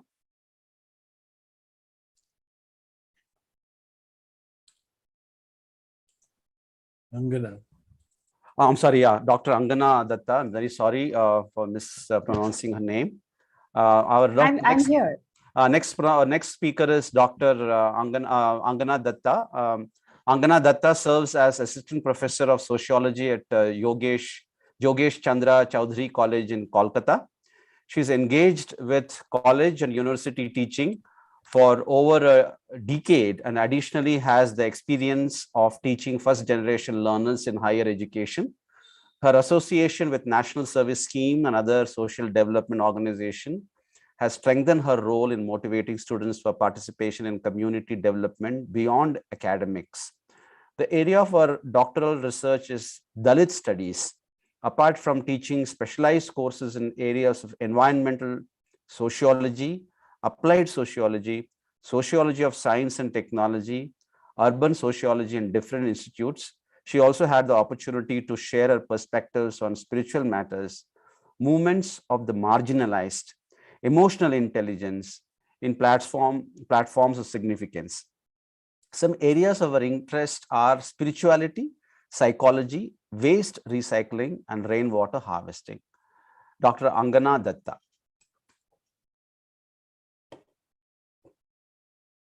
Can you please unmute yourself, Dr. Angana? We cannot hear you. Yes. Audible now? Yes, yes. Thank you. Thank you so much for that kind introduction, sir. And my pranams to this wonderful effort of Sri Vishnu Mohan Foundation. I'm feeling so strengthened that Swami Sri Hariprasad Ji is right sitting here throughout. I've been seeing him on screen for hours, and that's very inspiring. And to the founder and to the wonderful team that is making this happen. And it is this is a kind of program which is very close to my heart, because usually when we are in academics, what happens is religion becomes a part and parcel of the personal life, and you're not allowed to discuss that in academic fields, because that is completely, I won't say completely, but very heavily influenced by the materialist forces.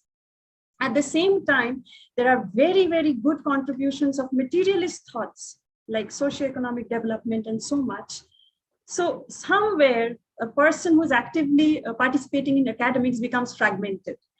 So a program like this is so nourishing and enriching, because until and unless Paravidya and Aparavidya are ready to come together and shake hands, forget about sustainability. There can be no good to the world. So thank you for organizing this. And I'd like to come to my topic. I've been a practicing teacher for about a decade and just over a decade in higher education.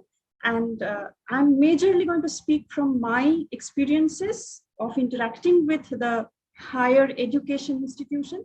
That includes colleges and universities, and take up data from definitely international and national levels, and of course from universities across the country. So the topic, the overarching topic is education, the right kind of education and sustainable development. Now, beginning from where the topic has led us to, that is sustainable development.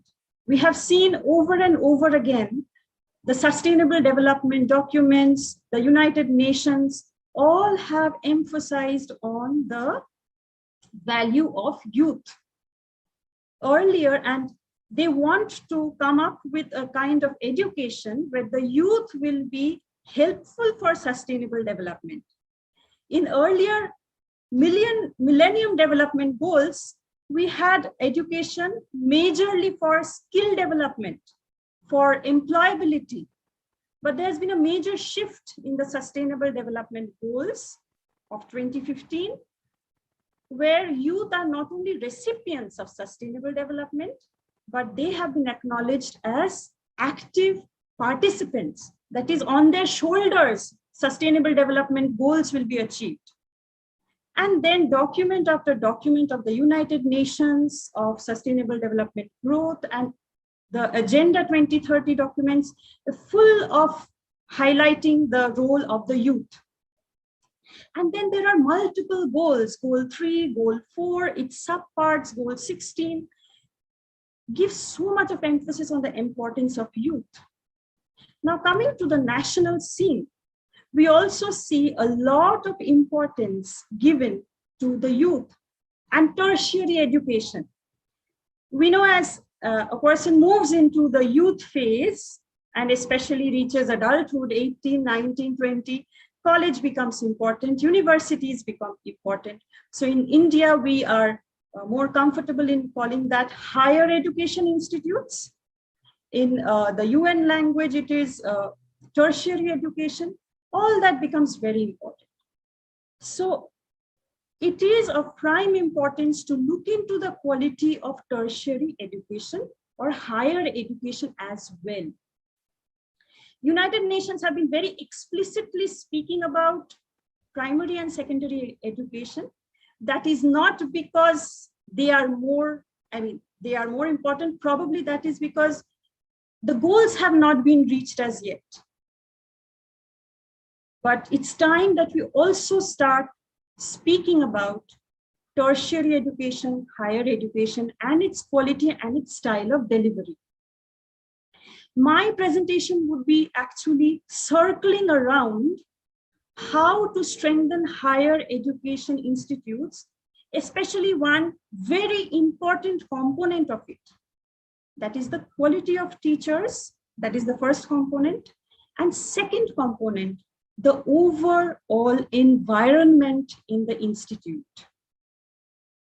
Because if we are talking about sustainability, if we are talking about retaining more and more students inside the higher education institute, we have to talk about how it is delivered. There are many other important factors, but my focus is this too. Now, to begin with, a quick look at what is the status of youth participation in higher education institutes. We see youth participation, if you call it enrollment rate or whatever, that is very slowly increasing in higher education. We have the different reports of the government of India, and they point to the fact that it is crawling ahead. It is just a very slow growth, but there is a growth. That's the first feature.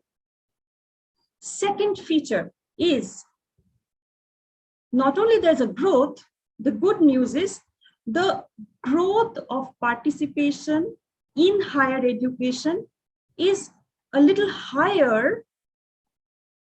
Sorry, the growth percentage of disadvantaged sections who have been otherwise disadvantaged for many, let's say centuries or decades, their growth and their participation in higher education is marginally faster than the general population. But overall, the growth is slow. So that is the second feature of importance. So with these two features, I think we all will agree that there is a need to not only increase the enrollment rate, but also increase the retention so that youth stays back in higher education, because that's the basics of sustainability. And then we can go on to the quality of education and quality of educators. So we have to retain the youth in HEIs. Now, are we as teachers and as staff members of higher education institutes actually prepared for this growth? That is my area, because my experiences say that there's not much talk about preparation of teaching and non-teaching staff.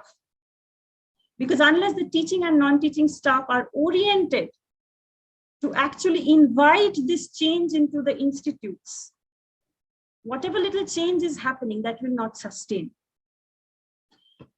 The main thing to get prepared about is the main question that I have, and where I find a lacunae, that is, with increasing number of students from disadvantaged sections coming into higher education, are we as teachers and staff have the skill to train them? And I'll come to the question, the questions I'm raising, I'll try to answer them from my experience and data, and then maybe keep some questions open. The second feature that I want to draw attention to is the population of students who are increasingly coming into higher education. What is their mental health status? And are we equipped to handle that mental health status? That is my second area of deliberation. Now, I pointed out to the features of students coming into the higher education. We find students, it's a good news, because any kind of, whenever we are talking about reaching sustainable development goals, we're always checking our data on how many disadvantaged sections are moving in and how fast. And the good news is more students from the scheduled caste section, more students from the scheduled tribe section. And if comparatively, because of patriarchal social setup, if somebody considers women as a comparatively a section that did not have some advantage for centuries, even compared to men, the rate of coming into HEIs, higher education institutions, women are doing better. That is the participation part. Now coming to the mental health part, I'm actually very pained to share that it is a very sad story. Report after report, you name it, reports of NIMHANS, report of Government of India, report of National Crime Record Bureau, who keep report on statistics, on suicide rates. Everywhere we find the youth are actually struggling very hard with mental health. Okay, and just to give some idea, I'd like to share some statistics here. That is, unfortunately, when we talk about mental health, sometimes we have to start with the suicide rate. That's not a very healthy practice, because mental health and its illnesses and its struggles are way beyond that. But sometimes that's shared to quickly give a vision of the whole thing. Suicide rates has been steadily rising in India, and the latest National Crime Records Bureau has released a report in 2020, and it says 67% of all suicide rates are actually young adults, which is the age group of 18 to 45 years. And if you think about college and university education, a big section of this population comes to these higher education institutions. And very unfortunately, on one hand, the IITs and IIMs have been centers of excellence with regard to education. At the same time, somehow they've also been in the news for all the wrong reasons, like a very high suicide rate. 27 students across 10 Indian institutes of technology, that is IIT, committed suicide between 2014 to 2019. That is only in 5 years, 27 students only in the IITs have committed suicide. Another, and now I'm coming to general mental health of students. That includes a part of school education. That is, this is again very sad news. Every hour, one student commits suicide in India. And 28 such suicides reported every day. That is according to National Crime Records Bureau. And this has been rising. So this was just the context where I will raise some questions. And I get back to my question. As we, as teachers, as office staff, as administrators, really skilled to deal with this kind of student population. Now, my personal experience of over a decade says we are not. There are few things that are taken for granted for the teaching community. Let me start with the teaching community because that is where my first-hand experience comes from, and then I'll go to the non-teaching community. Teachers, there are some dangerous things we take for granted about them. Once, this is a kind of self-analysis that I'm doing, once we move into teaching, it's kind of that we go to a place of no questions, that I'm qualified, I have a degree, a doctorate, and I'm in a power position in the academic structure. I will teach, so I'm somewhere here, and the students will listen. So somewhere, somebody who is higher up in the power, for example, teachers, very silently go out of questioning about quality, about whether they are equipped. And we, for all the problems, we have a tendency of pointing it to the students. I really thank my previous speakers, and especially I was hearing about Dr. Chaudhary, and thank you for shifting the focus towards teachers. Now let us question ourselves. I will point out certain areas where teachers of higher education do not receive any training, and I find that is dangerous. Why dangerous? Because that is silently pushing a lot of students towards dropout, and that is also silently pushing a lot of students towards suicide. Okay, and a part of the answer, why do we have such a slow growth rate in higher education, may lie in this. That is my hope. So, number one, we have increasing students coming from the disadvantaged sections.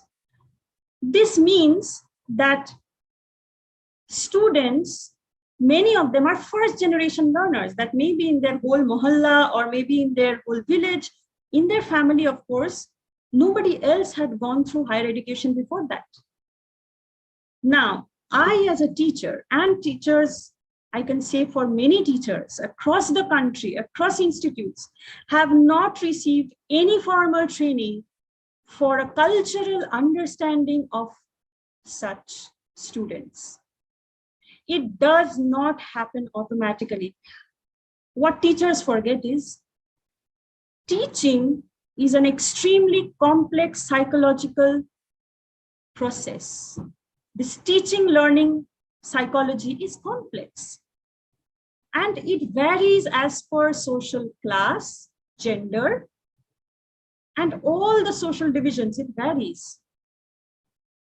So number one, teachers of higher education are not trained into teaching learning psychology of students coming from disadvantaged sections. You may question me, why is that important? Let me give you small examples. Handling a student who has come from, who is not a first generation learner. Let's say her father and her grandparents all have gone through college education. That student will be way more equipped to receive a teacher's education, will have many more learning skills, how to prepare notes, which books to refer, how to use the library. And there are so many other finer skills that come into functioning when a student learns. After that, how to prepare for examination, practices in concentration. And I can go on saying that students of disadvantaged sections do not automatically come from. And that is where the teachers need training. Another thing, while teaching, I say again and again, as school teachers, a person has to go through the B.Ed degree. And there's still some scope for training in education psychology. It's on pen and paper, but there's still some hope. But in higher education, when you give set or net or you step into the precincts, there's very superficial few questions that you have to learn by heart about how to teach. And then in the question paper, there will be tic-tac-toe MCQs on teaching learning, and that's it. So teachers in higher education have to get equipped there. It is not easy. Students in higher education who are coming from disadvantaged sections will also have lesser vocabulary in academics. That means it is more difficult to explain concepts there. To explain concepts which are there in the curriculum, and the curriculum has been made from here, not grassroots up. A teacher has to be extremely skilled to break down those concepts to the level of the student. Now, we do not question where does this come from. It is a gifted teacher who can brilliantly do it, or the teacher does not do it, and there is no system to question that. What saddens me is, in higher education, not many people will ask you how good you are teaching. There's this mad culture of publish and perish. Everybody's asking each other, which conference you went to, which research papers have you published? Very good. That is needed. But when we are thinking of helping more and more disadvantaged students into higher education, along with research skills, we need teaching skills. We cannot ignore that. We cannot take that for granted. And then when students are not able to perform, we penalize them. We put the load upon them that it is your fault. This is one area of extreme, serious thought at the policy level, at the implementation level. Another thing that I faced while teaching disadvantaged sections, let me tell you where my experience comes from. I come from a college where majority are first generation learners. So where did I have to train myself? And there was no formal support. I had to train myself, and by the blessings of God, at least I could identify that this is where I have to train myself. Again, you can understand that I've completed higher education, and there are more chances that my ancestors have completed higher education for at least 3 to 4 generations. And I came from a socioeconomic group which was considered to be more privileged. Okay. So the language I was speaking, the examples that I was giving were very different from the life world of the experiences of the disadvantaged students. And sometimes they'd be like, oh my God, I mean, they'll be enthralled that, oh my God, what a lecture. And this teacher speaks so fluent English and this and that. But after the first week of teaching, I realized they are retaining nothing, because I'm not giving them in a form which is familiar to their life world. I'm not giving examples of concepts from slum life. I'm talking about going to the movie halls and watching good movies and giving examples from there, without realizing that these students do not have the privilege of going to movie halls very frequently. They don't have the privilege of going to vacations frequently. There is a class difference, and that has to be looked into with empathy. I cannot say if I've been a good teacher, but what my students have helped is I can now definitely speak in their language. Now I can give an example of sociological concepts from the slums, from lifestyles that go hungry, from popular culture and not very elitist culture.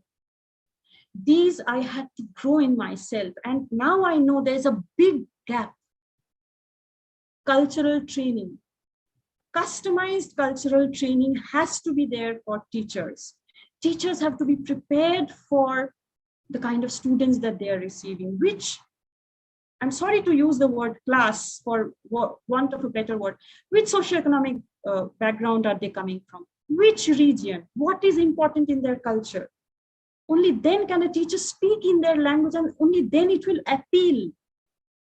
And we as teachers have to just be fine with that some things in the curriculum will never appeal to disadvantaged students, because they were not participants in creation of the curriculum. This is one area. Cultural training is very important. Next, mental health. As I already said with a few data, that we are actually handling a student population which is very vulnerable for mental health for various reasons. I'm not going into the analysis.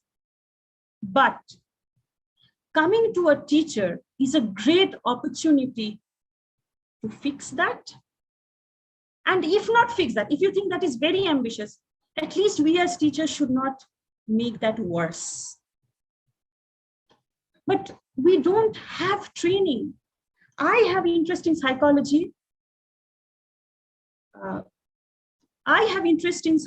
So I picked up what are the basic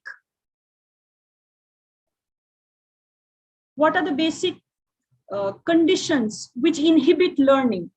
Okay, you have brilliant students, but who struggle with anxiety, who struggle with depression, who struggle with mild autism, and their behavior may be just a little different, not 100% according to the norms of classroom teaching.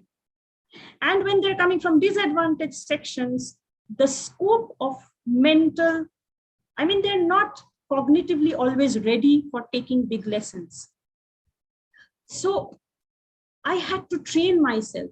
What are the learning disabilities?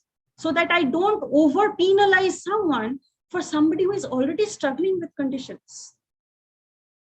So we as teachers don't have to become counselors. That is a different profession. But at least I'll give you an example. I had this student in my class who had to be allowed to change his seat every few minutes in the classroom. If I did not train myself with basic psychology, I would have definitely scolded that student, thrown him out of the class, and worsened his situation. He was actually suffering from a condition called ADHD, attention deficit hyperactive disorder. And A person struggling with ADHD may have to it's very difficult for them to sit fixed in one place. We had another student who had to be let to go to toilet again and again inside the class. He had to be excused. Why? Because he was suffering from anxiety issues, and it was extremely difficult for him to sit. It was college education, co-ed education was his first exposure, and he had to sit with other female participants, which he was not used to. So he had to go to the toilet because he had this anxiety-driven condition called IBS, irritable bowel syndrome. He had to go to the toilet over and over. So just imagine, this is just two of the very unusual conditions that I said. Just imagine if I was there without this basic psychological training, I would have treated them in a way that would have permanently driven them out of the higher education system. So teachers don't have to be counselors, but teachers, at least this, I guess, can be expected, that teachers will not mishandle situations to drive somebody out. That's all. Teachers should be able to at least identify that this student needs help. I know teachers who actually have penalized students who have come for help. Why? Because the teacher there's no point in blaming the teachers. They don't have training. So these are the two vital areas where there has to be official training. And we cannot leave it to, okay, some teachers are gifted, they will do good at it. Others, let them be whatever they are. We cannot be so casual about it. Coming out from teachers, similar training has to go with the office staff, the administrators, basics of psychological skills, of psychological education, basics of cultural education, what socioeconomic background is my students coming from. These are the basics. And beyond that, an overall culture of compassion has to be built. I'm coming to the end, and what I say is, I consider compassion, we can call it by different names. We can call it empathy in the name of psychology. We can call it compassion in the Buddhist tradition. We can call it karuna, we can call it prem, whatever. At the end of the day, are we generating more compassionate teachers and educators, both office and teaching staff and administrators? If we are able to generate that, what will happen is all these small changes that we are writing down. Okay, number 1, this change, number 2, this change, number 3, this change for efficiency, for sustainability. The more we're talking about so many changes, but all those changes will come naturally once we cultivate our skill of compassion, of empathy. Psychological research has advanced greatly to give us a lot of evidence on this. So that is the main point. We do not talk about how to cultivate the heart, we talk about so many. I was going through the United Nations documents and the National Education Policy documents, and they are wonderful. They wonderfully equip the teacher, but somewhere they just stop before talking about compassion. They will talk about motivation of teachers. Teachers have to be energetic. Teachers have to be this, that. Qualified, academically qualified, should have a lot of research papers, but absolute silence when the real skill comes. I want to call compassion a skill. I know I'm making it small, but I want to call it. Why? Probably because compassion and empathy, these are so deep, qualitative, subjective feelings that our research methodology has not yet reached to a place where we can talk about it with a language of, with a quantitative language. It cannot be easily measured. So what we cannot easily measure, we cannot take concrete steps on that. Maybe, this is my analysis, maybe because it cannot be easily measured, we have not talked much about compassion, but it remains the essential skill, which is that one skill being cultivated, a lot of other skills will come more easily. And here comes in the role of spirituality. In a materialistic culture-driven education system, it is so difficult to talk about compassion quantitatively. But at the same time, we find religious traditions across the world have preserved the knowledge of cultivating compassion, how to cultivate the heart faculty, how to cultivate it. That has been preserved by traditions across religious traditions. But that knowledge, sometimes it looks, has fallen in glory, has fallen to disuse. But it has so much more to offer. And I think conferences like this, where there's this attempt to bridge the social and the spiritual, the material and the spiritual, and the so-called religious, these attempts are wonderful because somewhere it gives me hope. We will start talking more about compassion, not as something religious or spiritual, but as something which can be cultivated. We talk about, yes, compassion is good, values are good, this is good, that is good, but very few people tell us how to cultivate. We know of stories of sages, of saints, of so many spiritual masters who have gone step by step and transformed their lives and transformed the lives of others. That is possible because there's a science behind evolving to compassion. We can evolve. That's the good news. We can change our brains. We can change our feeling faculties to feel more compassion. And there lies the only solution to sustainable development. With this, I offer my pranams to everyone present here, and I thank you. Narayana, it's the second time I'm hearing Angana, and she's even better than what she was at that time. So this idea of compassion being something, compassion is a part of our nature. It's when someone is suffering, we automatically, I remember once seeing, old lady was crying and there was a baby playing around, and the baby saw the old lady crying and got up, and it could hardly walk, the baby. It crawled up to her, put his hands on her, and climbed up like that, hugged her and kissed her. So that sense of oneness is there. In Freud has mentioned about how it is there in us, and it dies in the course of time. So life is full of competition and me first. So sooner or later we learn that me first, and then we become spoiled. And that wonderful nature which we have as children disappears. So I always remember about how a young girl was used to keep the rosa fast. She was a Hindu, very orthodox Hindu. I said, why are you keeping it? She said, my friend's not eating, so I won't eat.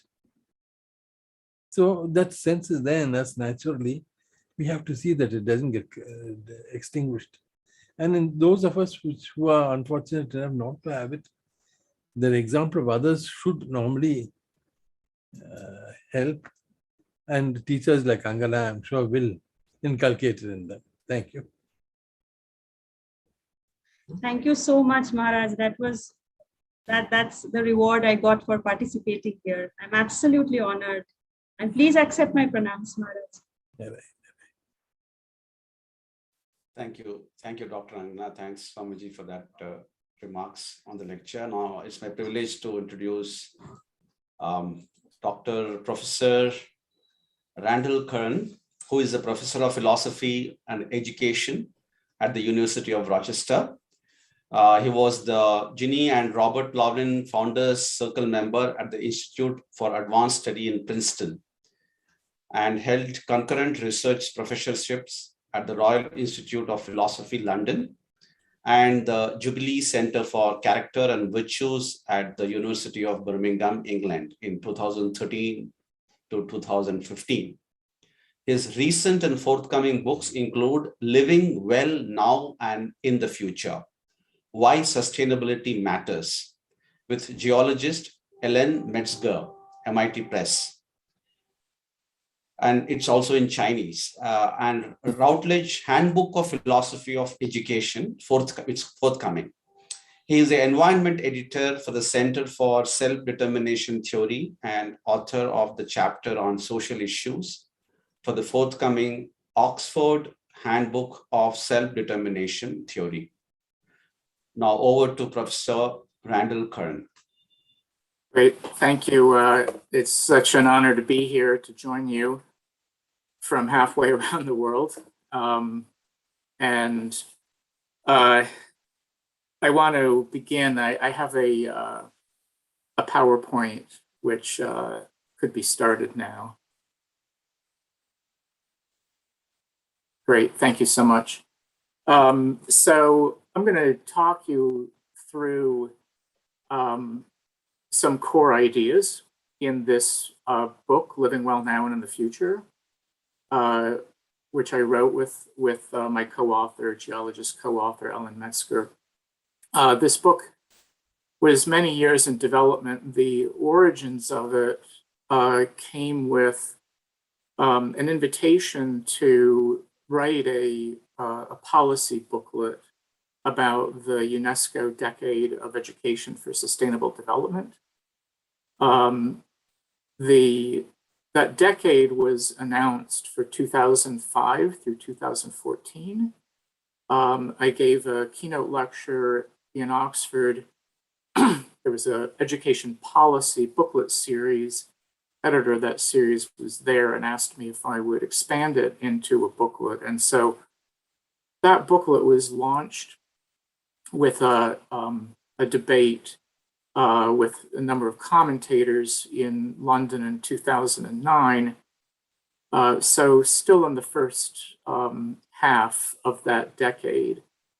Two of the commentators had just come from the UNESCO, the Decade Midway Conference in Germany.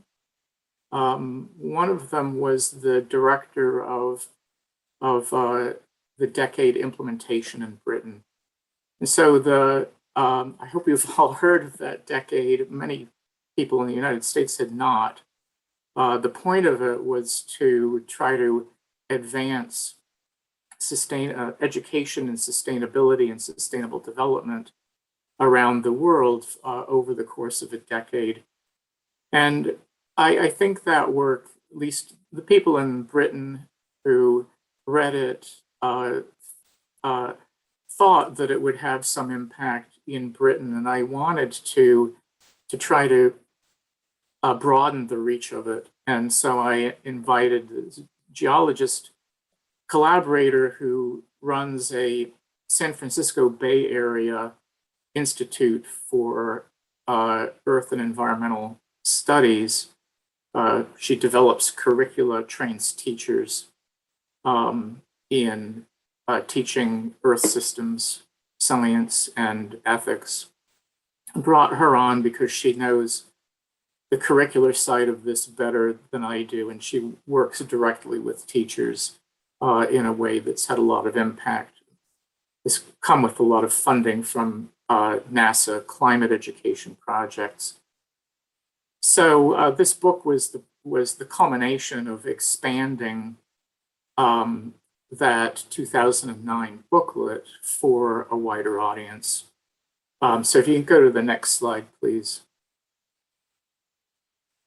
Great. And so shortly after its publication, the Beijing Normal University Press began translating it into Chinese. And I include this just to make the point that there are ongoing efforts around the world, as I'm sure you all know, to try to improve the measures of social progress. And China is a very interesting case because the Chinese central government measures the performance of regional and local leaders strictly on economic growth.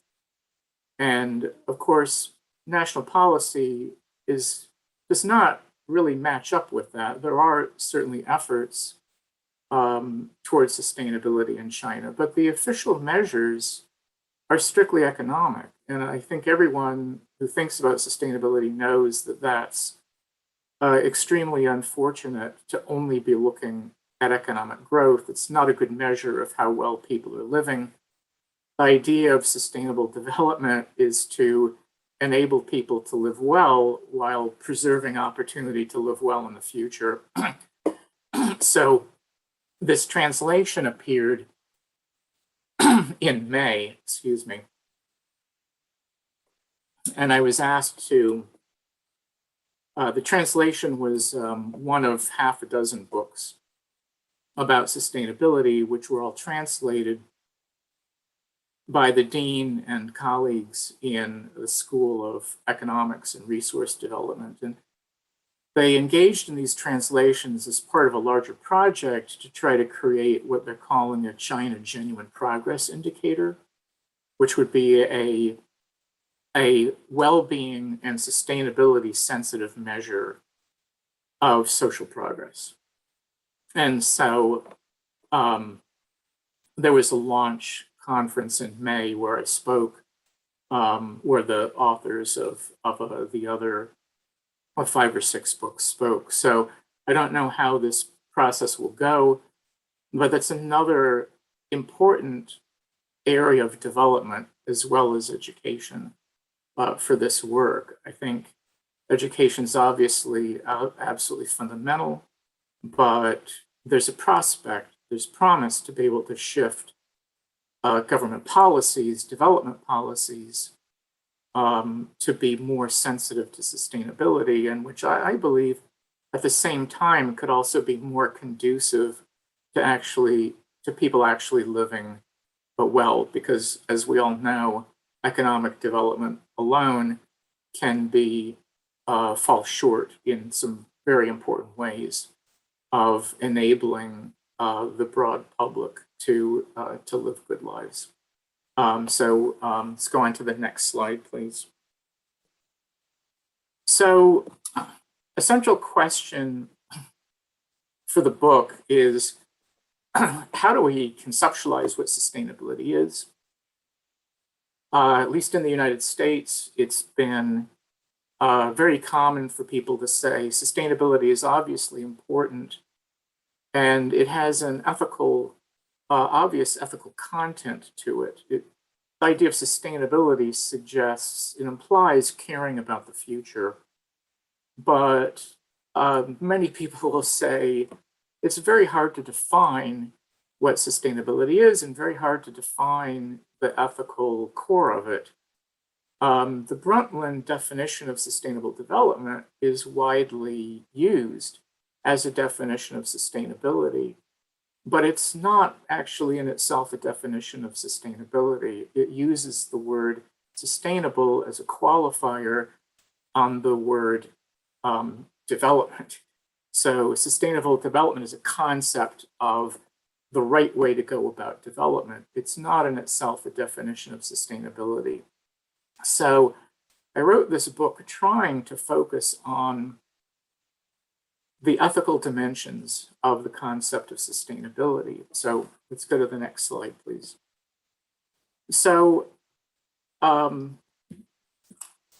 unsustainability, I think, is a term that qualifies or refers to an aspect of human activities. So we're living unsustainably if we're putting, if human activities in the aggregate are putting burdens on nature that will degrade the capacity of natural systems to support such activities, human activities in the future. So it's unsustainability is about how we are living in the aggregate. And I think the ethical heart of sustainability is the quality and quantity of opportunities for us to live well in the future. I think that's it's not always put this way, but I think that's the obvious way to put it. It's the obvious intent of the idea of sustainability, which is a fairly recent invention, of course. So this book is an effort to make a little bit more precise in an ethically helpful way what the ethical core of the concept of unsustainability and sustainability is. So it's about preserving opportunities to live well in the future. And I want to make the point that preservation is different from saying what the Brundtland definition says. The Brundtland definition says that sustainable development is about meeting current needs while allowing people in the future to meet their needs. We could imagine a world where we have more than enough now of consumption and impact on the world for us to be doing better than meeting our needs now. And so there's a sense in which setting the baseline in the future as simply meeting needs could permit, in principle, it would permit us to be living now in a way that where we, in the aggregate, have better opportunities to live well than we would be allowing people in the future to have. So the concept of needs sets a baseline of adequacy.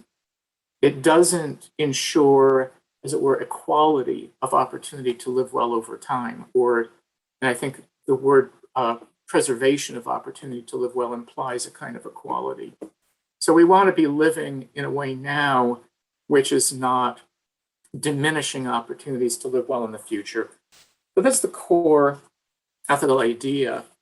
So we go to the next slide then. So how do we conceptualize preservation of opportunity to live well over time? And it turns out to be philosophically an interesting question. So if you look at the way we typically conceptualize equal opportunity for the present, it's usually in terms of thinking, well, there's some big pool of occupations. Much of the opportunity to live well flows to people through their opportunity for good employment. And so we think the key important thing is to ensure equal chances or a fair competition for the occupations there are. So notice two things. That doesn't give us any assurance that the occupations will support opportunities to live well. It relies on the notion that if you have a free market in occupational opportunities, then the market pressures will put pressure on employers and potential employers to make the work attractive and make it such as to support opportunities to live well. But the key point is that occupations change all the time. And the more rapid our technological development is, supported by our growing educational systems, the more rapidly the occupations change. And so over time, even over a couple decades, the pool of occupations changes. And so you can't conceptualize equality of opportunity to live well over time as a fair competition for people all competing for the same occupations. Over time, there just isn't any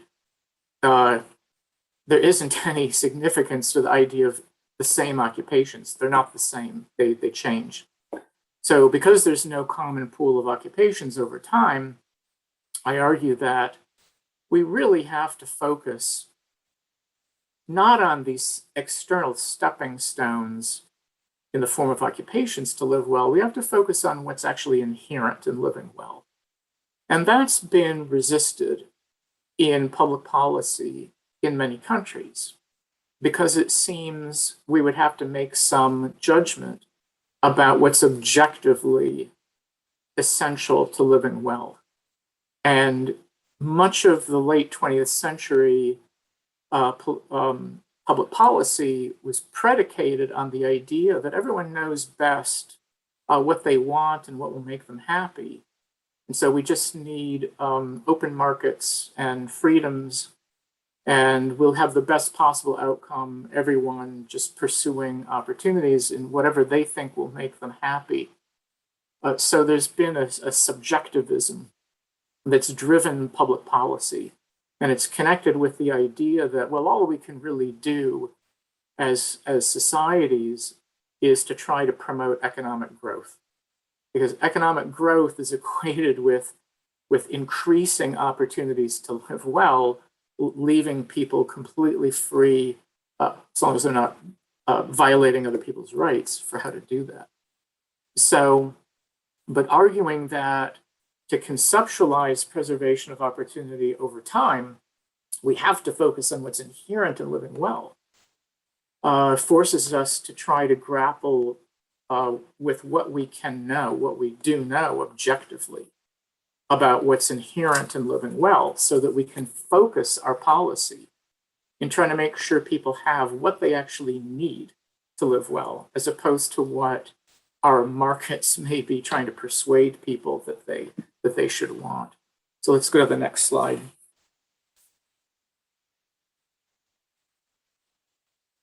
So very little on this slide. So here's the huge question, right? So what is living well? So I'll now try to answer that. So we can go to the next slide. Thank you. So I'm going to go to, so there are many traditions. The one that I've spent a lot of my career trying to understand is ancient Greek philosophy. We have this Greek term eudaimonia, which we translate as living well or flourishing.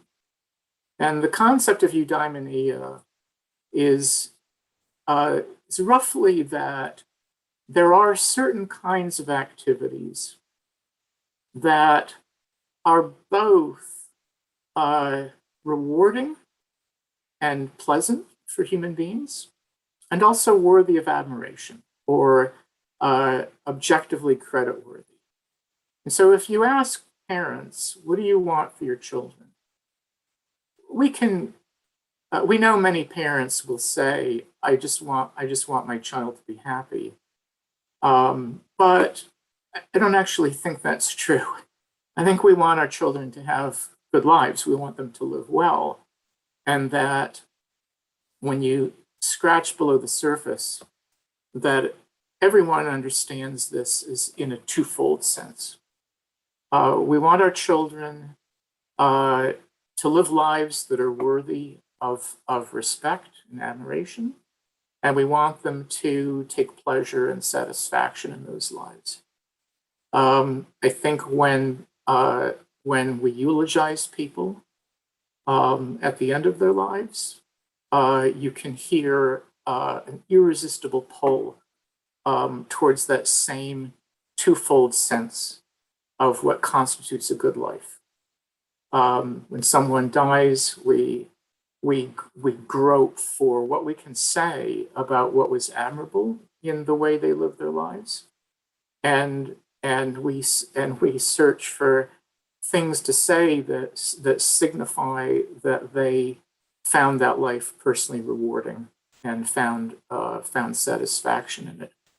So I think the idea of living well and of preserving opportunity to live well, we have to understand that it's an ethically twofold concept that we're aiming at, and it's and this is what people want for themselves. They want for their children, if they're not sociopaths.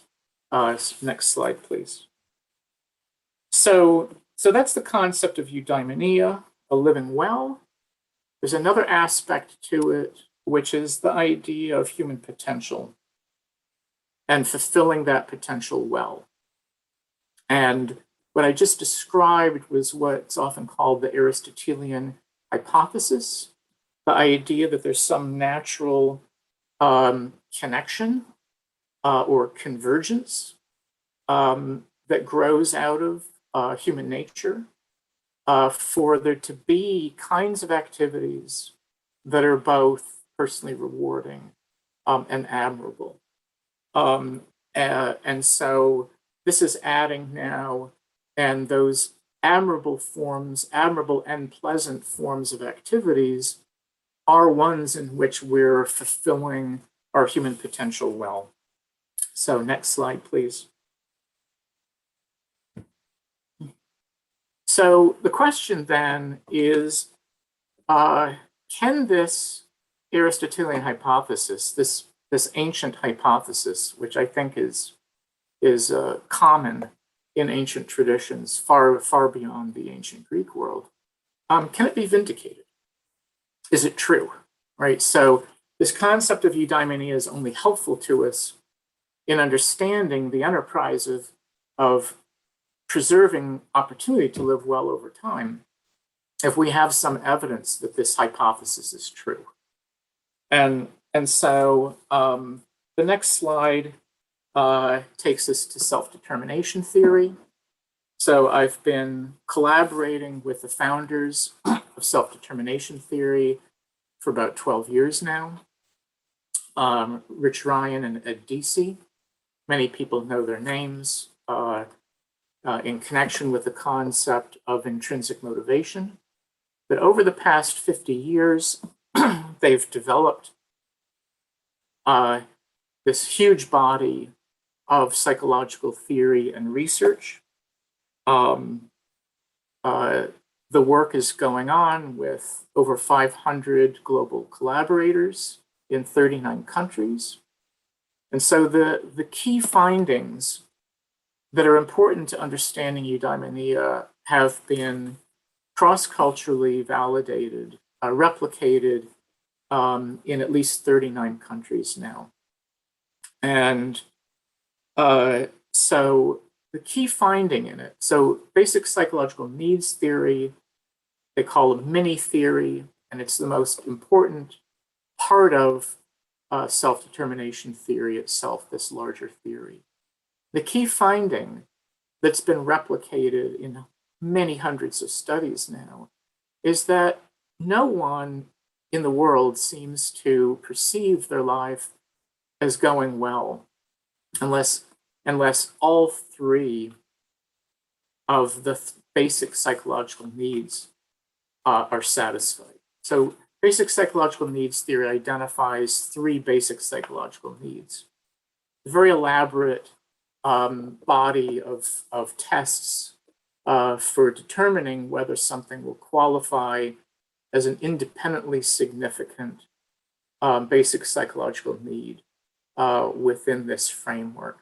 But the three needs are essentially that people be positively related to others, which means not just that we have some good relationships, but that we experience ourselves as part of a harmonious social world. Each encounter we have with individual others, or as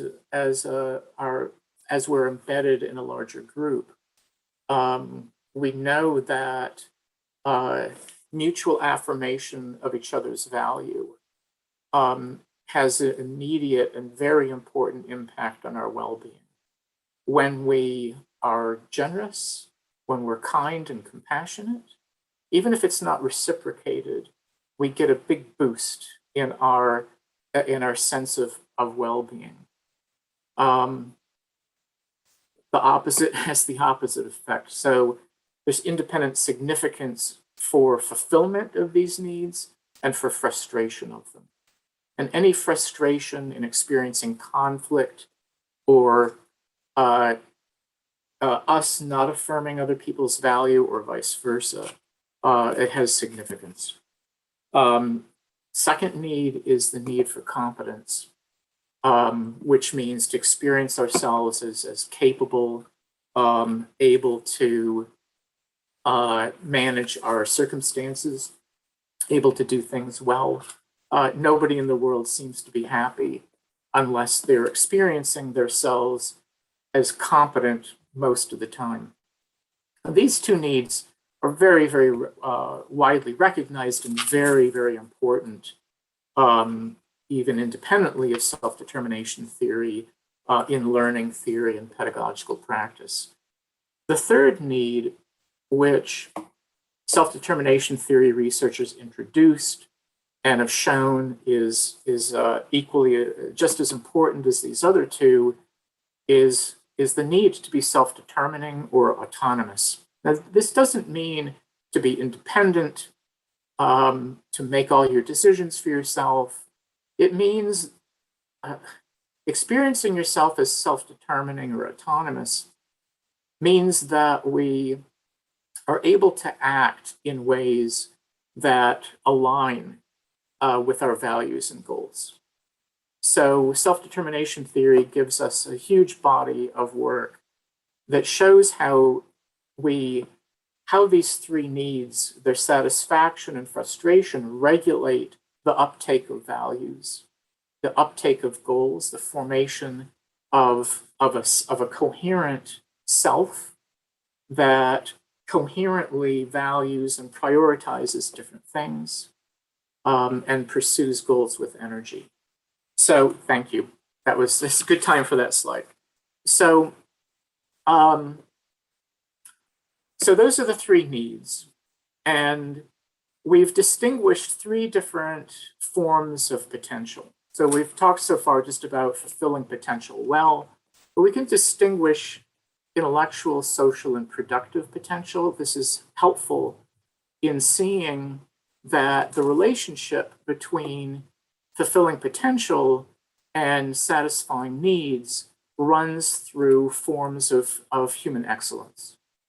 So no one can reliably experience positive relatedness unless they possess virtues of character, right? The virtues of character that give us dispositions to treat other people in respectful and supportive ways, lead us to treat other people in ways that affirm their value.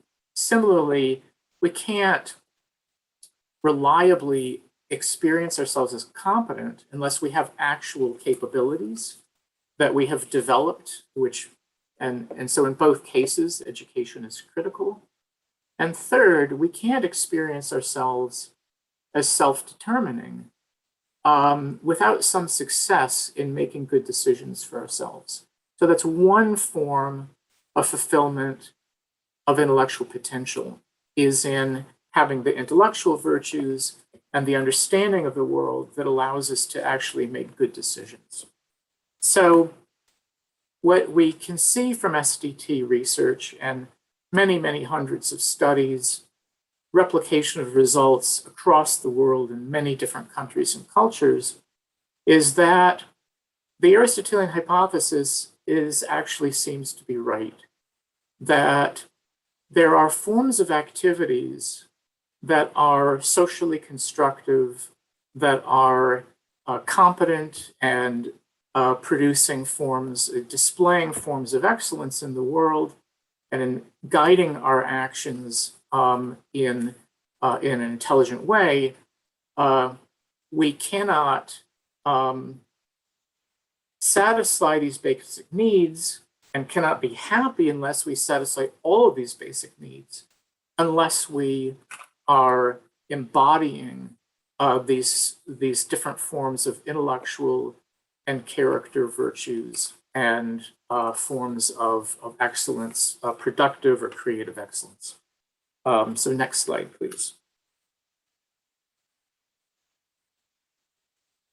So the basic principle I come to then, relying on this idea of eudaimonia and relying on self-determination theory to try to vindicate the empirical claim at the heart of the idea of eudaimonia, is a preservation of opportunity principle, that the individuals of future generations should have prospects of living well that are as good on average as those of individuals alive now, regardless of when they're born.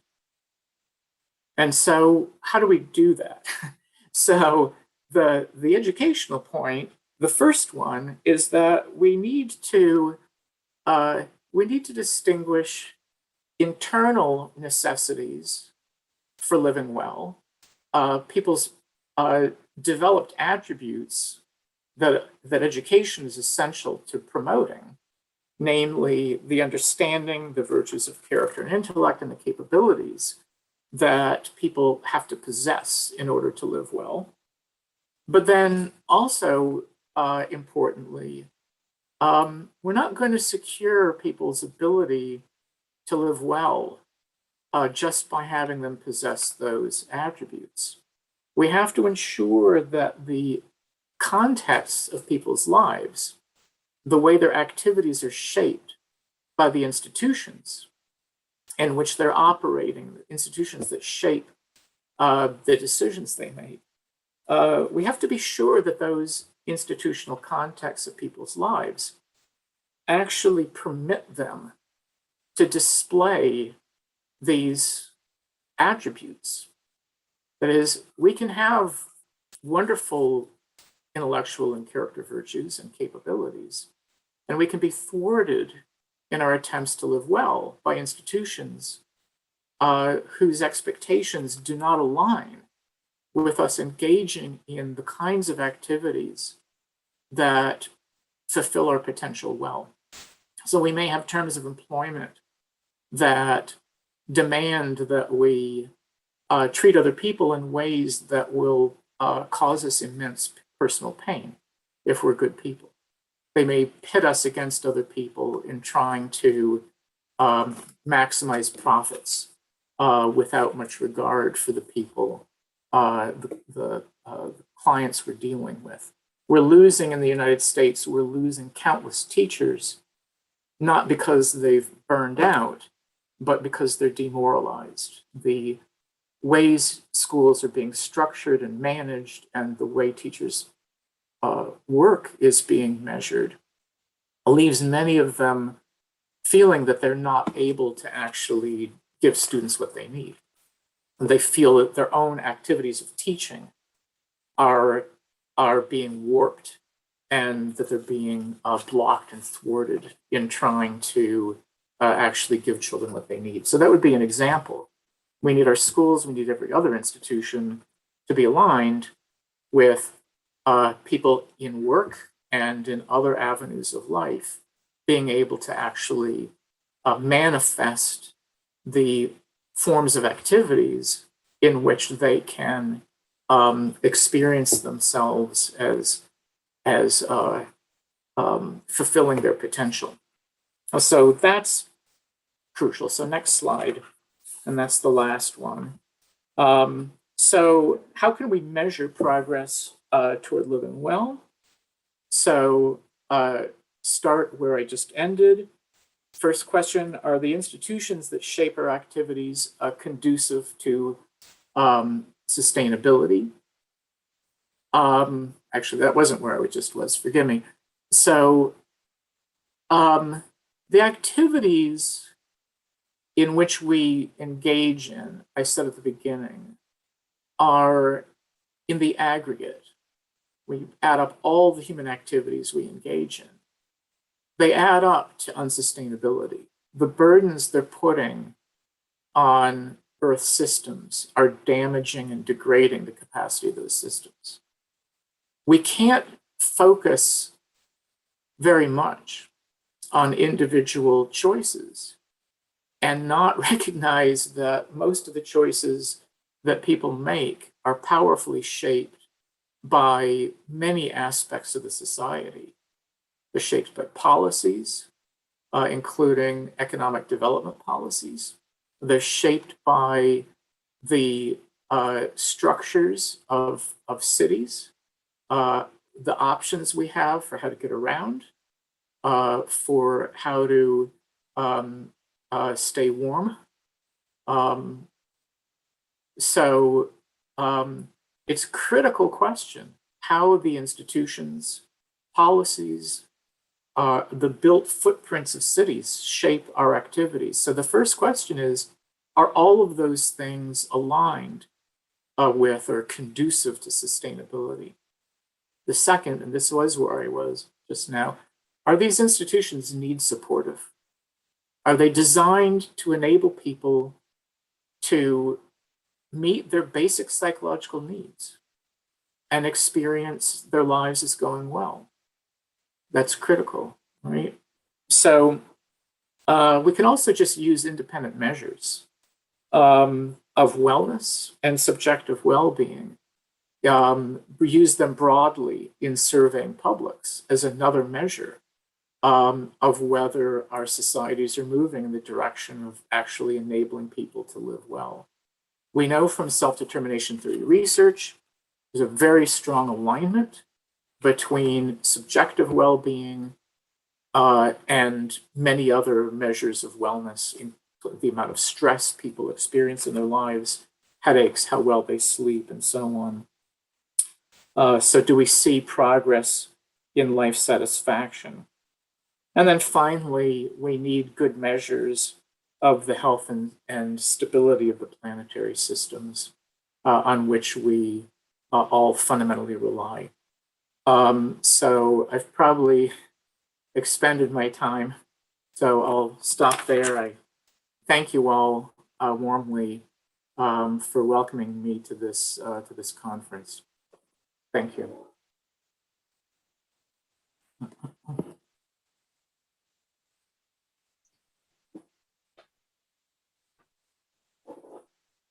And it's been a very nice talk. I really enjoyed it. And you've shown how the ancient wisdom of the ancients are relevant even today and how it can be reinterpreted for our times. So it was very enjoyable and thank you very much. Good. Thank you. Thank you so much. Yes. Yes, I hope you speak more often at our conferences. Be happy to. Thank you.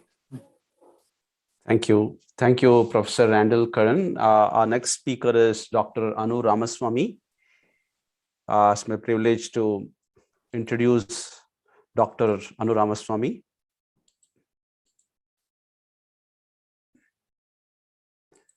Dr. Anu Ramaswamy is a professor of Civil and Environmental Engineering, Princeton Institute for International and Regional Studies, and the High Meadows Environmental Institute.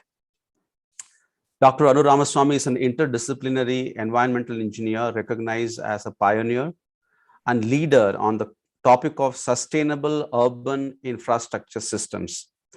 Her work explores how seven key sectors that provide water, energy, food, buildings, mobility, connectivity, waste management, and green and public spaces shape human and environmental well-being from local to global scales. She brings expertise across multiple disciplines: environmental science and engineering, industrial ecology, public health, and public affairs, with a human-centered and systems focus. Dr. Anu Ramaswamy. Thank you for that kind introduction, and thank you for having me here at your conference. I've really enjoyed hearing all the previous talks, and actually my talk will follow very nicely with Professor Randall Curran's talk just before me. I'm going to talk, first of all, I wanted to again thank you all for inviting me and being able to talk in a slightly different forum than I normally talk at. And I wanted to say that I'll be sharing thoughts not just from a scholarship perspective, but also from my personal perspective as a mother and as a citizen of planet Earth. So it's going to be a spoken talk without any PowerPoint slides. As I was introduced, I've become more and more interdisciplinary in my work. I was trained as an engineer, but as I've started working with cities and communities on what it means to build a sustainable city, a happy city, not just for now, but also for the future, my own perspectives have changed and grown. And what I wanted to do today was maybe talk about three things. If I could talk about three discrete topics and connect them together. The first is this concept that we call the Anthropocene.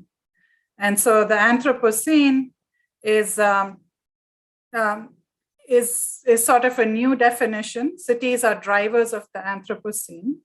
And the National Geographic says that the Anthropocene epoch is an unofficial unit of geologic time, which is used to describe the most recent period in Earth's history when human activity has started to have significant impact on the planet's climate and ecosystems. And what it's saying is that for the first time, one species, human species, have become so dominant across the planet that we're changing the planet itself. And this scale of human impact on the planet has not been seen before.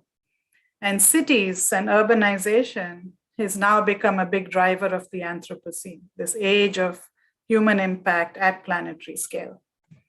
And when we think about cities, we've all had cities. Historically, we've had Mohenjo-daro, Harappa, the great cities all over the world, which, thousands before the BC, 3000, 4000 BC.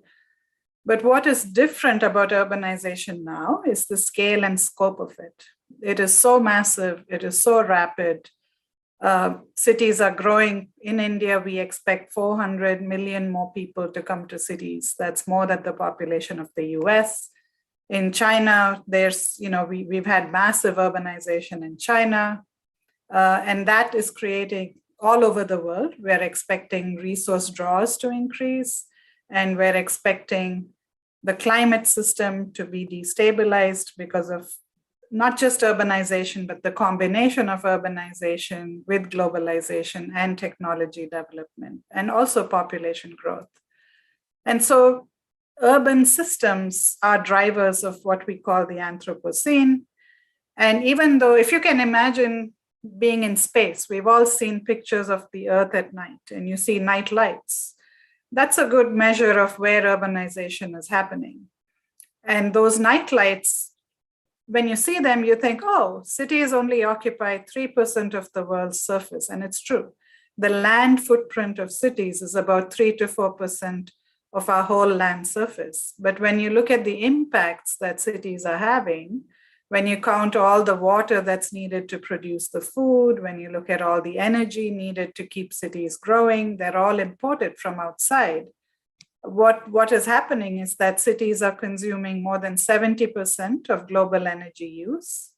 If you look at 40 of the world's largest cities, and you look at all of their water requirements, not just water for taps, but if you look at water for food, it impacts 40% of the world's watersheds. And so this idea is that no longer are we thinking of here's a Chennai, here's a Delhi, here's a Bangalore, here's a Rajkot, here's a London, here's a New York City. We're all in this global Anthropocene where cities are trading with each other. We're not isolated, and we're causing planetary scale impacts while also dealing with local scale goods and bads. There are goods and bads locally. There's innovation, there's livelihoods, there's social interactions, but there's also high inequality, high pollution, and health risks.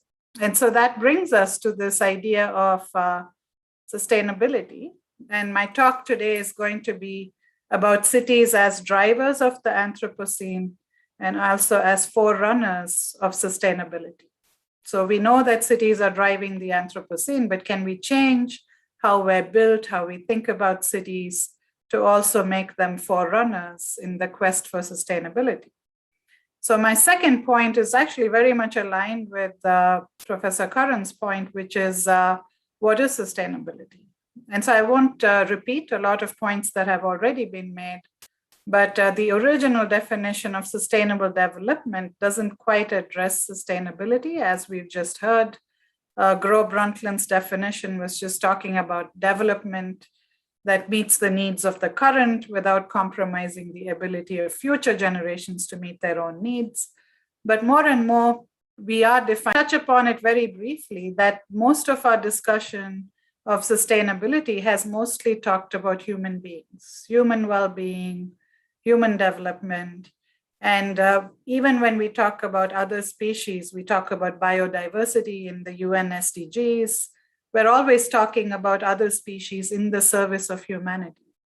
But there are other ways of thinking of, particularly in many of our religious and spiritual cultural texts, not only in India, but in China, in Native Indian studies, in many, many different cultures, that it's not only human beings, but we're part of a web of life with other creatures, other beings, Buddhism, Jainism. We all have this idea that we are interconnected with other beings. And so this question of whose well-being for is one that's important to think about. We always think of development as human development, but it's also how do we think of other species and our relationship with other species.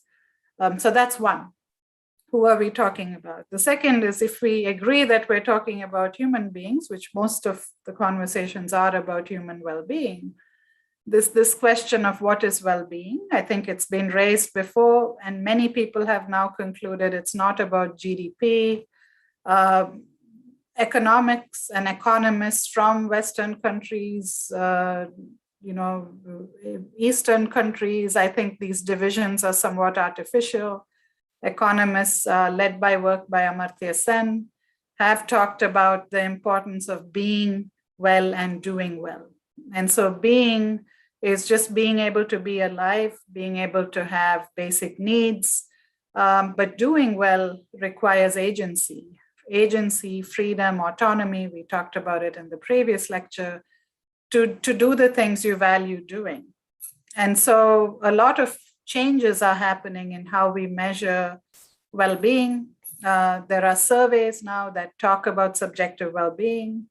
And our particular interest is in looking at three aspects of subjective well-being: how people think about their lives, how people feel on a day-to-day basis, whether they feel in balance, more positive emotions, pleasant emotions. We talked about happiness, what that means.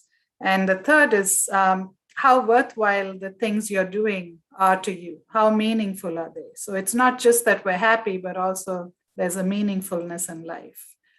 And so it's very interesting that in our interdisciplinary work on sustainability, what we're now exploring is, can we think of sustainability in this broader context of well-being for all within planetary boundaries, and think about how cities can be designed, not just physically, but also to create social spaces and social interactions that serve local and global needs.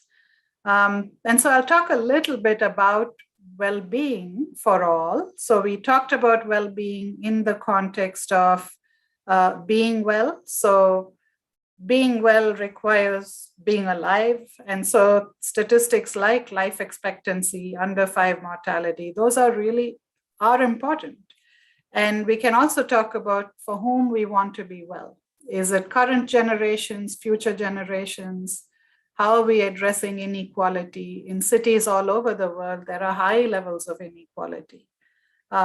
Not just in India, in the US, in Europe, all over the world, there's inequality by class, there's inequality by different castes, races, it's there. And so how we think and talk about inequality, even in the basic provisioning systems, as well as agency to be who we want to be, becomes really important even today. So in other words, it's not only well-being for future generations, it's also well-being across unequal parts of society. How can we create well-being for all today and in the future? So with that as a framing, a lot of my work is in cities. How can we think about cities as a locus of change to create this well-being for all within planetary boundaries? And so I just wanted to share, for example, both in cities in the US and cities in India, but my work has been on India and the US. But here I'm looking at cities where we have, and we all know this, we lack water from treated sources. If you look at our census data, there's many cities that are lacking sewerage. There's also undernutrition in both US cities and Indian cities, high levels of food insecurity. heat island effects that are making our cities so warm. We've all experienced it in the past summer. And there's also a need for quiet spaces, for public spaces, green spaces, for the other aspects of living well. So it's not just the food, water, energy, but also places to meet each other safely. Women and safety in cities is important. There's also questions of greenery, how greenery makes us reflect on nature, makes us think in a quiet space. How can we bring more nature into the cities? So these are the sorts of questions that I work on with cities. How can we build cities, not only just from a physical standpoint, but the intersection of the physical environment with social environments and societal goals around health, well-being, and planetary boundary questions like climate change, greenhouse gas emissions, and also air pollution. Air pollution is now the largest cause for premature mortality.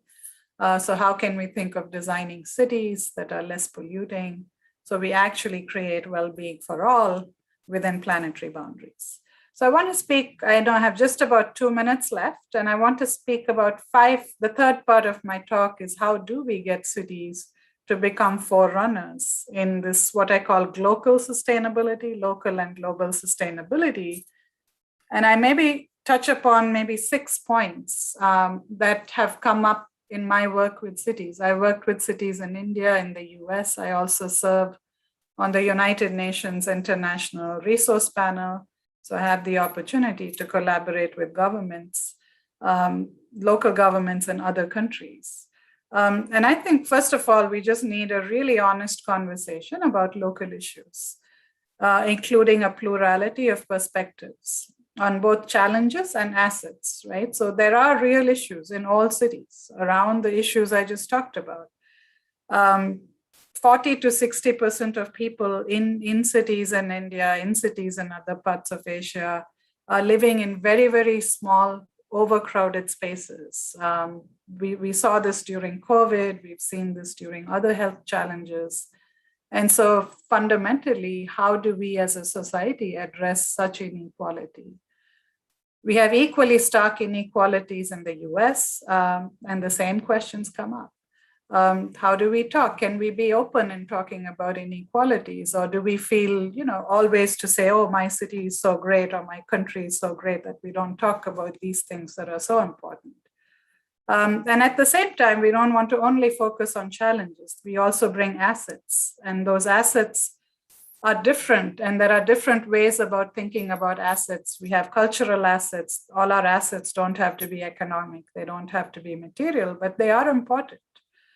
Basic needs are important to meet, but we also bring cultural assets, different ways of thinking, as we've heard in this conference, different ways of doing things and thinking about things. So that's the first thing. How can we have these conversations as communities to even define what justice means? What does social justice mean? It's a contested topic, and we need to meet with each other to know what that means and to hear from the people who don't think they're getting a good life in our cities. The second speaks very much to the previous talk, is to have foundational conversations of what well-being means to each of us and as a society, personal well-being and societal well-being. And that conversation will be different in different countries and different cities. But having that conversation is important. And the third is then to think in systems. How do we connect the local with regional and global processes? The city is not an island. We should really understand, where is our water coming from? Where is our food coming from? What is the impact of my consumption? We consume, in India too, we consume. And that is having impacts everywhere, including locally and globally. And so one of the sustainable development goals is consumption and production. How can we connect consumption and production together? So that requires systems thinking. The fourth idea is to always think of partnerships. This is a conference on peace and reconciliation. Partnerships are really important, particularly because we're in this global Anthropocene. individual actions are important, but equally important is that they be coordinated to have impact at scale. The scale we're talking about, imagine the planet from space, that's the scale of impact. So we need to be coordinated to have solutions at that scale.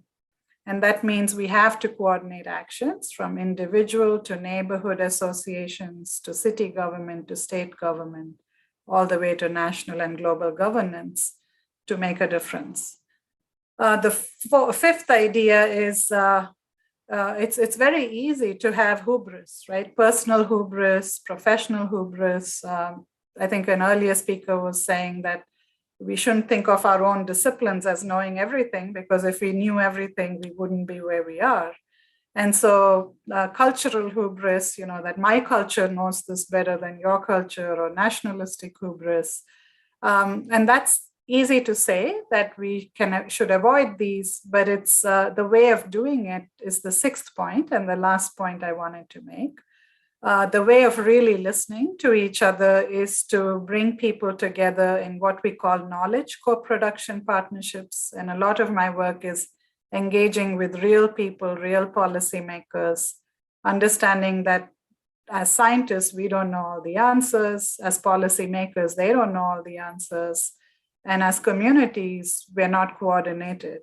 And so when we bring people together to solve complex challenges, the act of being there to co-produce knowledge helps us put away some of these hubris ideas and work together to actually coordinate actions. And so I've been really humbled by a lot of the cities that I've worked with and inspired by them, because there's so much energy in a room with so many stakeholders talking about how to bring change to make cities healthier, more livable, and also places that promote well-being within planetary boundaries. So I'll stop with those 6 ideas for the future.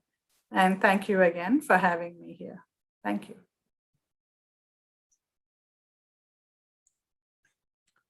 Thank you. Thank you, Dr. Anuramaswamy. So with that, we end this session number 6, and then we now move over to the valedictory session. And I will request Dr. Jahira Khatun to chair this session.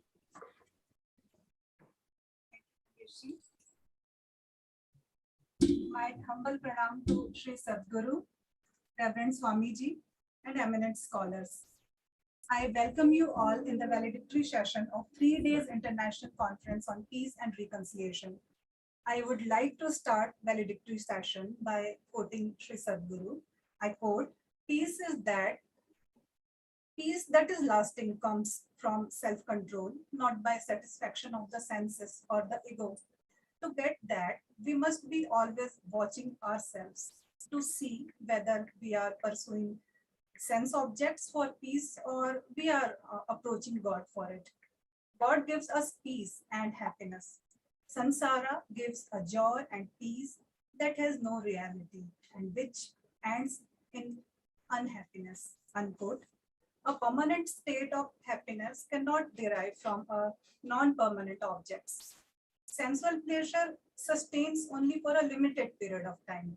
Indeed, desire for an object seems to disappear before long. Even then, the fulfilled desire does not reappear for a long time. Therefore, the seeker comes to the firm conclusion that everything in this world is impermanent. Keeping this always in mind, the seeker drops the craving for anything which is fleeting. Shankar says that the understanding eternal source of joy is Vivek. When Shankar uses the term Vivek, that has got ontological connotation, which prepares the ground for higher experiences. There are 2 aspects of Vivek. One is preparatory and other is discriminatory.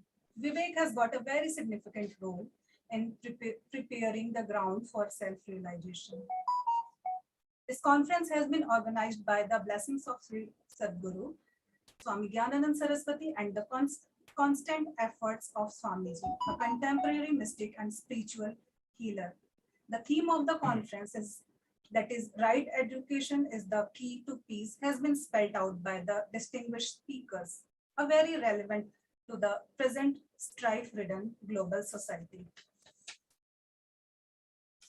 Understanding of the scriptures of other religions will create condition for peace. Certainly, interfaith dialogue can prepare the way for peaceful coexistence. Most respectfully, I request Swamiji to bless us.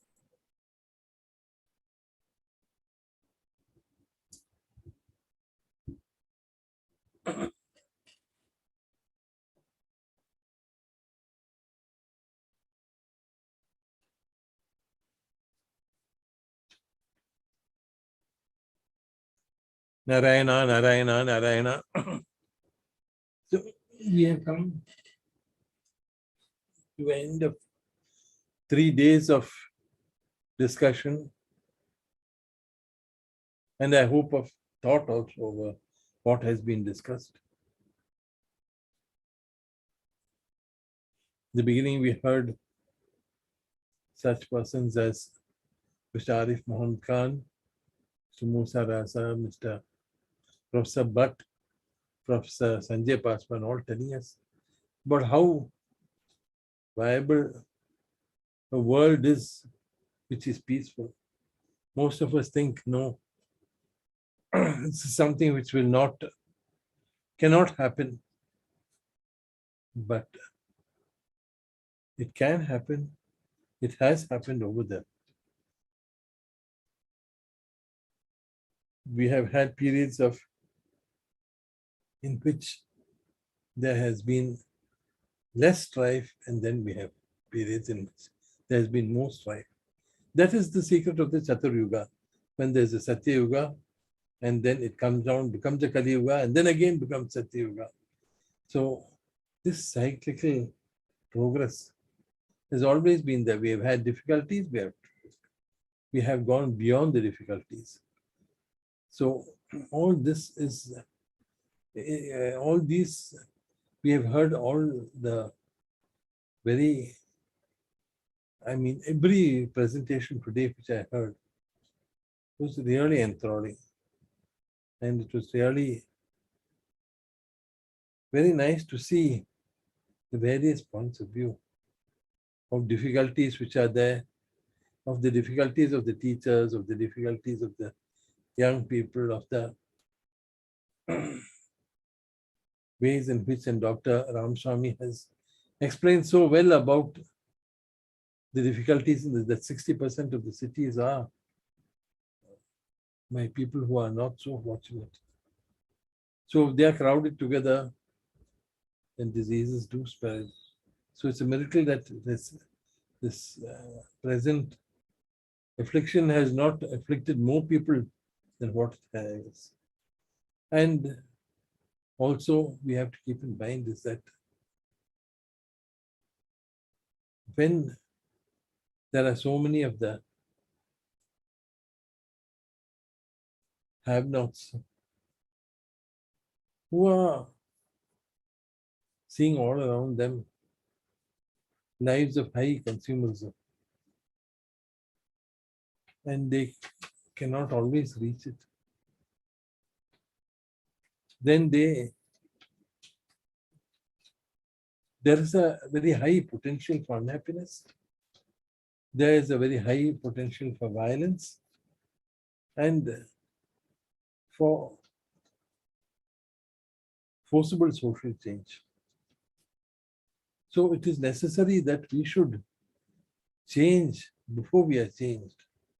Sadhguru always used to say that we have to choose between evolution and revolution. And what are we going to change? Choose, that's what she used to say. We have to choose between evolution and revolution. So for evolution to be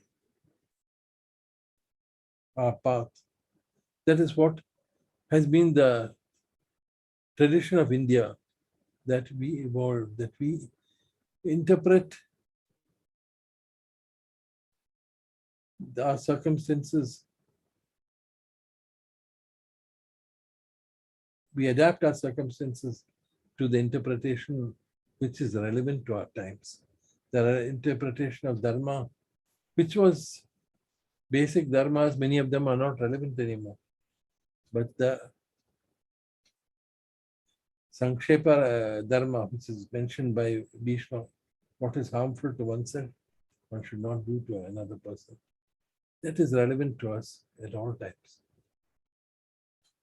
So we have to understand that it is when we see the other as a threat to us, we see the other as somebody to be overtaken, we see the other as a competitor, we see the other as somebody who will take away the bread from us, then there's no peace in us. When we see the other person as a part of a shared community, with shared values, with shared ideas, then they are not a threat to us. Then we are able to think of the world as a one unit, instead of thinking of people as friends, enemies, people who are not relevant to us. Ayam nijaha paroveti jadanam lagujeta. These people are mine, those people are not mine. I will look after my people, I will not hurt the other person. And even my people, if it comes between choosing myself and them, then we will choose myself only. Udara charitranam tu vasudeva kulam. But the noble-minded people, the persons who are high-minded, who are able to see beyond this idea of me, mine, my family, all these things, we're able to go beyond that. When we are able to understand that, just like how when I am hit, I feel pain. When my family is deprived of something, it's the same thing as what that's happening to the other person.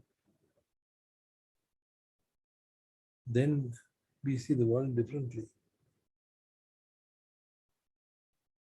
So that is the secret of how we can have sustainable development, to see the world as Vasudhaiva Kudumbakam, the family of Vasudha. Vasudha is Bhumi Devi. Vasudha is the earth. Vasudha is the giver of wealth, of all that we have. So we are a family. When we think of us as the other people as connected to us, not rivals to us, but connected to us. That I mentioned earlier about how that little girl, she said, they asked her, why are you from such a strong Shiva Bhakta, keeping the fast during Ramzan? She said, my friend is not eating, so I don't want to eat. Simple, easy. Sense of those barriers have not grown for her at that time. I'm glad to see it hasn't grown now also. But that sense of barriers which are there, we build it up because we want to protect ourselves.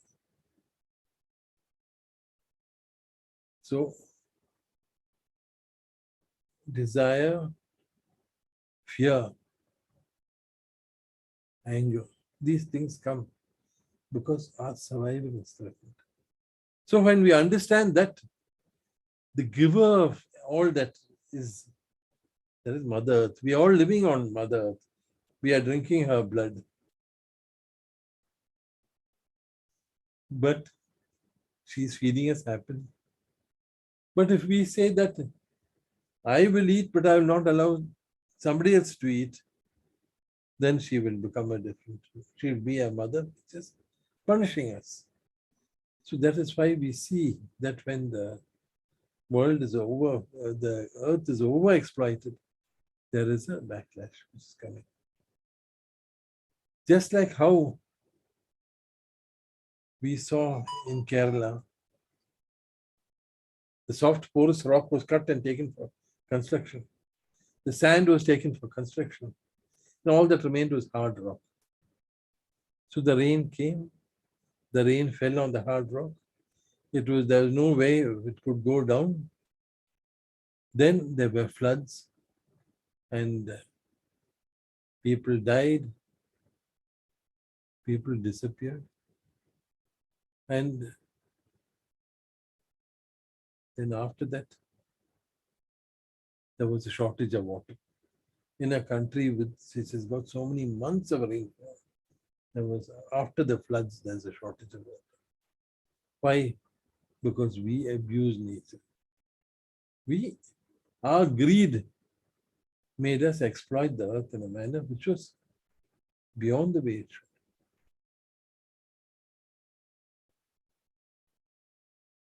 So we have to live off the earth. We are dependent on the earth. We have to live off the earth. But we don't have to take the life of the earth. We can understand that we are just temporary residents of this earth. We are here for a maximum 100 years. Then after that, somebody else is going to be living. India, an ancient country. I am living in this place. 100 years ago, somebody else would have been living who don't even know. I don't even know who it would have been. And before that, someone else would have been living. Because this is an ancient place which has been there for so long. So over 1,000 years, you can imagine how many people have lived in the same place, which I live in and which I say is mine, for which I have documents to prove that it belongs to me. And then afterwards, the final document is only a death certificate. So we must understand that we are holding this earth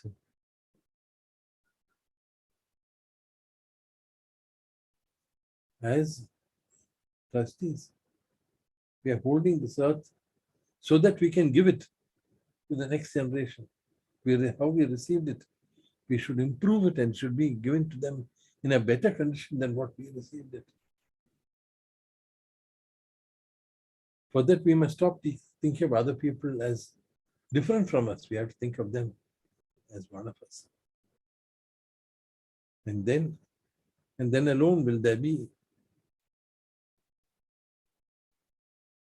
peace on earth. Sadhguru said, when we said, we are so glad, Sadhguru, that you are going to speak about peace and harmony. He said, I can speak to you about peace and harmony. I can bless you to have peace and harmony.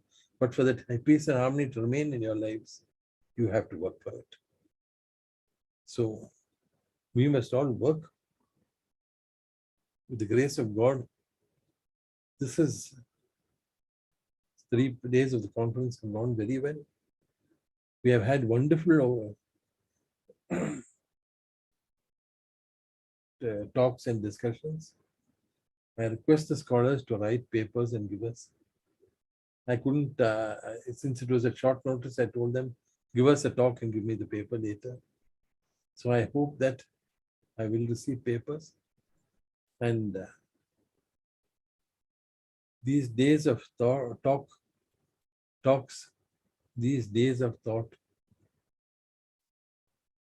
will always remain in our minds because the thoughts expressed in these talks were so profound. But it must not only remain in our minds, it must also become part of our lives. And we should practice these ideas which we have learned. Because only then will we be able to have what is, I'm not sure who, somebody expressed, I think it was Dr. Pankaj Jain, he said, Dharma is a very correct word for this. Because Dharayati iti dharma, which supports us. The traditional definition of dharma is that which gives us happiness in this world and peace later. So, even if we are atheists and don't believe in being born again, dharma, practicing dharma, supporting the world, that will give us happiness in this world and give peace to our descendants.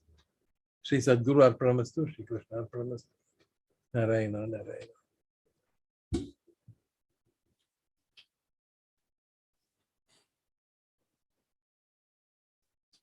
Swamiji is serving the society to make humble attempt to understand the scriptures and the people. It is a great attempt to strengthen peace and harmony in the world. Now, I would like to invite Mr. Ravi Gopal Krishnan to deliver vote of thanks.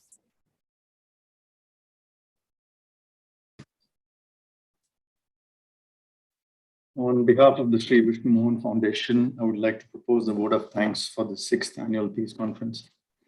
The 3-day conference had an impressive array of erudite speakers, religious scholars, educationalists, governance experts, environmentalists, philosophers, mentors, and a whole host of other experts sharing their thoughts on the theme of the conference. Day 1 of the conference saw a wonderful inaugural session wherein the Honorable Governor of Kerala, His Excellency Shri Arif Mahmud Khan, delivered an impressive inaugural address. This was followed by a special session wherein we had special addresses by Her Excellency Ms. Judith Ravin, Consul General of the United States of America, Chennai Consulate, Professor S.R. Bhatt, Chairman ICPR, Padma Bhushan Shri Musa Raza, Dr. Sanjay Paswan, former Union Minister, Professor Shivananda Mishra, Member ICPR, Member Secretary ICPR, Dr. Jay Chandran, physician and social activist, and Professor R.C. Sinha, Chairman ICR. Thank you all, sirs and lady, for your talks. Moving on to the big business end of the conference, we had 2 segments, the conclave of religious leaders and the conclave of academics. Conclave of religious leaders saw talks by Swami Chidurupananda of Chinmaya Mission, Guruji Shivatma of Universal Peace Foundation, Coimbatore, and Dr. Yohanan Mar Dioscoros, Metropolitan of Malankara Syrian Orthodox Church. Thank you all for your talks. Moving on to the conclave academics, we had that segment spread over all the 3 days. On day 1, we had Professor Nirmala Rao, Dr. Pankaj Mittal, and Ms. Maliha Raza Khan speaking on the theme of the conference. Day 2 saw Professor Shrikala Nair, Professor Mikio Oishi, Professor Devanayagam, Professor Akhtarul Vasi, Advocate George Upikot, Professor Baidyanath, Professor Ravichandra Murthy, Advocate Umar Ramanathan, Professor Shireen Naomi, Professor S. Panir Selvam, and Dr. Safi Moshe Bla speaking on Right Education Key to Peace, Conflict Resolution, which is the theme for day 2. And finally, on day 3, we had His Excellency Mr. Jonathan Zadka, Consul General of Israel to South India, Shri M. Keshav, Shri Deep Puryakasta, Dr. M.H. Mehta, Mr. Ishan Menon, Professor Pankaj Jain, Dr. Shikha Sharma, Dr. Indrani Chaudhary, Sri Vyasa Kalyanasundram, Dr. Angana Datta, Professor Ranil Karan, and finally, Dr. Anuramaswamy speaking on Right Education Key to Peace, Sustainable Development, which is the theme for day 3. Thank you all for your impressive and knowledgeable tasks. Needless to say, it's been only with the constant grace and blessings of our revered Guru, Her Holiness Sri Sadguru Nyananda Saraswati Ma, and unstinting and constant guidance of Swami Sri Hari Prasad Ji, that the foundation has been able to put together this Peace Conference year after year for the last 6 years. Our pranams to Sri Sadguru and Swamiji. I would also like to thank Mr. Shyam Sundar Nandini and team for their brilliant support on managing the Zoom platform for us. A big thank you to both of you. The experience was very wonderful, actually. Thanks also to Mr. Raj Shekhar and team for the support on videography and photography front.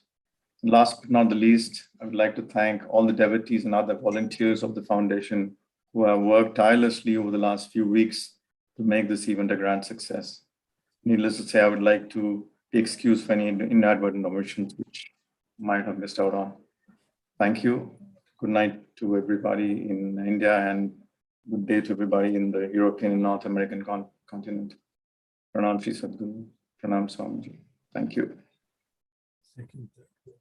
With the permission of Swamiji, I may conclude the session. We hope to meet you all in next conclave In April, from 3rd to 2nd, 3rd, 4th. 2nd, 3rd, 4th April 2022. Thank you very much for being with us. Thank you.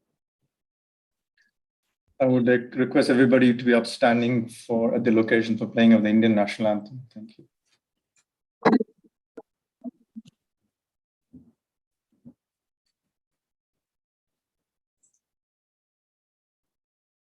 Jana Gana मन अधिनायक जय हे भारत भाग्य विधाता पंजाब सिंध गुजरात मराठा द्राविड उत्कल बंगा विंध्य हिमाचल यमुना गंगा उच्चल जलधि तरंगा तव शुभ नामे जागे तव शुभ आशीष मांगे गाहे तव जय गाथा जन गण मंगलदायक जय हे भारत भाग्य विधाता जय हे जय हे जय हे जय जय जय जय हे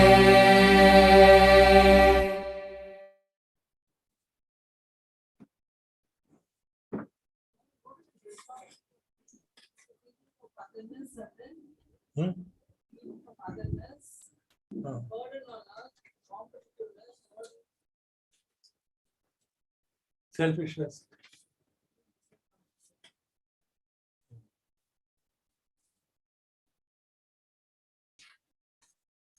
जय जय जय जय हे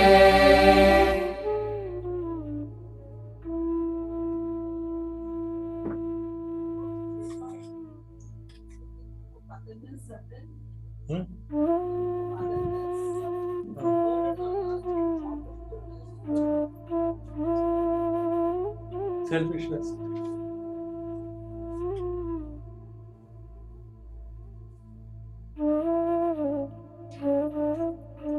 जय जय जय जय हे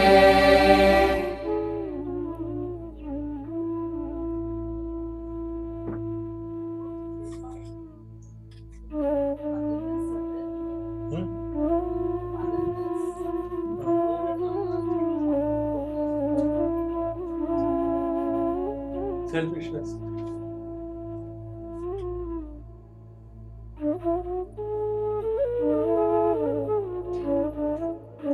जय जय जय जय हे